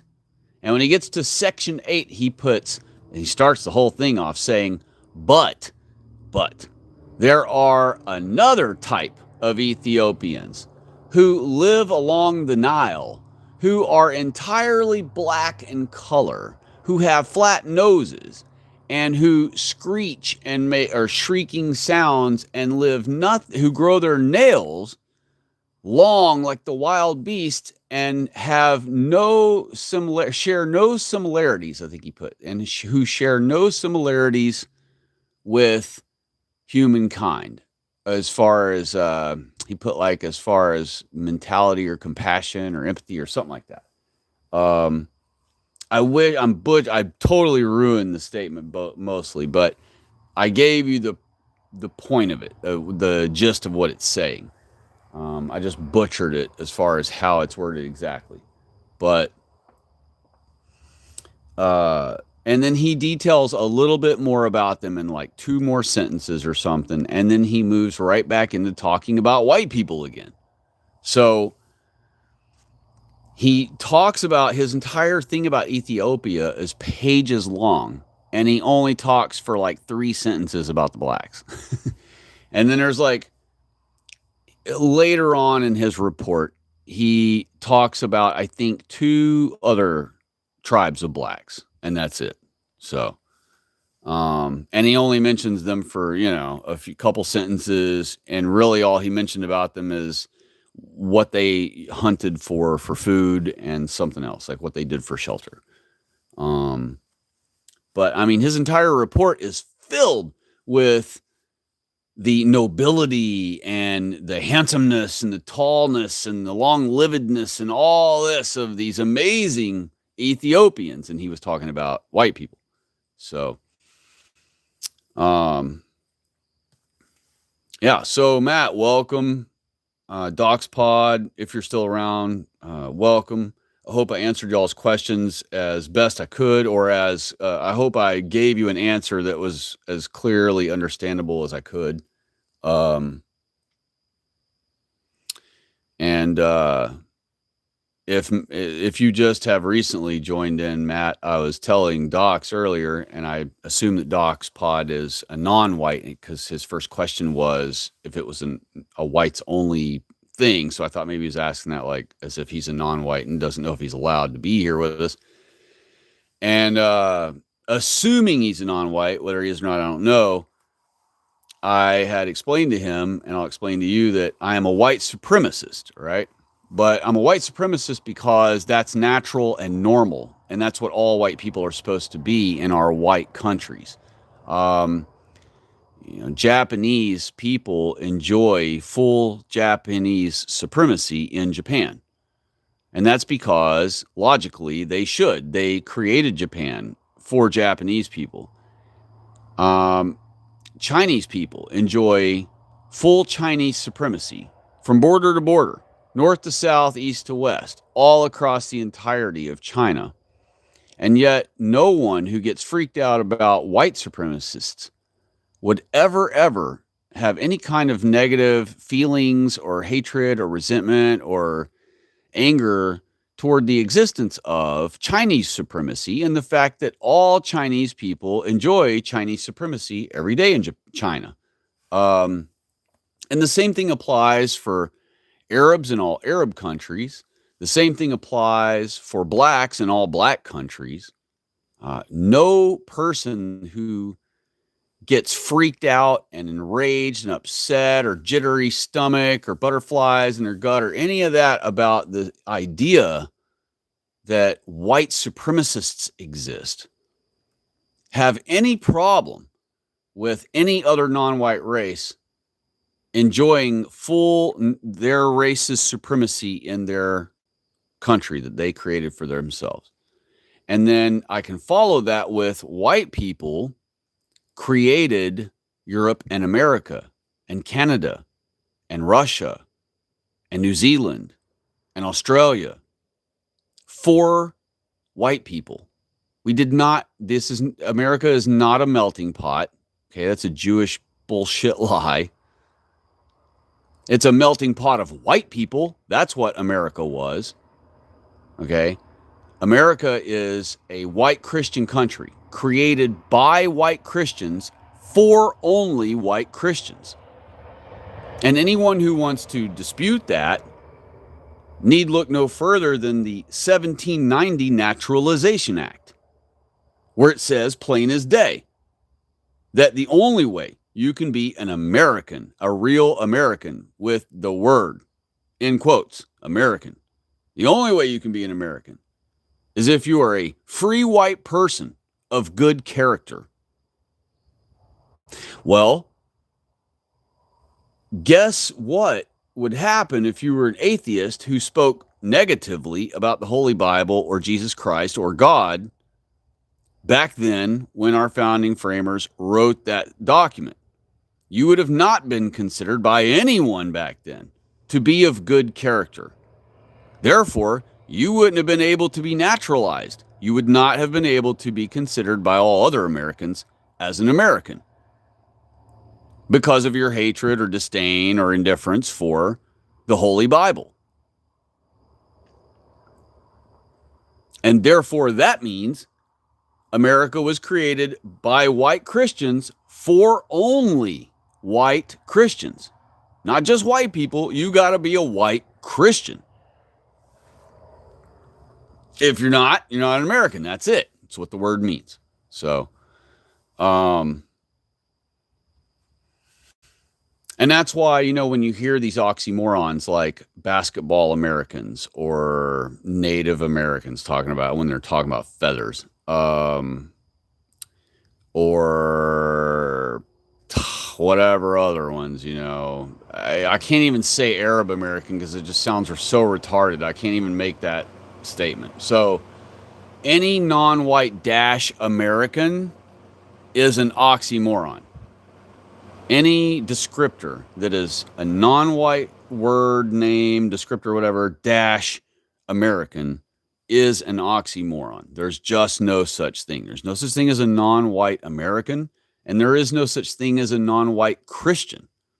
And that one floors a lot of people when they first hear me say that, but it's very logical. It's very easy to understand. Non-whites are not Christians because they cannot be Christians. The Holy Bible is literally called the white man's religion for a reason. It's because it is only white people's religion. God created the other religions for the other races that he created, and he assigned each race their own religion. And it's not wrong for them to follow that religion. In fact, that's the only religion they're ever supposed to follow, birth to death. They're not supposed to be converted by white people to our white man's religion. Could you imagine being a non-white and you're following the white man's holy Bible and the white man's religion, and you're praying, hoping white man, blonde hair, blue-eyed Jesus is going to save you too? You know, Kim Wang from freaking Taiwan. I mean, what? It's nonsensical. It's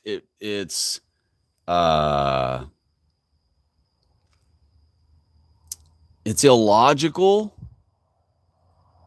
Why would God create a world full of distinct non-whites, demand that they live separate from us, demand that they stay in their own lane sexually, racially, and reproductively, therefore, to then insist that later on his favorite creation, the white people, come along and convert them, and then they have to follow the white man's creation or the white man's religion, you know, that God created for white men. That makes no sense. Instead, the non-whites are supposed to stay in their continent where they belong, in their countries where they belong, practicing the religion God gave them as he intends them to exist. And he expects the same of white people. He did tell us to spread the gospel throughout the whole world, but he meant of white people. He didn't mean, to preach the gospel to every butterfly and giraffe and mosquito and raccoon that you see, including the non-whites. It's very well understood by anyone who reads the Holy Bible who has an IQ with 3 digits, you know. You should be able to read the Holy Bible if you have a 3-digit IQ and deduce who's who in the Holy Bible. I mean, think about the craziness of this, y'all. We're talking about white people here, the ones who invented books, the ones who literally have written trillions of books. I'm going to go out on a limb and say the word trillions. Trillions of books have been written by white people by now. And I don't mean each individual written topic book by each author, whatever. I mean total books ever written, ever printed, ever published, whatever, 40,000 copies of this, 500 copies of that, 5 million copies of that, whatever, that total. If you added all that up, every book that white people have ever made, it's probably in the trillions. And white people are the ones who created book clubs and libraries. White people have collectively spent quadrillions of hours reading, far more than any of the other races, because the other races didn't even have a language to read.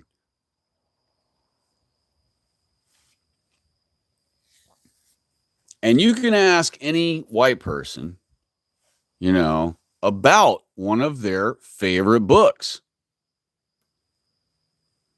Now, I don't follow these popular modern stories like Harry Potter, okay? Or what? I don't know a single person in that show or the book or any.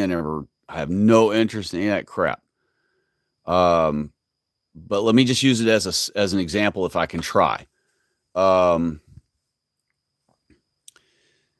I should probably pick something I do know, since to make this story or the comparison a little better here. But you can ask any white person who read Harry Potter, who are the good guys? Can you identify them? You could ask them, and they could say, sure, it's this guy here, this guy, it's this girl, it's this guy, this old guy. They can identify every good character. Then you can ask that person, all right, can you identify to us the bad guys? And Any white person who's read Harry Potter would be like, sure, you bet. It's this guy here, this chick, this guy, this guy, this guy, this guy. And you're like, okay. Now, can you identify to me anyone who is a helper or just a bystander, but not an actual primary good guy or primary bad guy? They're just kind of caught up in it all as a bystander and a slight helper sometimes. Can you identify those characters in the book? And then go, yeah. This dude here, he wasn't really, he was kind of on the good guy's side, but he never really do anything for either side hardly. This lady here, she was kind of indifferent to it all throughout the whole thing, didn't really help either side. Now you could ask them, and before you started all that questioning, you could have been like, what would you say your favorite book is? A white person almost never says the Bible. But if a white person did, or if you press them to say, well, would you say the Bible's one of your favorite books? Then it would dawn on them. They'd be like, oh, yeah, except the Bible, obviously, the Bible first, obviously. They always will say that kind of thing. They'll be like, oh, yeah, the Bible, obviously. Okay, well, Harry Potter may or may not even been one of their favorite books. But they will know every character, good and bad, of the book, of the story. Same thing goes for any other one they've ever read. A Nancy Drew or a freaking Hardy Boys or a whatever. They'll know who the good characters were and who the bad characters were, who the indifferent characters were. No problem. Now, keep that understanding as we shift it to the Bible. Our white people can read the Bible. Allegedly, they say they've read the Bible, yet you ask them, okay, who are the bad guys in the Bible? They're going to go, bad guys, plural? Yeah, who are the bad guys? Because in their mind, all they're thinking is Satan, right? The bad guy, the one bad guy, Satan, right? That's how cuck Jews have us about our own, quote, favorite book. Our special book, the one that's supposed to be our favorite book, the one that's supposed to be our law, the one that's supposed to be our instruction manual, the one that's supposed to be our history book, the one that's supposed to explain everything for us, plain as day in plain words. Yet no one knows who's who in the Bible of white people. White people have no idea who's who in the Bible. Think about that. Think about the profundity of that. Think about the severity of that. Think of the tragedy of that. Ask yourself right now, how many people, knowing what we just said, how many people do you know, how many white people do you know actually know the who's who in the Holy Bible? Like none of them. I'm the only channel, I don't know of any other channel on YouTube who is explaining to you the who's who of the Bible. We have Christian identity channels. They teach you that white people are Israel. They teach you that white people are descendants of Adam and Eve. But they don't tell you who the beasts are. There is one other man on YouTube I know of who alludes to it, and he does allude to it directly too, though, where he is telling you the same thing I'm telling you, which is that non-whites are the beasts.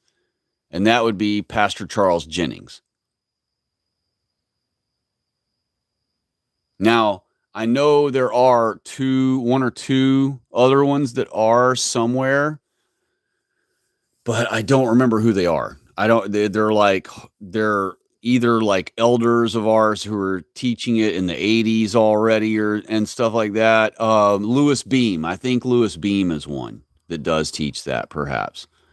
The problem is they all teach that they came still from Adam and Eve, that they came from one of Noah's sons, Ham or Cush or whoever. None of that's true. All of Noah's family was pure white, including his sons and their wives they had married outside of the family. All of their wives they had married were pure whites.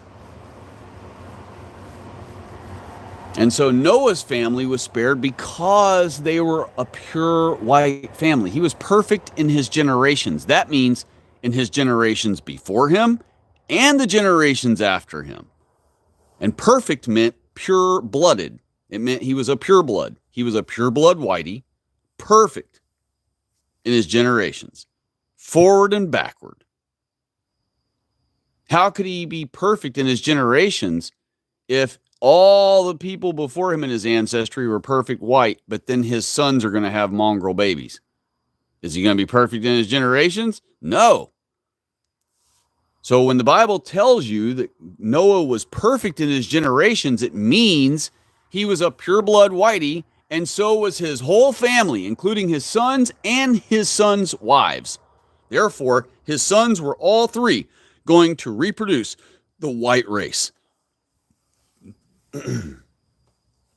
Non-whites were spared on the ark, 4 of each kind, 2 males and their 2 females for them.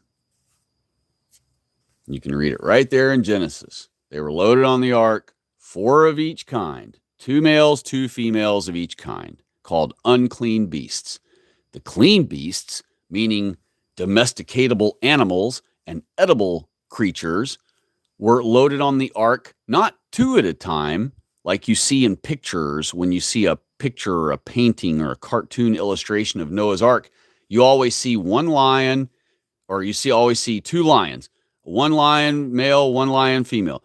2 zebras, 1 male, 1 female. 2 giraffes, 1 male, 1 female. No. Read your Bible again. Okay, all those times you've seen pictures like that, every one of those artists never clearly read their Bible. It says right in there, plain as day, you're going to take clean beasts and fowl in by sevens. Sevens. Okay? But before he said that, he said, of every living thing you're to take on the ark, you take them by 2.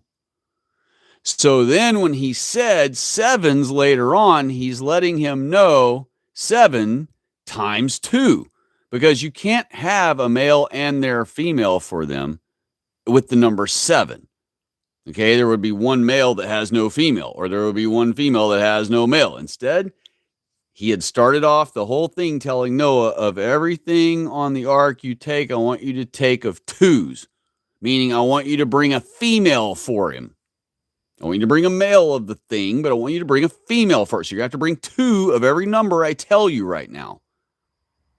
And then he said, of the unclean beasts, you're going to take them, or of the clean beasts, you're going to take them in by 7s. That means 14 of each bird, 14 of each domesticatable animal was loaded on the ark, not 2. And the unclean beasts weren't loaded by 2 either. It says they load them by 2s. But remember, he already told Noah, to whatever number he says coming up, multiply it by 2. So when he said of the unclean beasts by 2, he means 2 times 2. 2 males and 2 females for them. It's very easy to understand when you read it plain as day, as it's worded. And so, when people don't understand who is who of the Bible, you cannot understand the Bible. This will be a way easier one for me because I love the Dukes of Hazzard. So I'm going to use this analogy instead. Imagine not knowing who Bo Duke is, or not knowing who Luke Duke is, or not knowing who Uncle Jesse is. And imagine someone comes along later and says, hey, Boss Hogg is actually one of the Duke boys.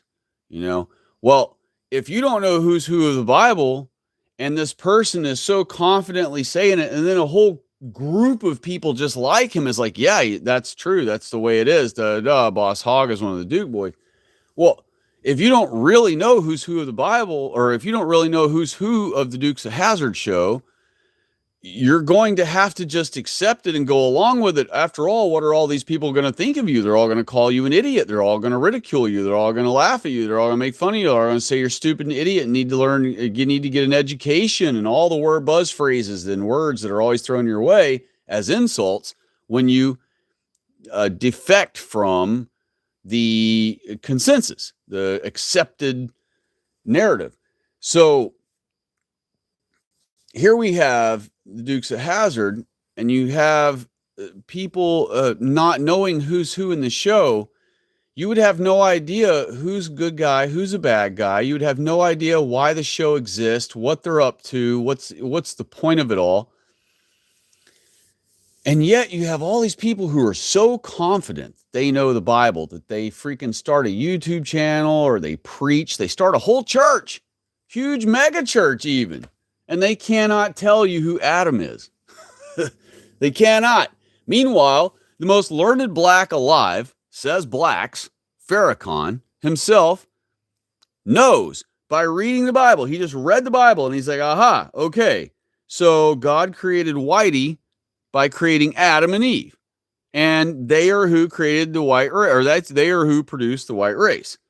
And God gave them dominion over this whole earth for 6,000 years. Okay. And then when the 6,000 years comes to an end, it will come to an end because God is going to come and get them. And so, boom, that's it. They can read that, and Farrakhan, a black, granted he's the most learned black alive, but we're talking a black can read this and see plain as day what it means, and what it says. And if you've never seen that, any of you who are in the chat who have never seen that video of Farrakhan telling his own black congregation that Adam means white people and that we are made by God to be the gods of this world, meaning have dominion over the whole world and everything in it, for 6,000 years, please go watch that video. If you're on a computer, start you a new tab right now. Get on my channel on YouTube, scroll down my videos till you get to a video that has a black guy right on the thumbnail, a black preacher standing at a podium in a suit and tie, and it's Farrakhan. You'll be able to tell. Just scroll down my thumbnails till you see Farrakhan in the thumbnail by himself at a podium. And the title is The Bible Explained in Under 2 Minutes. That's the title of the video. The Bible Explained in Under 2 Minutes. Go watch that video as soon as at your earliest convenience after the stream is over, And keep in mind, we're talking about a hyena chaser here. We're talking about a dung hunter. We're talking about an upright biped who, if it weren't for white people, would only have an IQ of perhaps 50, maybe 60.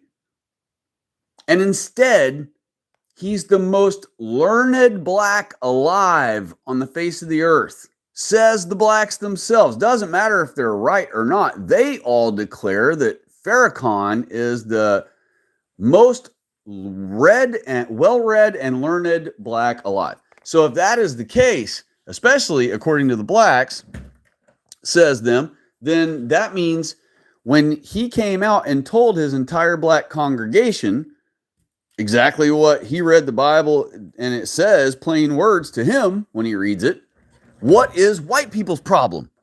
What is white people's problem? How can we have dung hunters read our Bible and comprehend what it says plain as day? Just as if a white person read a Harry Potter book. And the same token and the same theme with that, how can white people read all these complicated books? The Chronicles of Narnia, the Lord of the Rings.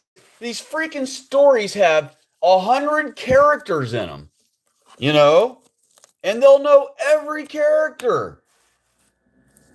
They'll know who's a good guy. They'll know who's a bad guy. They'll know who's the helping out the good guys. They'll know who, is kind of accidentally helping the bad guys, but doesn't realize it. They're like doing it on accident without knowing it. Like they'll know every detail. They'll even know quotes from the different characters that they said during the movies, or that they read that the character said in the book. They'll be able to recite the damn whole story. So what is white people's problem with comprehending our Holy Bible. What the heck is going on? You know? It's freaking crazy. Our white people literally are all claiming and starting YouTube channels and building these big mega churches to teach the story of the Dukes of Hazzard, and they have no idea who Boss Hogg is, or who Bo Duke is, or who Luke Duke is, or who Daisy is, or who Cooter is, or who Cletus is, or who Roscoe is. They have no idea. But by God, they built a big old church to champion the story, and they're going to teach it every Sunday with confidence. And they're going to tell you all that matters is that you just love the Dukes of Hazzard. That's all that matters. It doesn't matter if Boss Hogg's a Duke, or it doesn't matter if Jesse's a freaking sheriff. It doesn't matter. It doesn't matter who's who. Just love it all. Just love it. Just love. That's all that matters. And remember, leftists use that all the time. Love. Just love. Just love, love, love, love, love, love. You go to any church, it's all about just love, love, love, love, love. You know?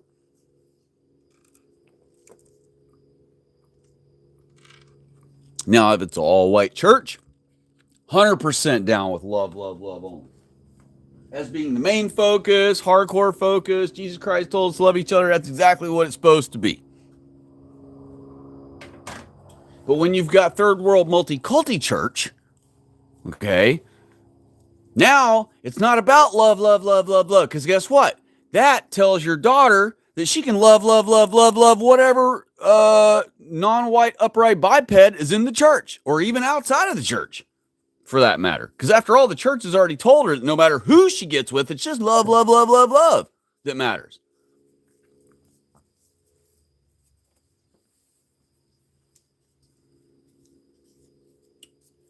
So, let me get in the chat here and make sure I haven't missed anything. Oh, I have missed some stuff. My apologies, y'all. Not much, though. So that's cool. Let's see here. Hugo, the pork eater's here. Hello. So all the comments were his. And he said, why is white girls so amazing? Well, you know, the Lord made him that way. So, and thank God he did, because, man, I tell you what, some of them, you know, you see, sometimes you run across one and you're just like, gosh, I could literally like look at you forever and I'd be totally all right with that. It wouldn't bother me at all.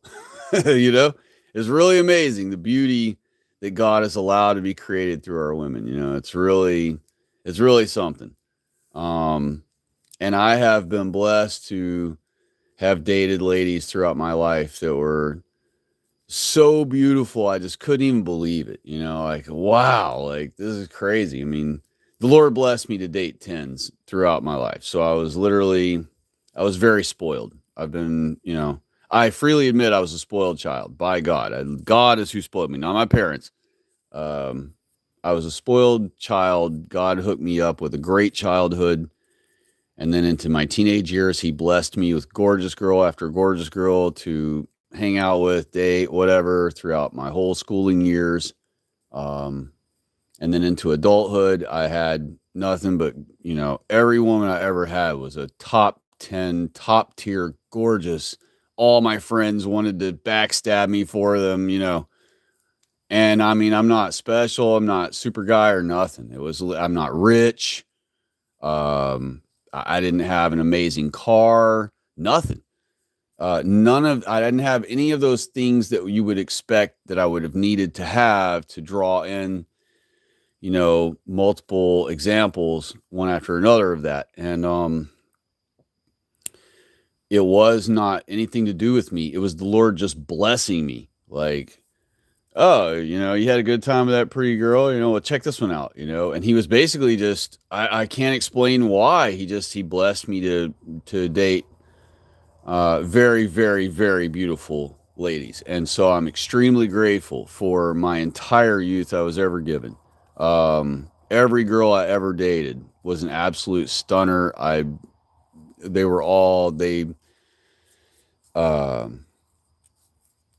could have married almost any one of them, and to this day, I would still be just as happy as a clam with any of them. You know, they were all wonderful ladies.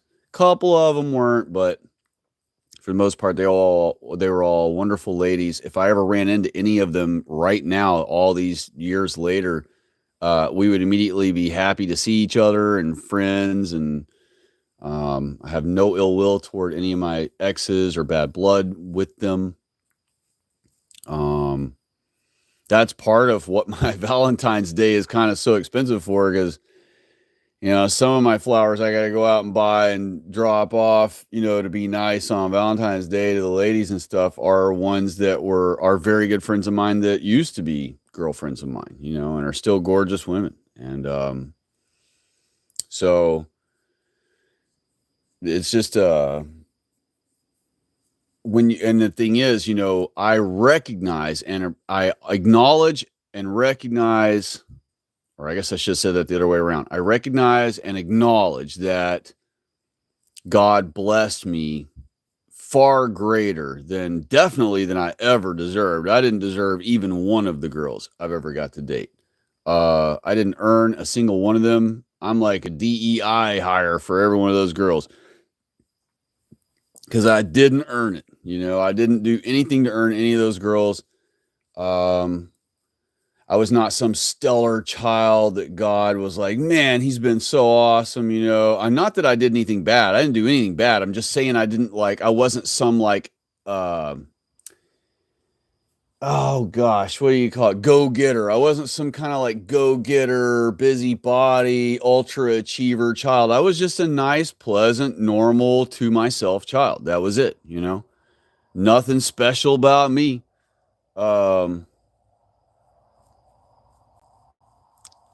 In fact, any of you have ever remembered the John LaJoy video? I still say nothing special about me because of that song. The song Everyday Normal Guy. He's basically a white guy and he does these cringe rap songs. And as a total geeky white guy, like, it's as cringe as you could ever imagine. Picture cringe and then multiply that times 1,000, and that's like basically what it is. But that's what made it funny back then. We were just laughing at the guy making himself look like a fool. But he did this song called Everyday Normal Guy, and so he's like tough guy rapping how he does normal everyday guy people things, like, when I go to the store, I wait in line, motherfucker, and stuff like that. He says shit like that in the song. So, but one of the parts in the song where he starts doing this part, I'm just an average, everyday, normal guy. And then he comes in with this other part, nothing special about me, motherfucker. Well, every time I say that nothing special about me thing, I can't help but think about that part in that song. It makes me laugh. But yeah, there's nothing special about me. I didn't do anything to earn or deserve the blessing of being able to be with these different beautiful girls that I got to be with. And it's a bummer that I'm not even with any one of them now, all these years later. But I did get to enjoy those times. I don't regret anything that happened with any of them or anything other than, maybe hindsight, I would have been even nicer to all of them, but I was always really nice to all of them. And maybe I would have just appreciated them even harder in the moment, even more in the moment, and been more grateful to God in the moment. That's what I wish I would have done better. At the time, it just felt like normal life. And I just, but now looking back at it all these years, later, I owe God extra gratitude for those blessings and for any blessings you were given. I've mentioned this before. Any whatever blessings you've ever, been given that are just amazing, miraculous blessings. Whether you were given, born into money, that's a blessing, a huge one. You never had to struggle financially your whole life. Don't even know what it's like, right? Give God a special, specific, extra itemized thank you for that in your Sabbath prayers tonight or today. Please, if you would, for your own sake. And mostly, though, for pleasing our God. And, if you were blessed with beauty, if you're a very attractive person, or you got to enjoy being super attractive all through your youth, make sure you thank God for that as an itemized thank you on its own. to the Lord in your Sabbath prayers, always thank him in your Sabbath prayers for the basics, like always thank him for blessing you to be a part of his covenant people. You could have been born an Indian, or whatever. And that's not to say that, well, yeah, for me, it would be a bad thing. And for you, it would be a bad thing. But, for an Indian, they don't think of it as a bad thing, perhaps. But for us, that would be terrible. What if you weren't born white? Then it'd be all for nothing. You'd be having to, be an Indian or be whatever. You'd have to follow your religion of that and, hope that the Lord decides if you stay out of white people's way and you don't bother white people. And in fact, if you bless white people, God says he'll bless you. And so I don't believe God is going to destroy all non-whites. I've mentioned this before in other chats or in other streams that my position is that God will be taking non-whites and putting them in their own specific world. So the next world for blacks will be an all-black world. And the only blacks that will be there, though, are blacks who never defiled a white woman, who never attacked a white person, who never imposed themselves into a white country, it will only be occupied by blacks who God spared and transitioned over to this other world because they never left their country. They had the opportunity. The Jews tempted them to do it plenty of times, but they were like, nope. What am I going to do in the white people world? I'm black, I belong here. I'm going to stay here and da-da-da. And they stayed there, and that's that. And the same thing applies for Mexicans and Indians and Arabs and whoever. Even Jews. If a Jew stays in a non-white country his whole life or stays in Israel his whole life and purposely never messes with a single white person, never tries to influence any white country or any white person in any way, I think even those will be given perhaps their own world to live in, but it won't be ours. White people will have our own new earth and we will live in that all our own. There won't be any more non-white drama ever again. And remember, we're supposed to be replicating what is in heaven on earth. So we're supposed to be modeling how God's structure is in heaven here on earth. And we're not doing that right now. Instead, we're allowing the beast to rule over us. That's the beast system. That's why Christ called it the beast system. Whenever non-whites rule over whites, it's called the beast system. Why? Because they're the beasts of the field. And Christ understood that non-whites are not capable of maintaining white man's proper government. Okay? Christ knew that once they're given power of given control of white people's government, that they would pervert it, invert it, subvert it, and use it only to benefit them. And they would also use it only specifically to persecute white people. That's Jacob's trouble. And so we are in a Jacob's trouble right now because we are under a beast system right now. We are under the beast system right now. And so there is no way, though, that non-whites could rule over white people starting from right now all the way 215 more years till Christ's arrival. So that means white people will have another uprising, at least one, if not maybe 10 more uprisings and falls. So the idea is, since we already know for a fact that there are definitely going to be more, we're going to have another rising up and another fall. Let's try to make it happen in our lifetime.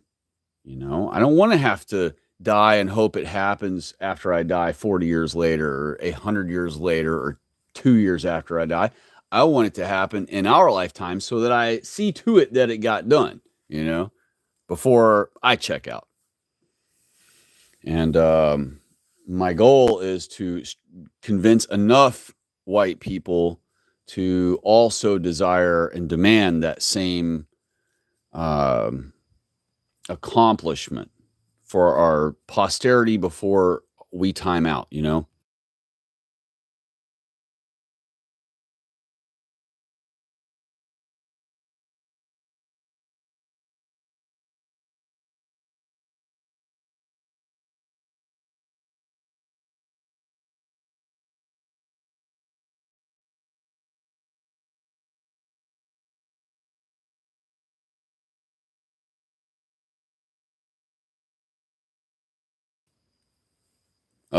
I dropped connection. All right, we're back. Um, Hugo, the pork eater, had made a few single word comments. He put, but no, he said first, he said, I had half my face blown off. Weird how the Lord blessed me.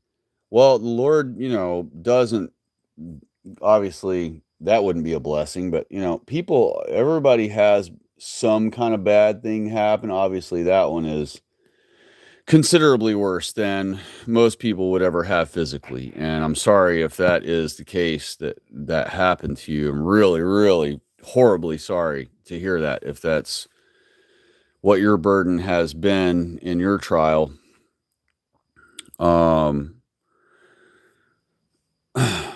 But the thing is, horrific things happen to everybody. And, you got to remember that, when that happened to you, and I'm not justifying anything that happened to you or any shit like that. Please don't take it that way. I'm spitballing ideas here. That's it. That perhaps, at the time when it happened, maybe you weren't following God the way he wanted, and he was doing it to, or allowed it to happen as a punishment, or not a punishment, but a wake up reckoning to come back to him or something. Maybe not. Maybe you were already faithfully following him every day, doing everything the way he wanted, and he still allowed it to happen because it had to be your trial. That was what was picked. I don't know. Sometimes people actually, and I'm not saying you did this at all, I'm saying in other situations uh, cliff divers and shit like that, risk takers and stuff like that. Sometimes those people will cause an untimely death on themselves based on their own activity, where they just were determined to keep doing this dangerous thing till it just, the odds got to them, and that really isn't God doing something to them. It's just them pushing the envelope until the envelope folded. And in your case, though, of course, none of that could apply. Maybe all the stars were in alignment with you and God, and it just, because sin is in the world, terrible things happen to people sometimes, and God doesn't always intervene. And I'm sorry that he didn't on yours, that's for sure. And then he put disgusting, and then he put too nice. I don't know. I don't get what those are a reference to.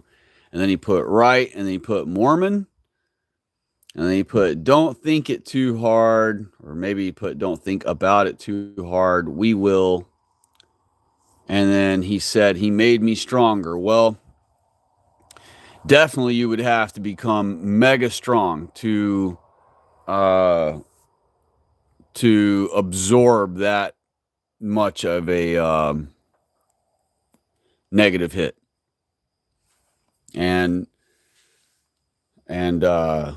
God bless you for being able to power through such a thing. Everybody on YouTube that's in the based white world, they try to talk a tough guy talk, a big talk game. They all want to be thought of as a badass or tough or strong or whatever.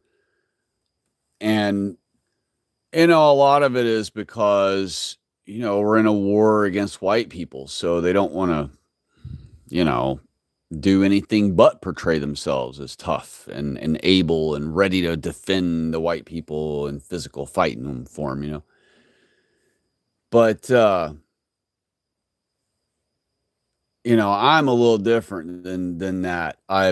With me, like, I'm kind of an open book, to a bad extent, where I'll just tell something that, don't even benefit me to tell everybody and things like that. And I don't mind that it doesn't work in my favor. And so, I'll be the first one to admit to someone else when, they're way tougher than me in a situation. And so, like in your situation, I can assure you, you are stronger than I am. Had I been put in the situation that you had been put through, I would not have fared through it as well as you, I don't think. I also told that to a friend of mine who had a terrible stomach catastrophe happen to him, his intestines or whatever. And he had to have a surgeon pull all his intestines out of his body and go through every inch of it, 1 inch at a time, unraveling his entire small intestine until they found two knots in it and cut them out, and then, reattached his two freshly cut pieces of his small intestine back together. The dude had to take a catheter up the pee hole 3 or 4 times, and then keep it in there for like weeks while he was in the hospital. I mean, this dude for weeks had a catheter, and he also had the thing up his nose all the way down his throat, and it stayed there. It stayed there for weeks. He had to have all that and was stuck in bed and the whole thing. It was, I mean, I couldn't believe how much that poor guy was having to go through. I felt so horrible for him. I went there all the time. Every night that I had, a chance, any night I was available, I went there. Some nights I went there the whole week, 7 nights a week. And I'd stay the night there on my nights off with him and stuff, just to hang out and make him feel like he's got somebody around. And he had plenty of other people coming by, but it was just, and he kept such a good attitude and such a positive, strong attitude. I just, every day when I would leave there, I would, or whenever I would leave, I would just shake my head on the way out the door to my car thinking, man, could I really be as strong as he's being? I don't think so. I don't think I could have. I think I'd have been laying in there crying and moaning like a bitch. You know? I mean, I'm tough when it comes to like external damage to me. I realize it's still internal if it's your body, but I mean, like cuts, bruises, you get in a fight, fist fight, get beat up, you get bike crash, I've had all that stuff plenty of times, powered through all that. Didn't really faze me too bad, except when I got messed up pretty bad a few times. But in those situations, like hitting the skin, hitting the flesh, hitting the bones thing, I can deal with that kind of stuff.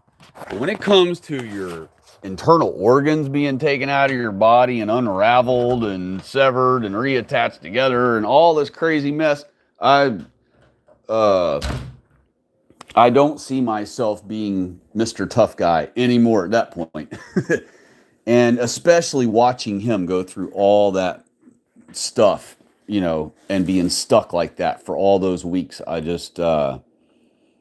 I told myself the whole time, and still to this day, I shake my head and just think, man, could I really power through something like that? I'd like to think I'd have been able to, and I guess you have to or whatever, but he championed through it. He didn't just survive it. This dude literally just championed through it. He kept himself occupied in his mind with his phone and his laptop, and he just stayed positive attituded, and that was already kind of his personality as is. But I was just shocked to see that something so severe happening to him, even that didn't pull his spirit down, as hard as anybody would have expected it to have.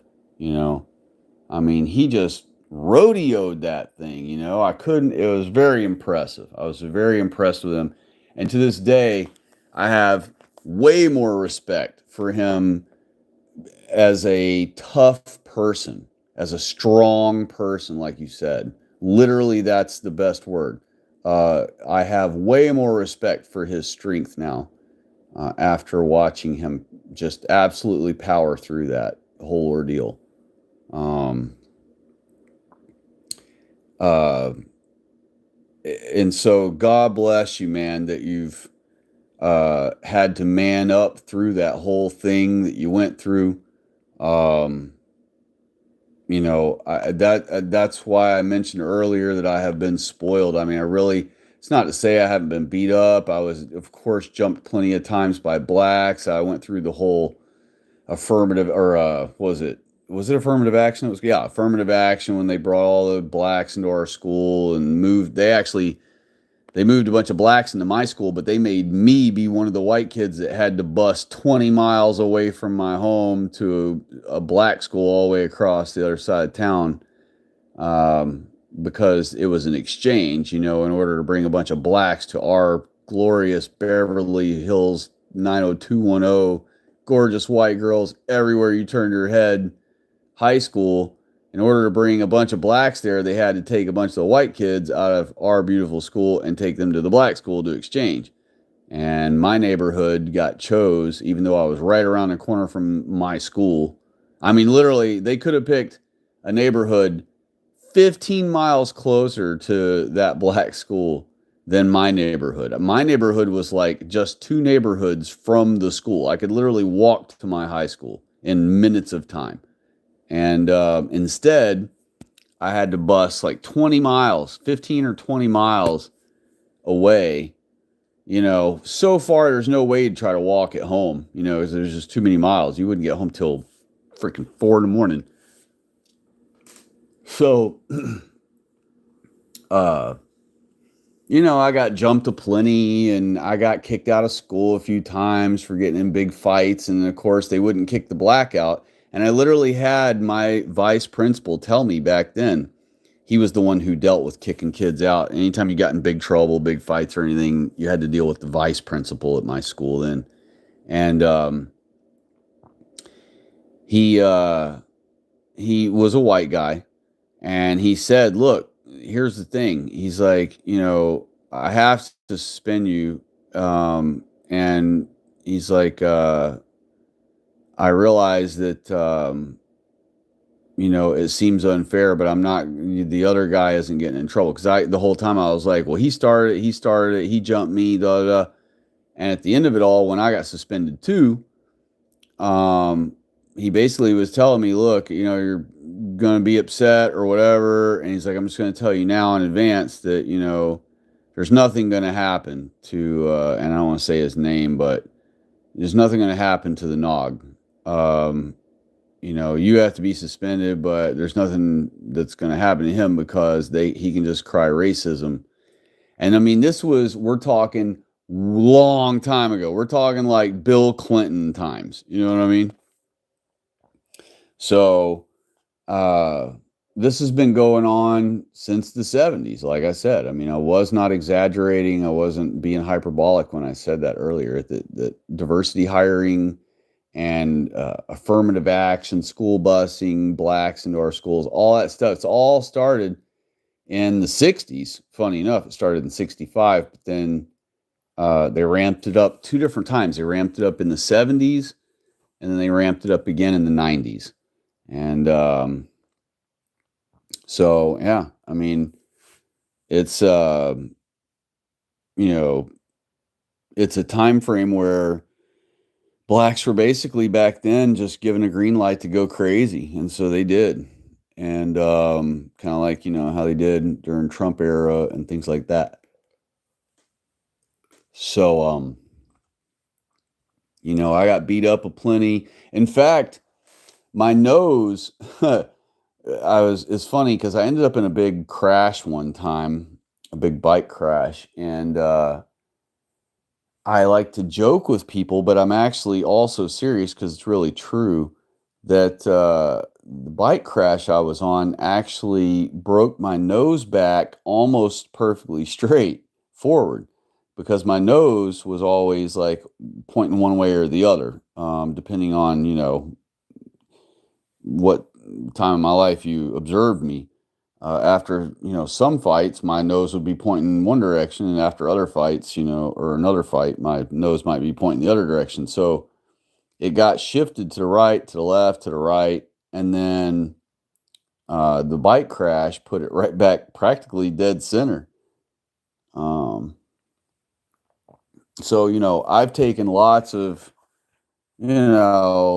hits, abuse, and things, but nothing, absolutely nothing compared at all whatsoever. Not even 1% of a percent of a percent of a percent of what you have went through in that on only that one ordeal. If I added up all my life's terrible things, you powered through something more extreme than all of that combined.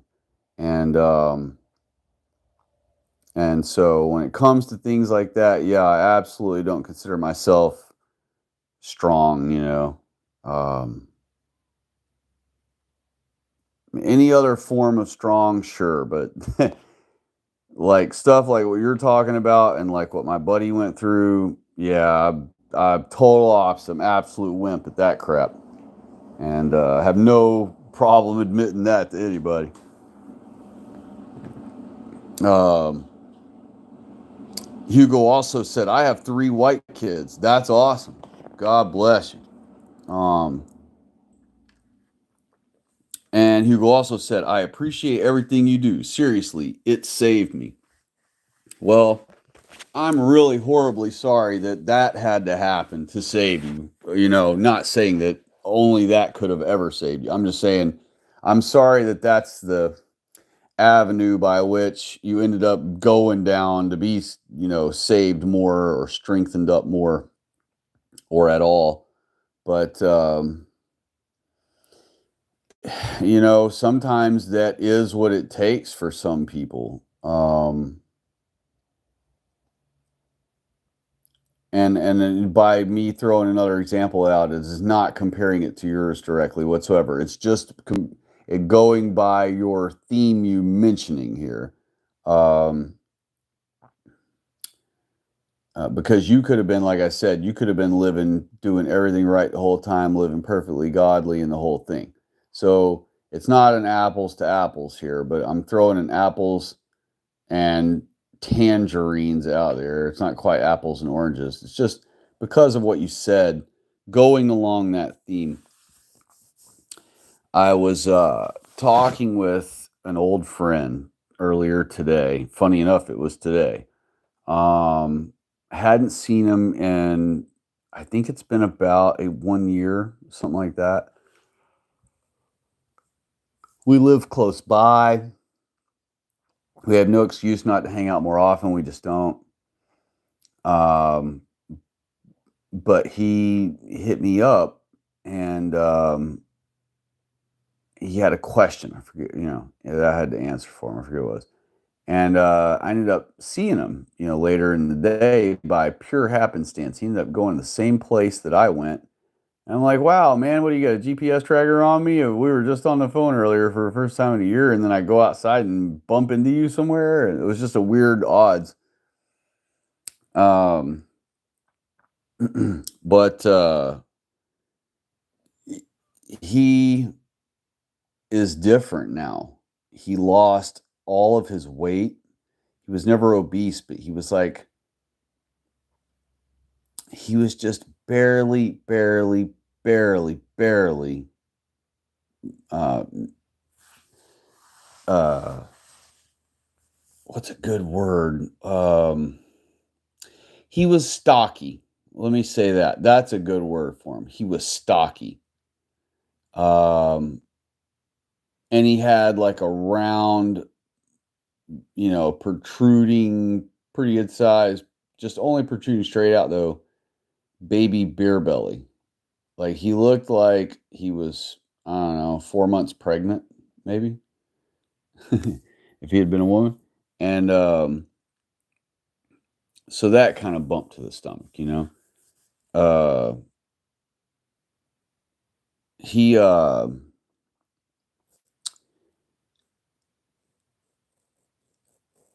it was freaky to see him like that because I've always seen him as this, like, stocky guy. And now he looks like a skeleton compared. And I mean, I felt like I was looking at a skeleton while I was looking at him, talking to him. Um, he lost like 50 pounds and all this. And I'm like, my goodness, man, what's up with all the weight loss? That's quite a surprise. And Well, it turns out, he's a super duper beer drinker. I mean, he'll drink 20 Bud Lights in one night. He'll buy an 18 pack and he'll kill that whole thing, and he'll end up having to go to the store and buy another 12 pack, and maybe get one or two down out of it before he passes out. He's like one of those 20 beer a night kind of guys. Well, something messed up inside him and shut him down. So he had to quit drinking. And then all his weight just started melting away. And this dude is like a beanpole now. So now he's having to drink fake beer to try to gain some weight back.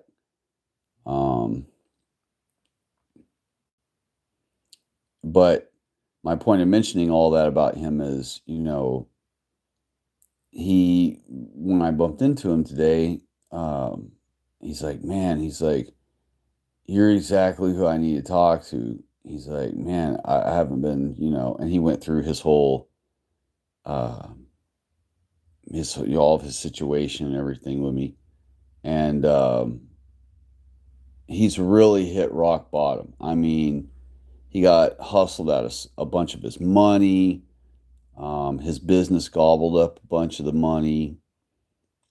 He got scammed on, a thing which cost still a substantial amount of money, but I mean, he's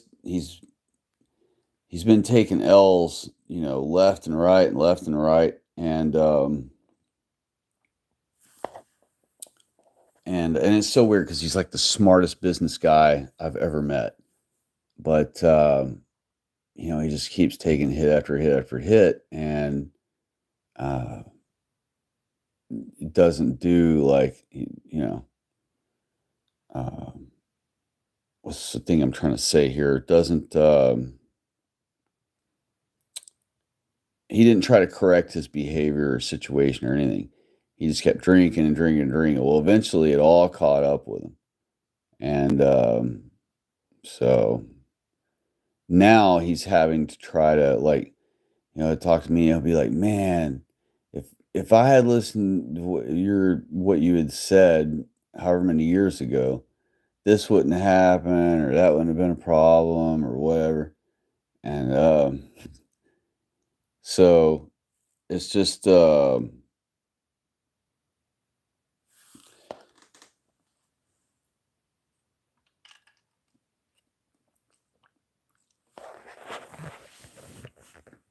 it's just weird that we're talking about it tonight now, because when he saw me, he's like, hey, he's like, man, I don't know what's going on with me. My weight's just melting away. And he explained, because that he hadn't been drinking. And I'm like, well, yeah, that's probably why, And he's like, yeah, but it's happening way too fast. So they're trying to, I've already been to a hospital. They're trying to figure out what's wrong with me. And meanwhile, this guy was never, and again, I don't want you, Hugo, to think I'm comparing him to you, because I'm totally not. This is the apples oranges kind of sort of. It's just apples to the idea of what you're mentioning here. But his is for all a totally different reason, where he's the one that, you'll see why in a second, or hear why in a second here. But basically,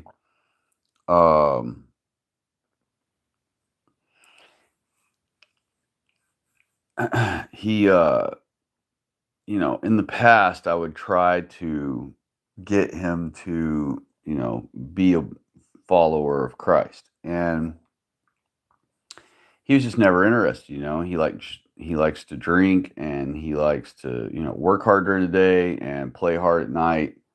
And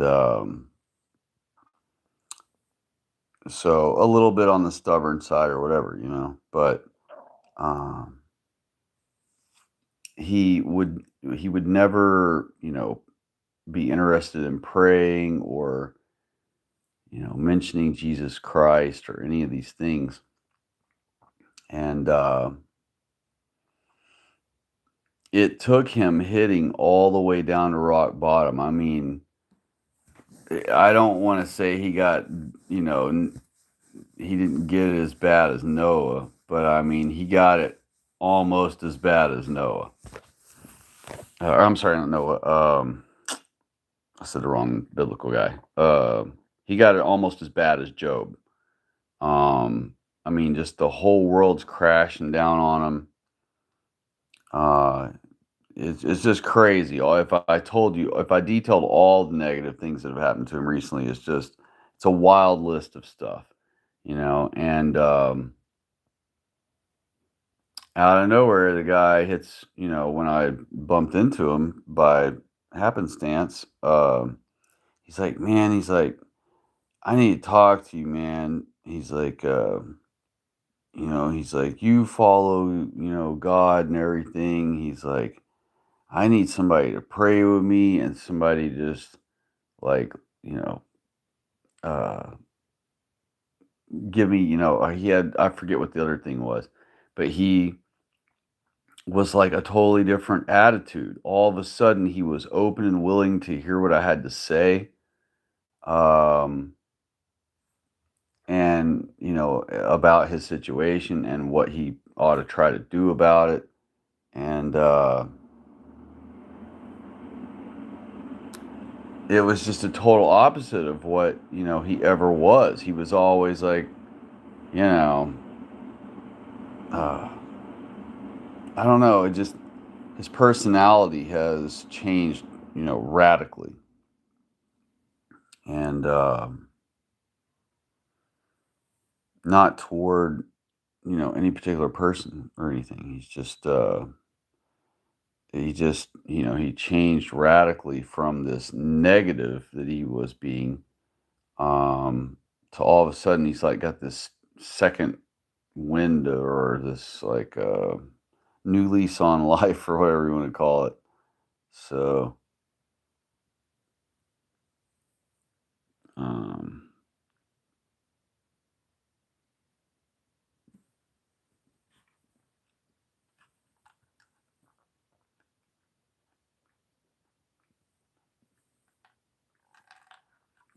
that's good. Woo! Good old cold drink. Dadgummit. Let's see here. Yeah, I definitely have never taken hits like that, but something that extreme. But I give utmost and ultimate respect to y'all who have endured through those things and kept your faith. Um, this guy now, my buddy, who's never been interested in wanting to pray or get to know about Christ or anything, all of a sudden he is just like, man, he's like, I got to talk to you about praying with me and stuff, man. He's like, I'm all messed up. I don't know, how things are going to go. I mean, it's like when it's basically, for a lack of a better way of saying the term, when shit hits the fan, truly hits the fan, uh, people's faith can really be tested, and in his case, it actually changed him to believing in our faith, kind of, sort of, enough that he wanted me to pray for him, use our white man's religion faith that he's supposed to be following to pray for him, that he normally wouldn't give two craps about, and instead he wanted to talk about praying about it. And I mean, he's like suddenly realizing like, oh man, I had my understandings all screwed up in life, and so now, ironically enough, this guy is interested in being, a follower of Christ now. And he isn't, and by me saying that, he's not actually that far yet, but that's what the lead up is to, and certainly what I hope. But in my case, I'm already this like staunch believer. And so for me, I have to wonder, dang, would I have been able to hang on to my faith, And I tell myself, surely I would have been able to, because I've had to hang on to it through everything. So why wouldn't I? But man, some people are tested really, really hard, compared to others. Some are, not tested as hard in life. And the other assurance I could offer, I guess I should say, is that, the more you endure in this mortal trial and you power through it, you champion through it, where your faith in God and your gratefulness to Him just drowns out the noise of the terrible thing or terrible multiple things that have happened.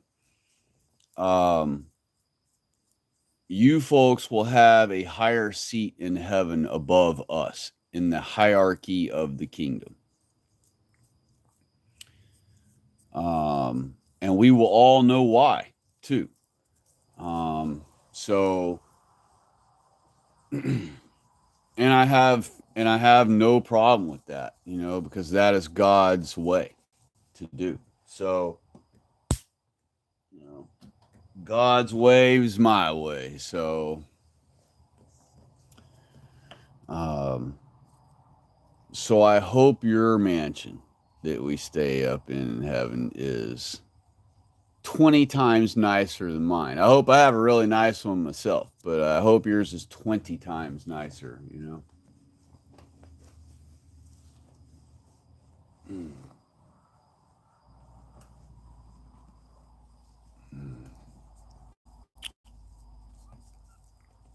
Hello, sweet little kitty cat. You're a pretty little thing. Yeah, where'd your papa go? He wander off? Y'all are so cute. Yeah, cute little cats. Gosh, turn into a crazy cat conservative. Ha! Got two now, the papa and the daughter here. Grifting me for kibbles is right. Nah, I don't give you kibbles. I give you real chicken. Every day. Except today, they got fish today because it's Sabbath. They get fish on Sabbath.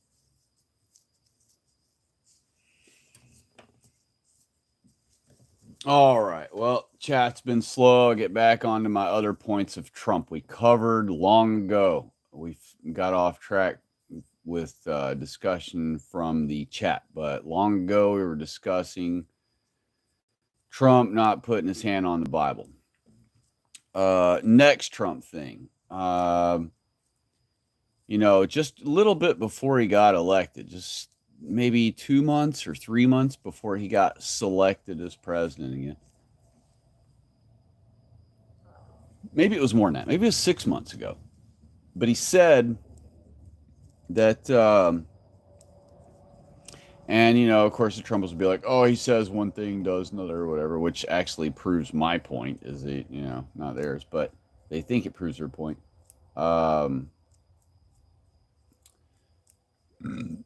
Excuse me. Ooh, still trying to get dinner out. Dang, 5 hours later, I'm still burping a little piece of dinner up.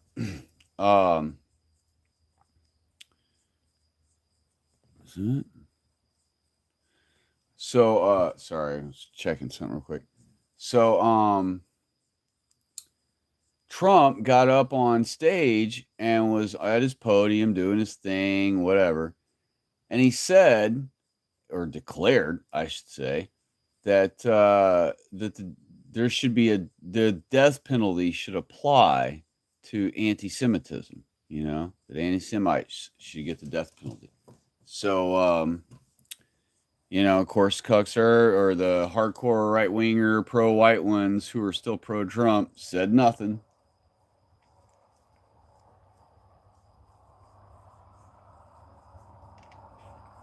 I made a community post about it the day he said it, or the day they reported he said it. He might have said it the night before that report. But it was public. It was out to everyone in the world, that anti-Semites should get the death penalty. And, but then there's a deeper layer to all of this where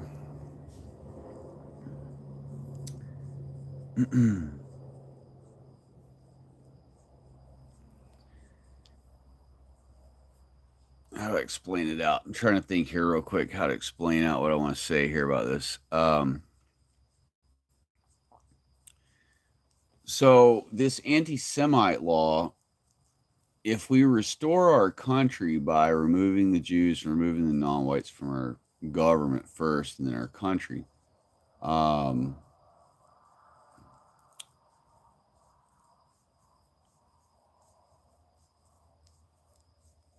sorry for the delay. It keeps leaving my mind and coming back, leaving my mind and coming back. Crap. I was literally in the middle of talking about it or about to say it. But it'll come to me because I've already been recalling the other stuff tonight when I forgot. Um, thing about Trump, I got a problem with. What's is the which one of the thing? Which thing was it? Shoot, I'm having a longo moment tonight again. Gosh darn it! It's like a short little thing too to say at the end of it all about the situation. Oh, the death penalty thing. The death penalty thing. Um, uh,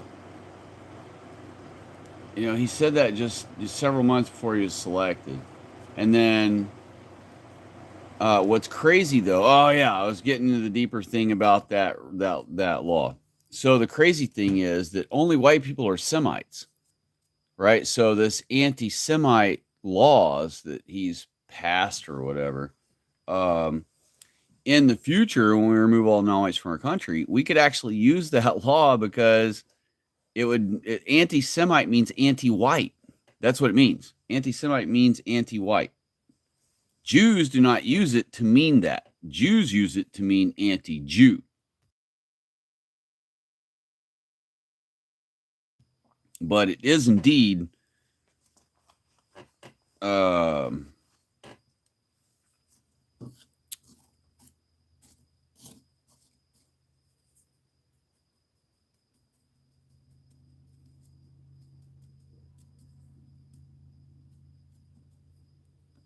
LC. Hold on. But it does in fact mean white people. Anti-Semite means anti-white. That's what it means. So in the future, we could actually take those laws, and of course, if a pro-Trumper heard me say that, they would turn that into their narrative from then on. They'd be like, yeah, that's what he's planning on doing in the future, But really, that would just be their, Q-tard imagination or whatever.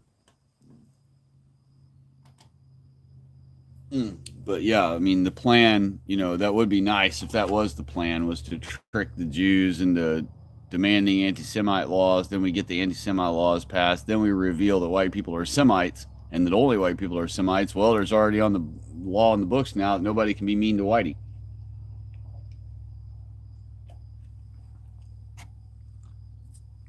Would be sweet if that was the, plan, but obviously it didn't.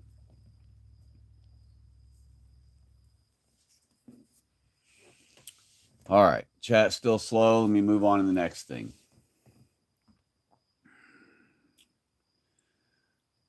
And there's a bunch of them. I'm trying to just, in my mind, I'm going to just try to cover the bigger ones, All right, his appointments for his cabinet. 50% of them, not too bad. The other 50%, iffy. You have Elon Musk. I do appreciate the gutting of the government bloat and all that.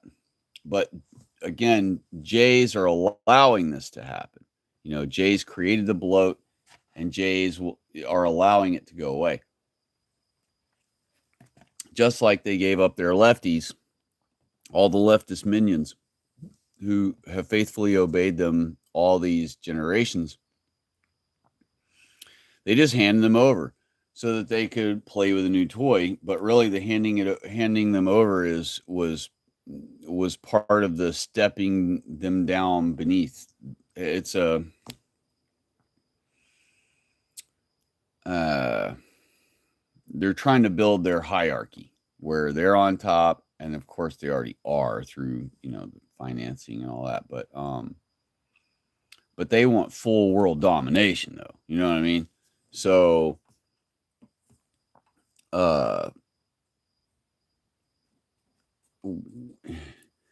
so when you see something like, or someone like Trump be allowed to be put in office and then allowed to wipe out a bunch of programs and stuff, that's because the Jays have determined at this time that it's time to do away with those things and move on to the next phase, which can't come until whatever that event was happened.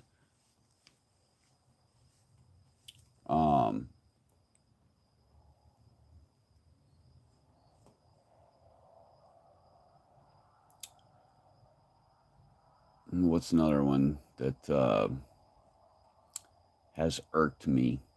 Uh, the spiritual advisor. Wow, what a mess that female was. Uh, First of all, why does he have a female, you know, a female spiritual advisor? That's why wouldn't he have a pastor, right? And his pastor from his Christian church. Ask yourself, why wouldn't that be, you know? Or, even if you don't use him, why couldn't it just be a proper white man preacher,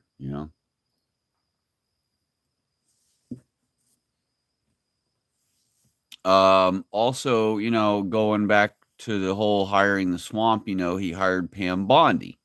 And Pam Bondi, though she is a faithful Trumper, she's the one flaw she has is her, position on guns. Not guns. Uh, well, probably that too. Um,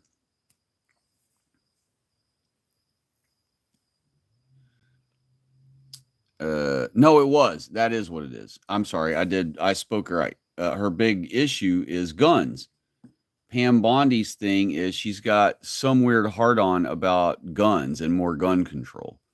And so, you know, Elon Musk wanting to bring in all those Indians with Vivek, that did trigger the Trumpers to be like, hey, Trump, this ain't what we voted for. Da, da, da. Excuse me. Woo, that one snuck out unexpectedly.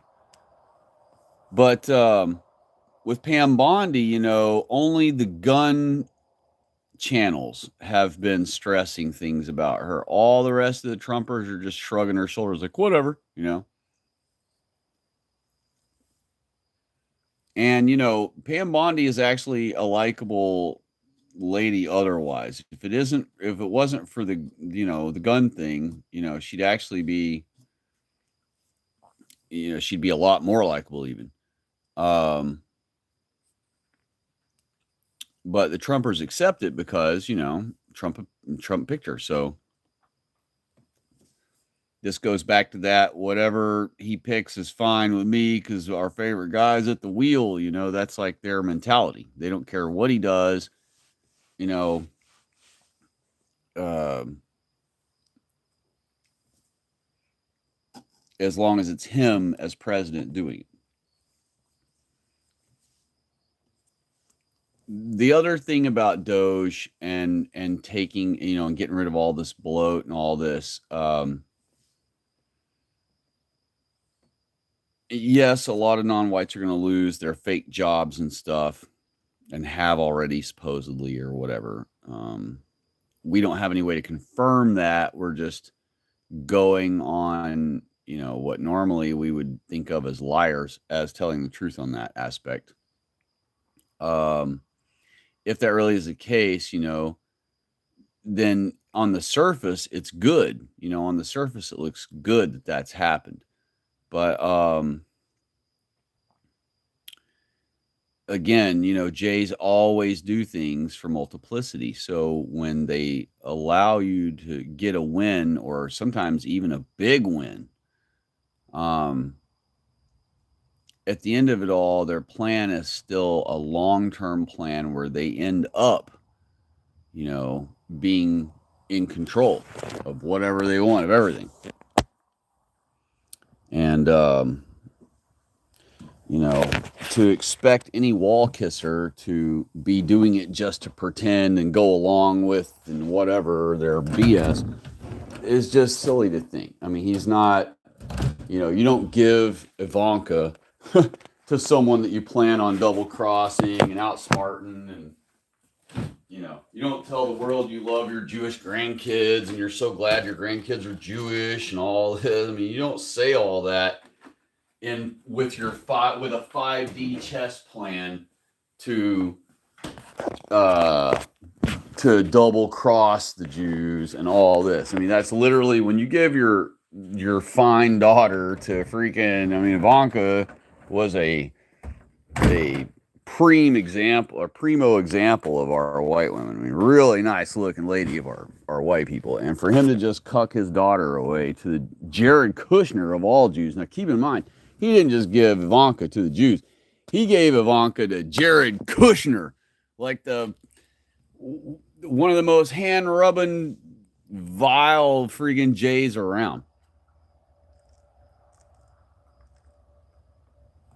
And keep in mind, every Trumper dislikes Jared Kushner, and no Trumper gives Trump any grief about it or raises any eyebrow about the fact that he just loves Jared Kushner to death.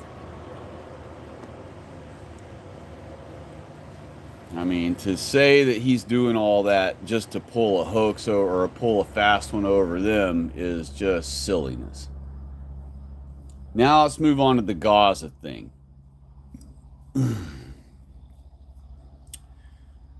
Very much don't like what he's saying about Gaza. Now, Nuki G and a couple other people are saying that, their big defend Trump position on this whole thing is, oh, he's just telling Netanyahu, you better wrap this war up right away, or daddy's coming in with the belt and he's going to take over, whoop you, take it over, and it's going to be ours instead. And notice he's also done that about Canada and Greenland and Mexico. And none of that makes America first. Okay? His whole campaign was America first, America first. The whole theme of his presidency right now is America first, America first. It's what they tout themselves. He touts himself. But meanwhile, he's, talking about, oh, we're going to make Canada 51st state. I don't want them as a state. Oh, we'll make Mexico a 52nd state. I don't want Mexico as a state. Oh, we'll make freaking Greenland a state. We'll go buy Greenland. No, leave Greenland alone. It's one of the last undisturbed white countries in the world.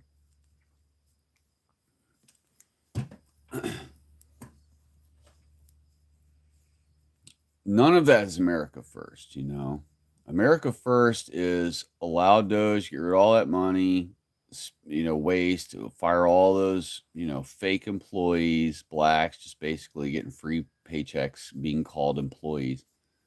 I appreciate all that.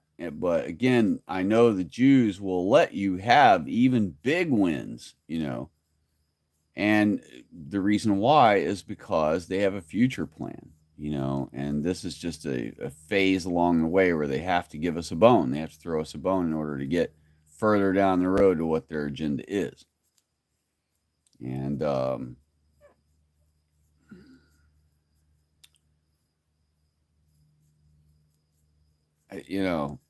then here's another aspect of Trump saying all that about Gaza, that when he said all that, the rest of the world took him very extremely seriously. Not saying that Trump isn't being serious at all or something, but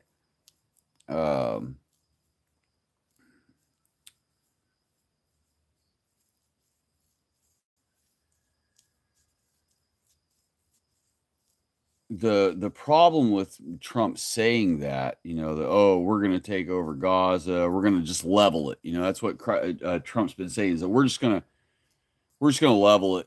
It's already destroyed. Everything's already ruined there. It just needs to be cleared out. It just needs to be leveled.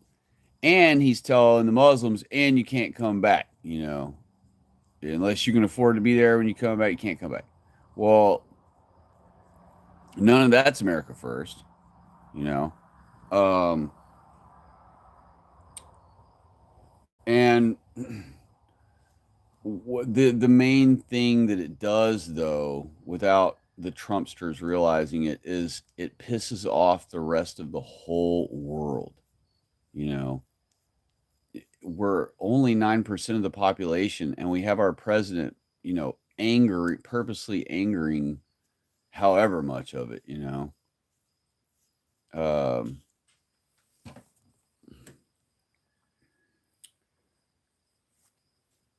and so for him to say that, now we've got the whole world upset at America, that can lead to a lot of potential extra danger for us.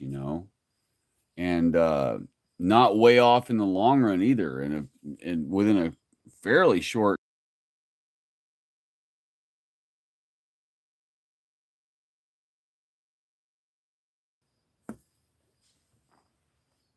All right, it had cut off a little bit there, I guess.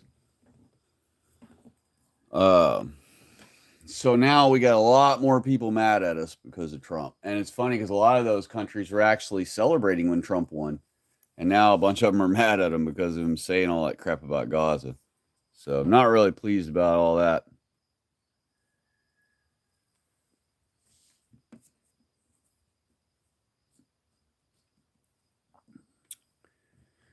Uh,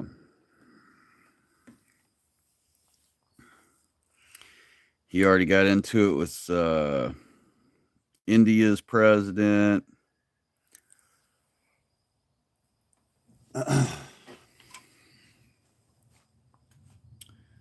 um,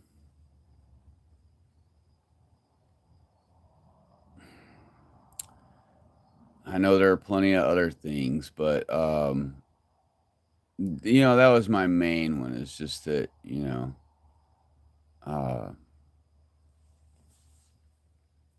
it the fact that he's, allowed these new Jew orders to pass, or bills or whatever to pass, all while it looks. Oh, and the other thing is, is just because he went in and signed these orders doesn't necessarily mean, because he expected some leftists is just going to block the stuff anyway. Um,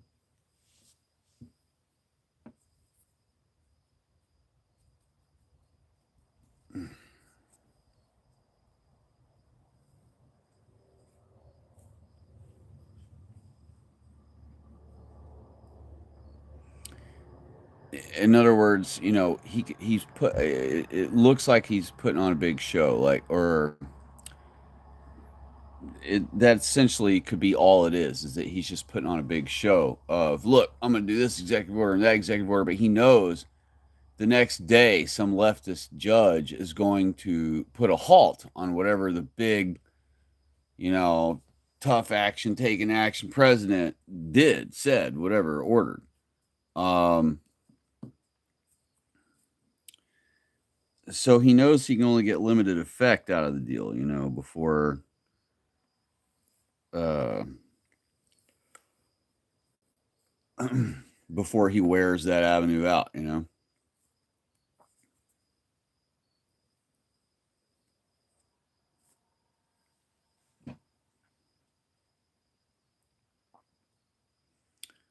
The hand not being put on the Bible is a real, real, real bad sign. Um, and I just, again, I don't want to have to be anti-Trump. I want a blonde-haired, blue-eyed alpha male running our country at all times. Um,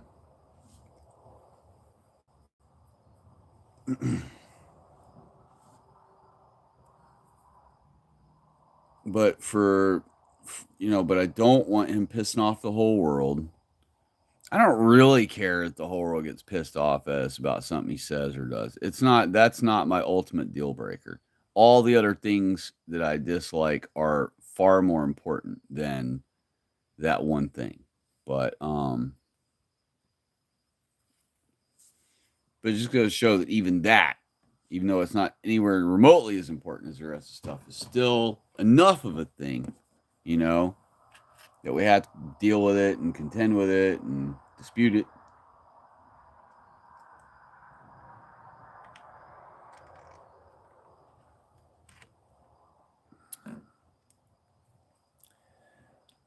Um,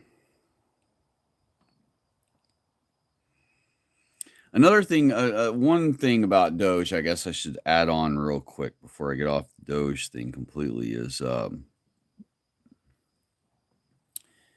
Doge backwards is e-god, e-god, like electric god or whatever. And if you think about the fact that it's Elon Musk that's in charge of it, it is interesting that the word backwards just so happens to spell egod, considering that he considers himself to be, an electronic, tech bro, whatever, basically an egod.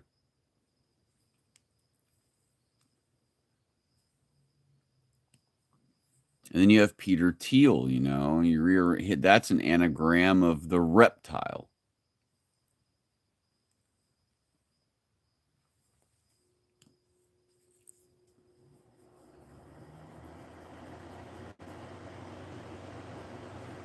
You have Melania Trump dressed like she's going to a funeral for the inauguration.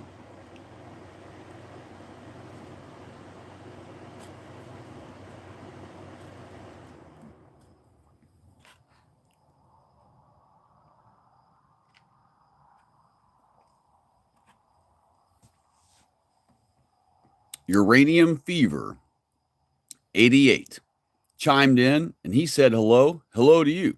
God bless and happy Sabbath to you on this glorious Sabbath Eve.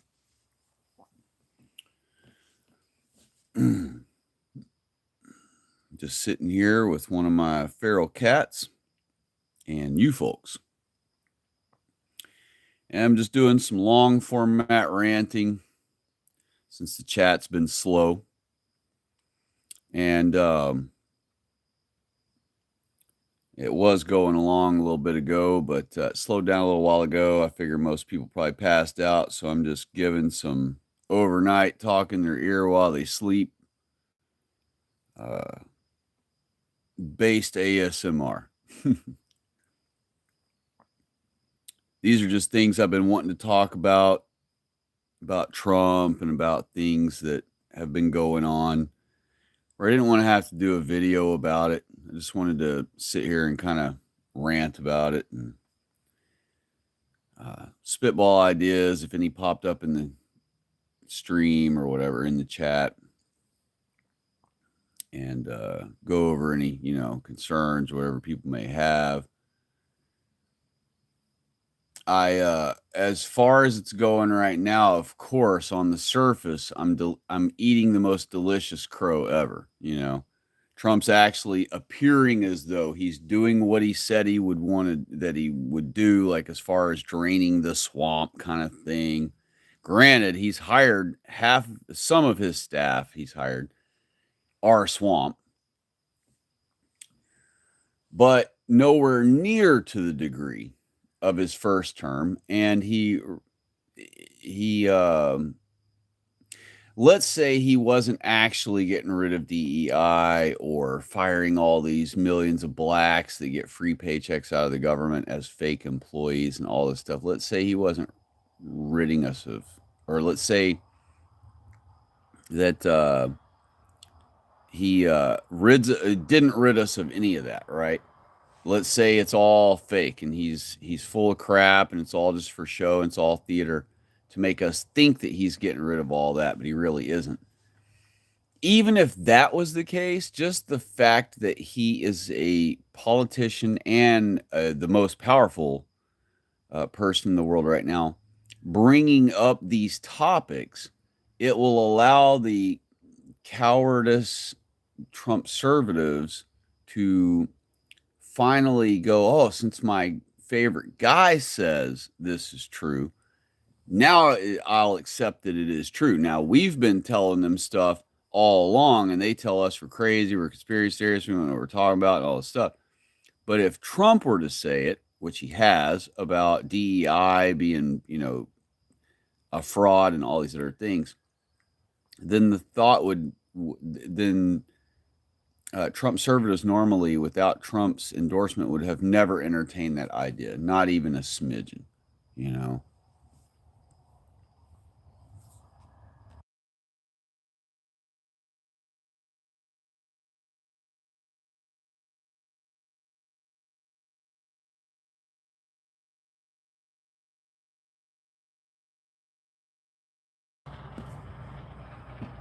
There it is. And Uranium Fever said, "Hey, thank you. God bless to you as well." I thank you very much. I appreciate that. I do hope or wish. I guess I should let me use the word wish. I wish that Trump really was doing everything that is claimed that is happening. Getting rid of all the swamp, all the extra bloat employees, the fake employees, blacks. Millions of blacks are given free paychecks every week and they've been classified as employees of the government. Um, just the fact that he's brought it up will allow Trump conservatives to finally accept and acknowledge and accept that it is true what we've been telling them all along.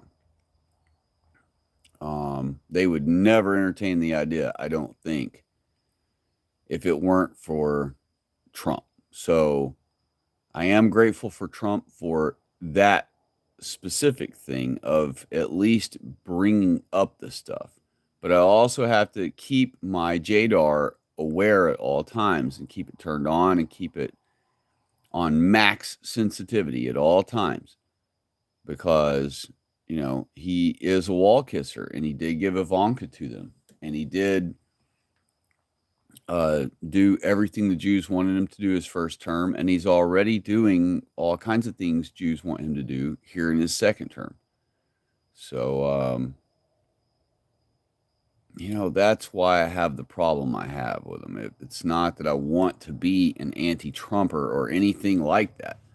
Um, I like the pro-Trump charisma. I like that it's a blonde-haired, blue-eyed alpha male running our country like it always should be.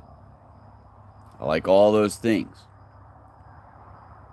But I just know how the Jays operate. And if they throw us a bone, I know that it's because they've got some other scheme up their sleeves, and that they're just throwing us that bone to either pacify us, relocate something, of ours, position of ours or something, shift the Overton window in some way. Um,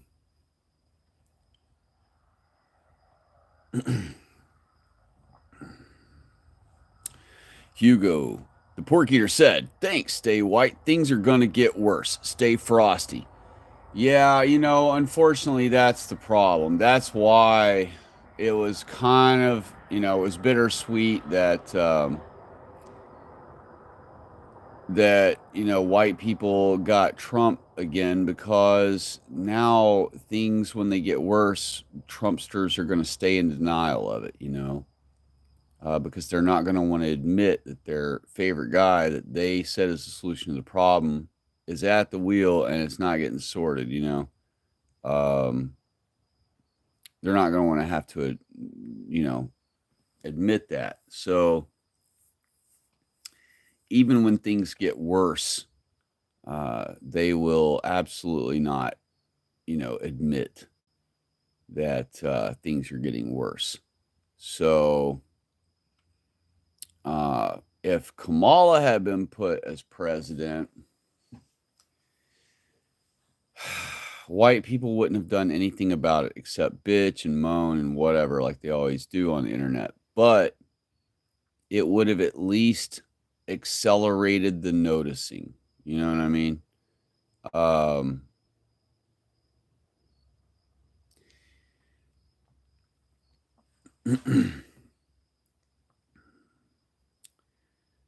I let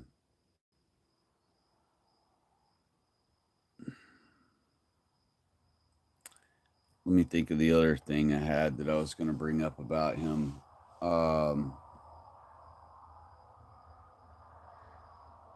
Oh, another thing I wanted to say though about the Doge thing before we move on is all of that money that's going to be saved, the billions of dollars, the $900 million, the $450 million, the $10 million, the $500,000 ones, all these ones that get saved, they could tell you that they put them wherever they want to tell you they put them, you know. Um, it's like if they were keeping a tally or something, you know, um, of the total, they'd be able to tell. So, but what they do with it at the end of the day, we have no way of telling. All we can do is go by what they tell us. You know, we just have to take them at their word.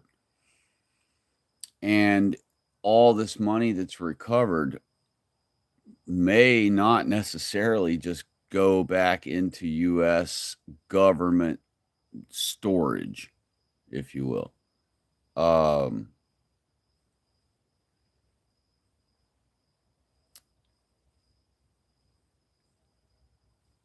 in other words, even though all this money is getting rounded up, I don't see it going to any tax-paying white person's benefit.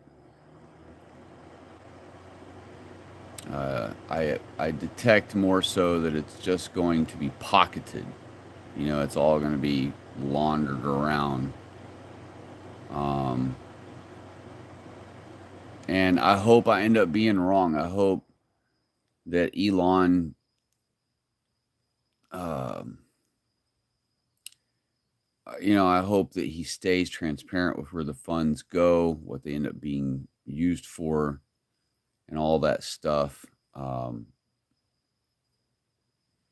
But you know, the focus is so maximized on what he gets rid of, what he discovers and reallocates back to the government. That's the focus, so much so that while we're busy watching him get rid of one, he could actually be how do I word it? He could actually just be shifting it to some other thing, you know, and where it allows everyone to just disperse the money into their pockets, you know.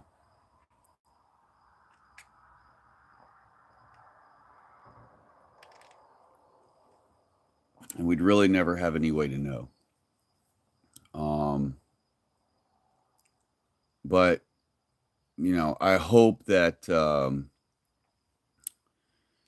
that some of this at least does really happen for real.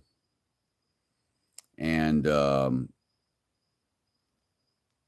don't know what the end result of it's going to be, you know, because when you fire all these blacks, it could turn them all into, you know, violent activists all together in one group. Um, kind of like, you know, it happened back in 2020. So it's, and that's another reason I haven't done a stream until now about Trump, because it's still too early to tell. Like, a Trump, according to a Trump conservative, it's not. According to a Trump conservative, oh man, you've been able to tell since day one, you know. But really, that was just him signing all these things that he expected leftist judges to knock down right away. Um, So I didn't honestly, when I did the stream tonight, I only did it tonight because it's been so long since I got to talk to you all, and since I got to read you all's, thoughts directed to me, and and it's it's such, Trump is such a pressing issue right now that I just didn't want to have to wait a whole another week before uh, we got on to some of the discussions. But do I hope that, our prayer about for Trump to, you know, really do it right this time kind of thing was answered? No, but of course I wish that was the case. um,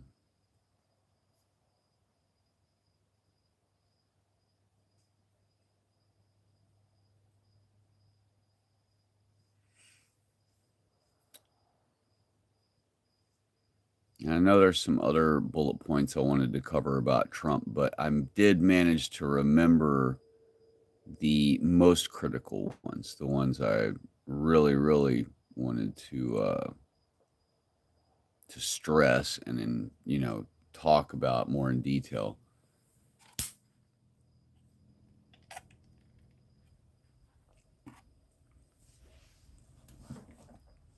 I hope I end up being wrong.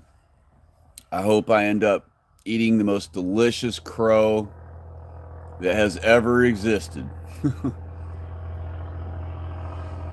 And I wish that was the case. I mean, I honestly do. I wish I was wrong about Trump. I wish that uh, well, I wish I was wrong about Trump. I really, I wish that he wasn't on their side. I wish he was on our side. He would be the best asset, ever. And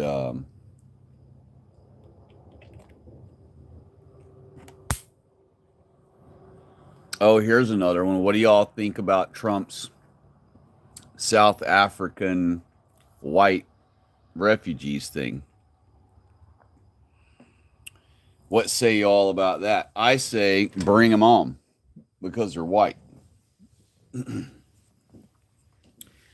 Some uh, not pro white groups have said, no, we don't want any new refugees. The whole idea was we weren't supposed to get any new refugees. We want the border totally closed, totally sealed.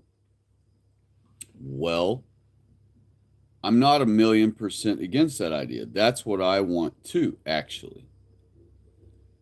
But in this specific case, we're talking about white people. And not only are we talking about white people, we're talking about white people under the worst persecution you could ever imagine. It's actually what's headed for America in the next however many years, 5 or 10, where blacks have been given rule over all the white people of the country. Um,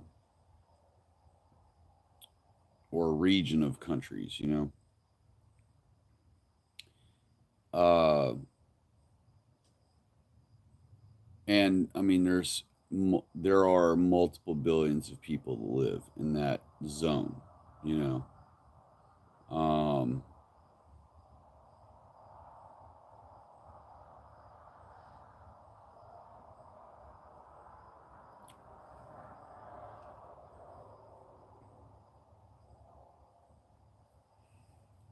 So it's just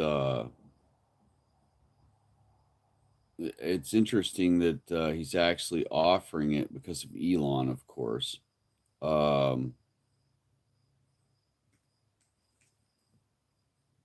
but it is kind of a bittersweet because we don't want more of anything in our country, but I mean this is a special case where it is not only is it white people, but they're white people under the most horrific persecution you can imagine. And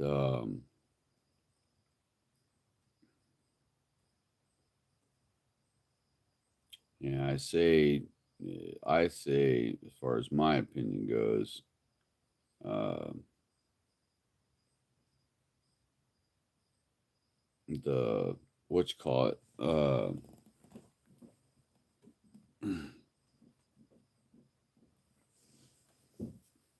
hello, how are you?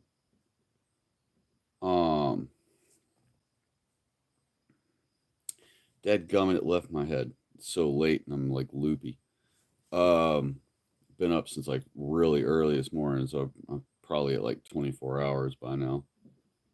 Um, we're talking about the Trump thing with the. I asked y'all about the Afrikaners. So yeah, I mean, in this case though, they're white. They're being under terrible persecution. We have, and they're white Christians, so they're already Americans. So they already belong here, and they shouldn't even need Trump's permission. Just the fact that they're white Christians automatically qualifies them to be naturalized as Americans. And so I'm all for the white ones. I probably told y'all, or I did tell y'all in the stream a long time ago, like one of the very first streams, maybe the very first stream I ever did with y'all, that I was walking through a park. It's not even a park, it's a small lake, and everyone walks a circle around it. And it's got a nice path and some little stop the station, exercise stations and stuff. And I was walking around that one day, or walking it, and hold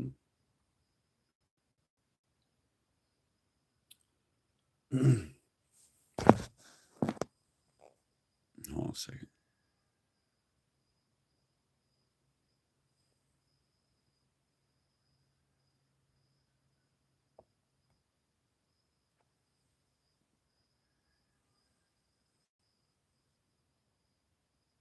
Stand by.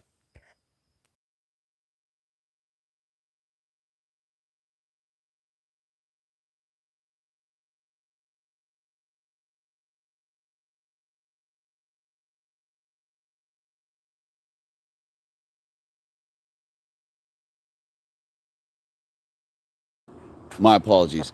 Um, so I was walking around this park one day, and we noticed that these two buses pulled up to a parking lot.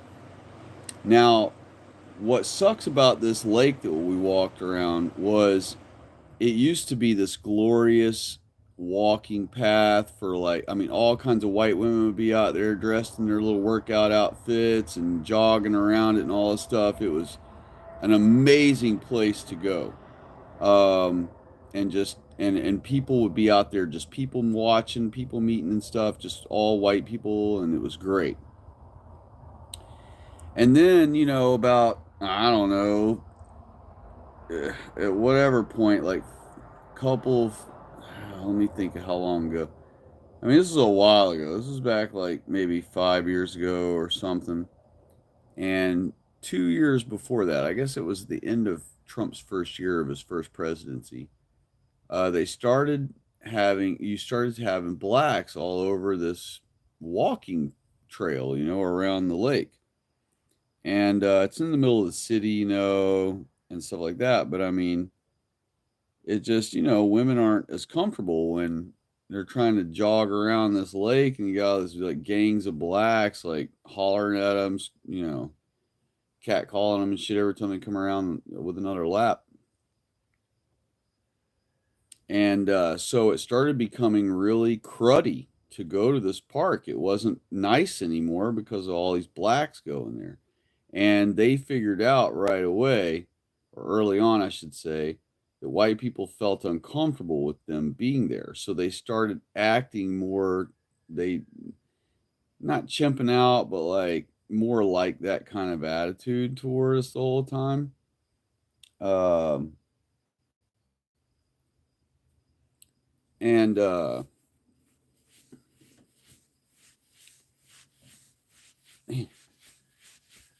right.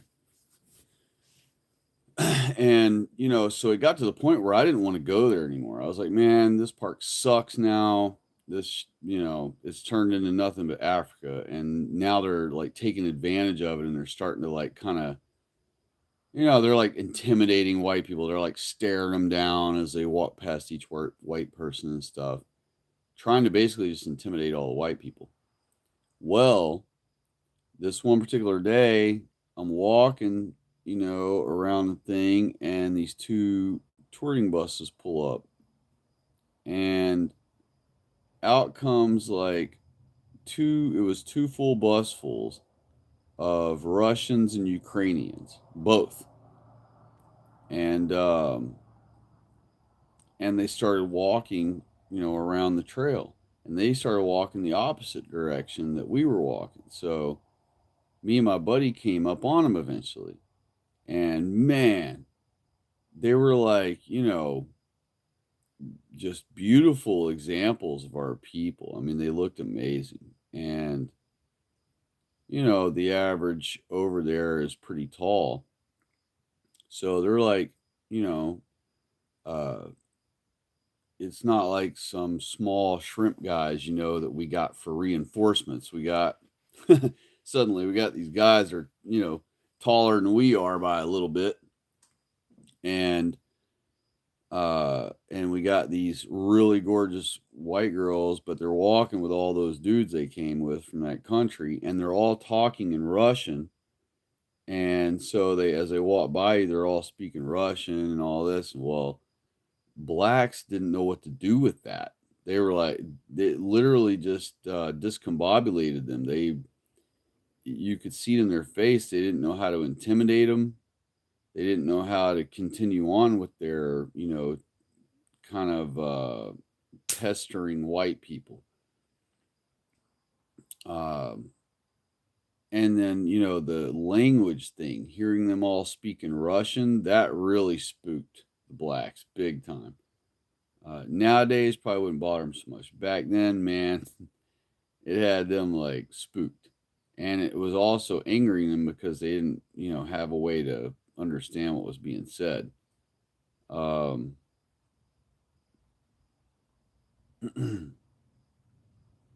but oh yeah, I haven't checked the chat in a while. I'm checking to see. Um,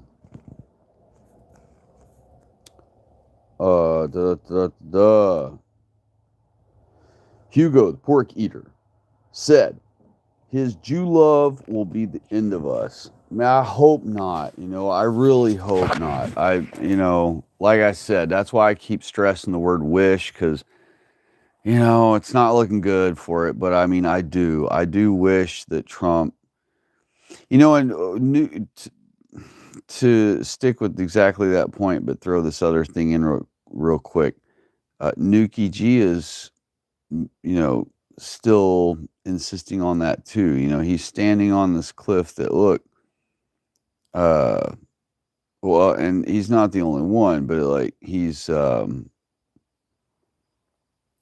logic they're going by is that, how do I word it right?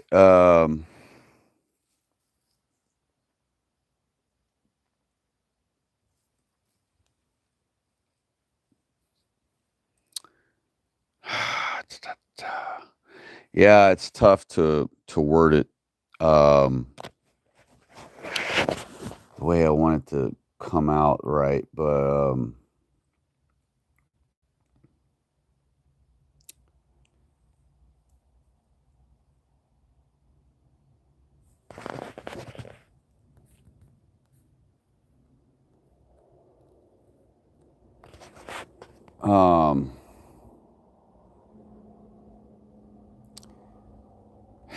I mean, the thing is, we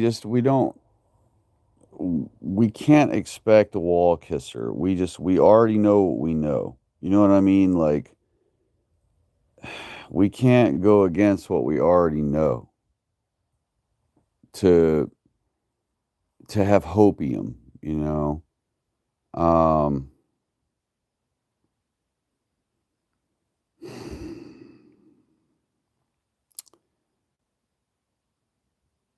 it's hard to say how things are going to play out, but his Jew love, definitely. There's no answer for it. There's no answer for it, and his family's all, commingled up with him. Um, let's see what else is in the chat here. Hugo Porter said, "Sleep," and he also put, how do I do? How do I donate fat dollars? Maybe that's what he asked. I don't know. Noah is here, y'all. Say hello, everyone. Happy Sabbath to you, sir. God bless. And he said, hello, brother, from Dixie. Well, awesome, man. Dixie. Dixie is anywhere that's all white, except up north. All right. Um, Alba Legion is here. Hello. God bless. Everyone say hello. And happy Sabbath to you. And he said, we need a new George Wallace.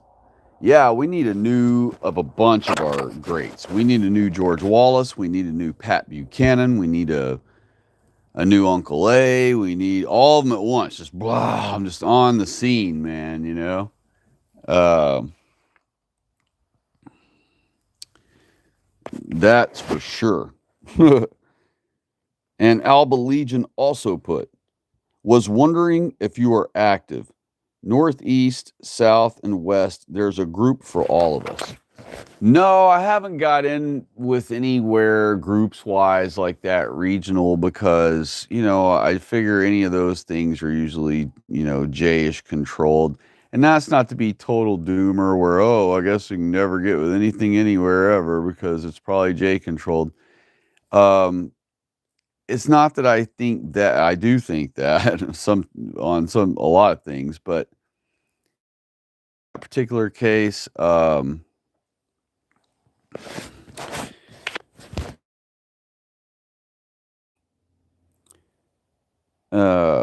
groups themselves, I have no way to vet them myself as an individual. So, I could be a member of one for 3 4 years and think everyone there is just as genuine as can be, and all the while it's all a setup. um so yeah, I mean, I that would be cool if groups existed, um that, a government dissident of my level uh, could actually enjoy, or benefit from, and now, they're wanting me to take a selfie video of myself whenever I go to post a YouTube post. I think it's because I'm on my Max right now, but yeah. Um,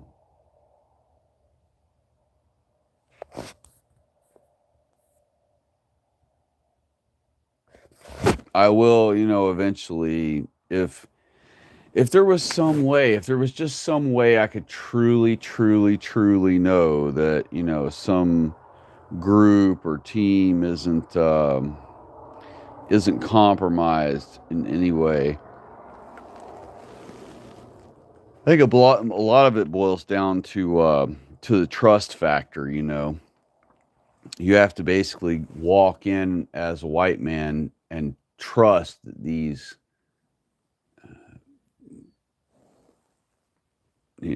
guys that you're meeting are also of the, let's trust but verify thing.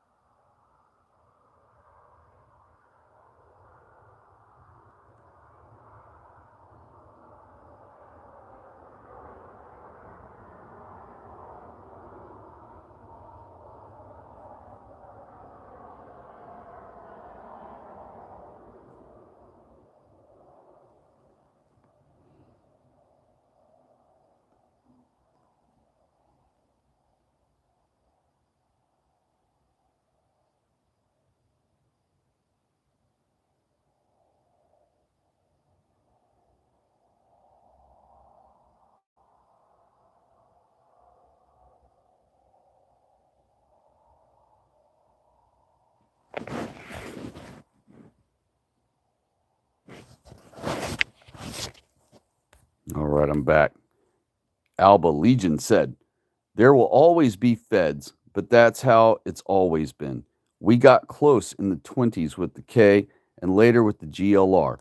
Bottom line is, don't get into illegal activities, etc. Yeah, good advice there for sure. And that's great advice for any of you folks who end up listening to this stream later on or whatever. Um, if you do decide to get involved with a group somewhere and they end up planning on going and doing something that definitely would, get you in trouble or make white people look bad or whatever, if it's carried out, make sure that your JDAR is on at all times for that kind of thing.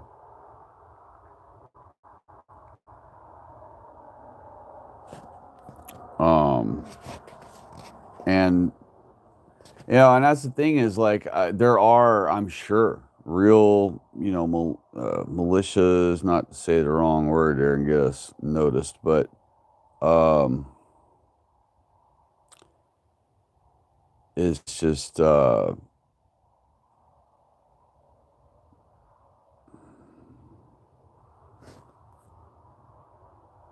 there.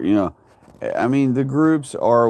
I was gonna say, it's one of those ways where it's kind of easy to become active if you get in a group. You just follow the group and da da. But um, for a real hardcore just grease monkey, um,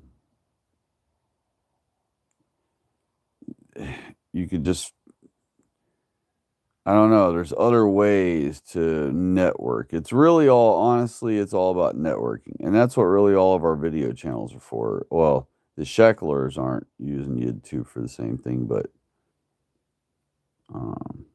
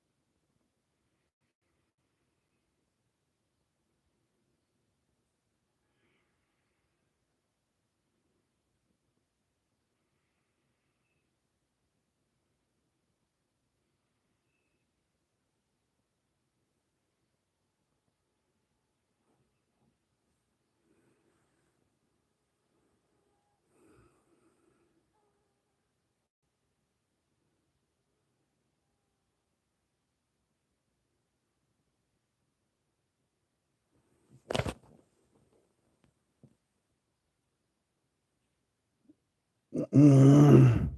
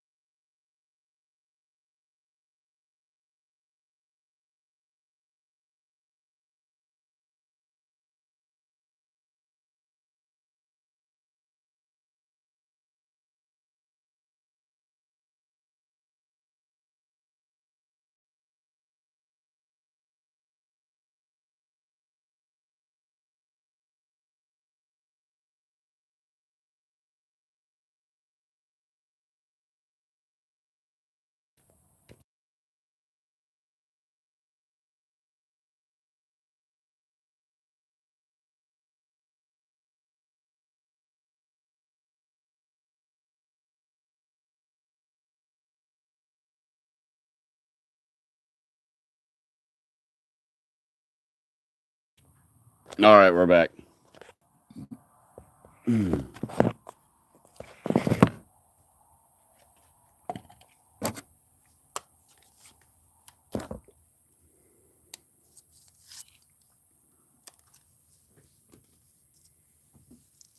Not sure where I left off.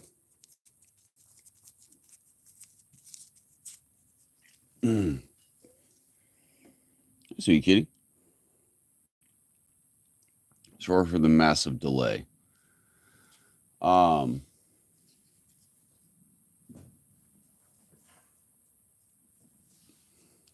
Hello.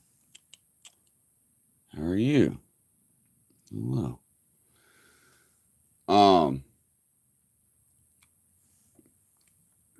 I think I covered most of the bullet points earlier tonight that I wanted to go over about Trump.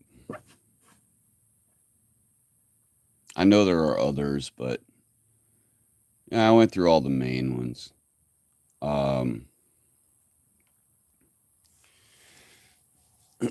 Let the chat run a little bit.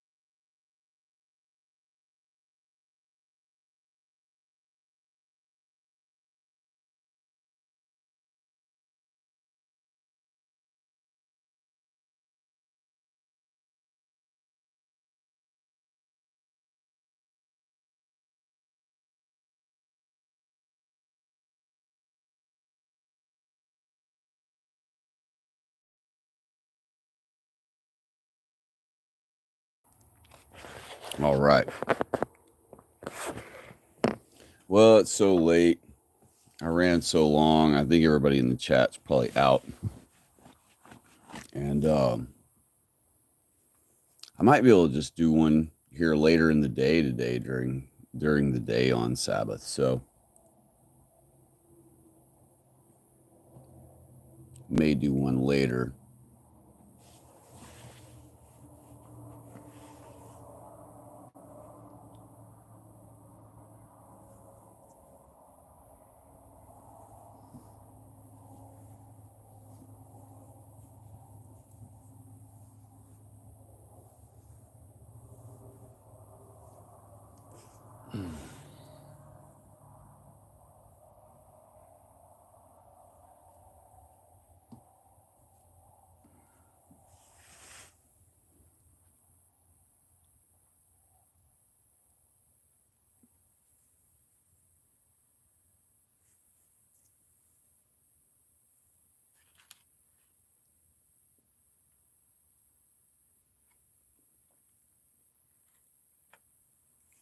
Ooh, that's cold.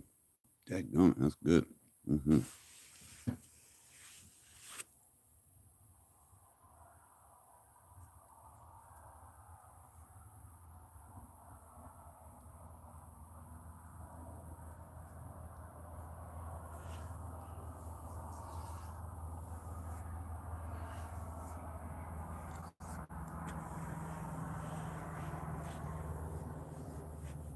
All right.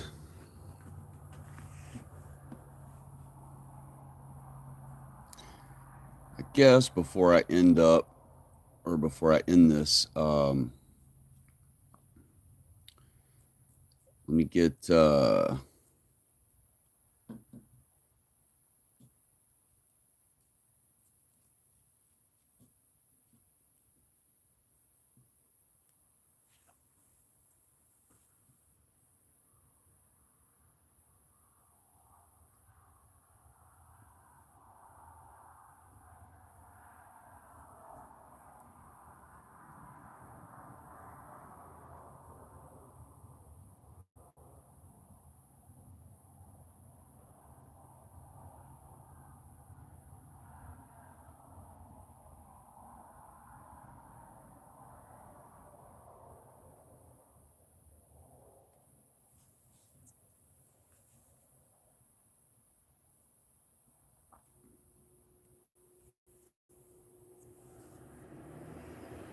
somebody joined in.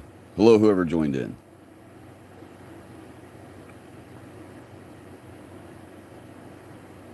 I was ranting about Trump earlier.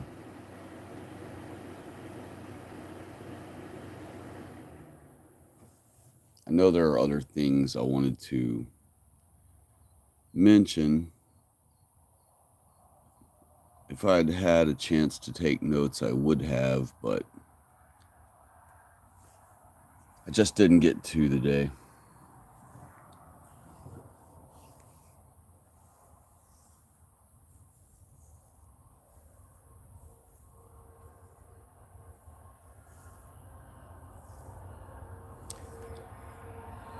I've ran this thing for long enough. I did manage to hit most of my bullet points that I wanted to.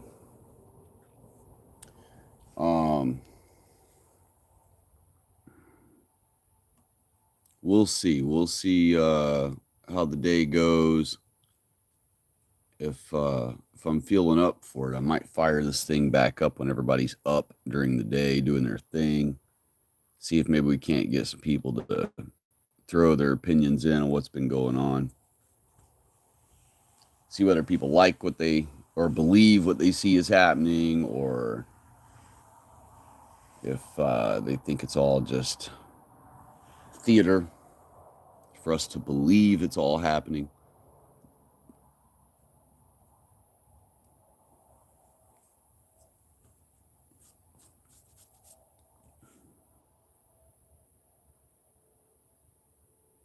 We shall see.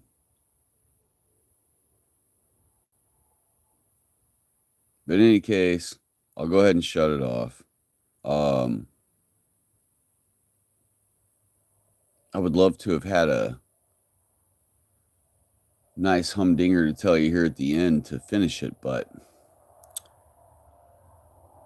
I kind of ran through all the Trump things that I think I wanted to cover. I mean, that's most of the important things that have been in the headlines. So um, we let the thing run a nice long window, and other people had other things going on tonight. So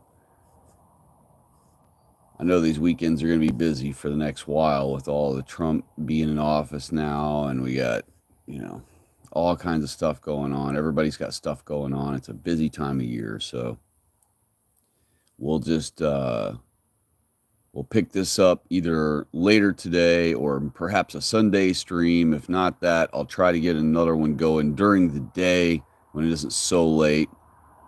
I like doing the overnight streams, but I do want to do a daytime stream when people are up and doing things. So maybe we can get some of the daytime crowd, In any case, I hope all of you stay white. I hope you all stay well. I hope you all stay hopeful.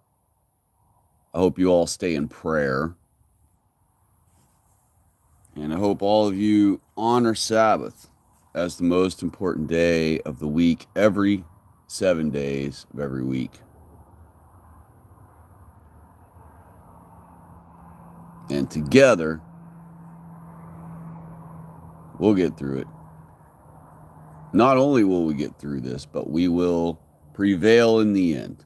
So let's just stick to our guns. Let's stay the course with Christ. Let's not accept or entertain anything that makes us swerve or veer from heading in the straight direction. Something gets in our way, we got to plow it. If we can't plow it, we got to climb over it. We can't swerve. We got to go straight as she goes.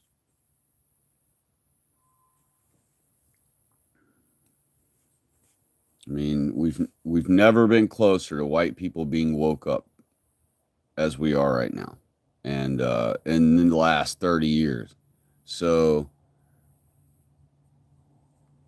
we've got to take this opportunity and we got to grab it by the reins and we got to ride this thing all the way. I mean, all the way to the destination. Chances are this 4 years is all we get. And we may not get the whole 4 years.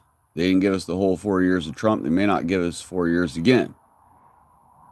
I told you in the other streams that my position is they'll probably let us get 1 year of prosperity with Trump, 1 year of it looking like Whitey gets everything the way he wants, and then they'll pull some stunt, And I still think that's what's going to happen, but they may not wait a whole year. They may start their stunt against us in 2 months from now. Or they may wait till Trump's very last year of his term, or they may wait till he does his whole 4 years. But at some point, they are going to bring out their revenge hammer, and it's going to come swinging back. So we're going to need to be ready. Basically, what we're going to need to be is not ready for them to swing back. We're going to need to just stay plowing over this whole situation and keep going with it, waking up more and more people every day. And I guess we could use the DEI exposure stuff as a tool for that, if you can come up with clever ways to do so.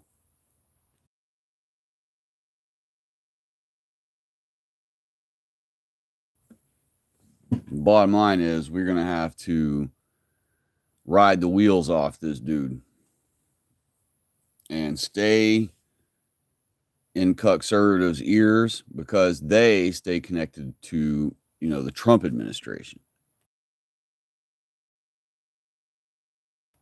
So stay in their ears about, what's important, what isn't. If they start getting swerved onto things that are unimportant, get them off of that, get them back focused on DEI bad, because because that does separate us from them when we stress the DEI thing. I mean, they're the ones that wanted it to mean anybody but a white person. So we got to keep standing on that rock. We're like, nope, you wanted no white people, you wanted diversity only. This is exactly why all this retaliation is coming. We have to ride it.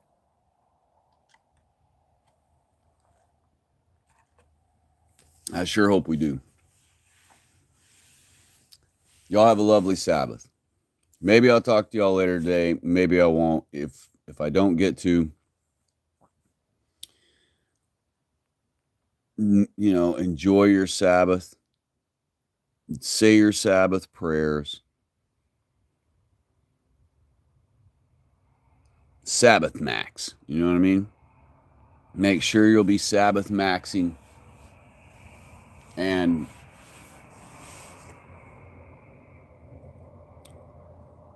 And that's pretty much all you got to do, you know? And when Sunday comes, that's a new week, a new day. You'll be re-energized. You'll be realigned. You'll be refocused. And then you just start your week off. And what's cool is, when you're keeping the right day and everyone else is keeping the wrong day, on Sunday, when everyone's keeping the wrong day, you're getting a head start on the week. So,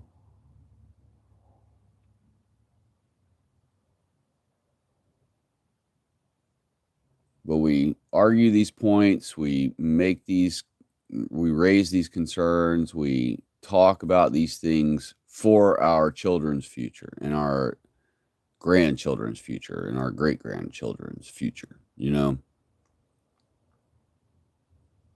They aren't old enough or wise enough to speak on these things yet, which will concern them vastly in just 10 years, in just 5 years, in just 20 years. So it's our job to do it right now while we are the grown-ups.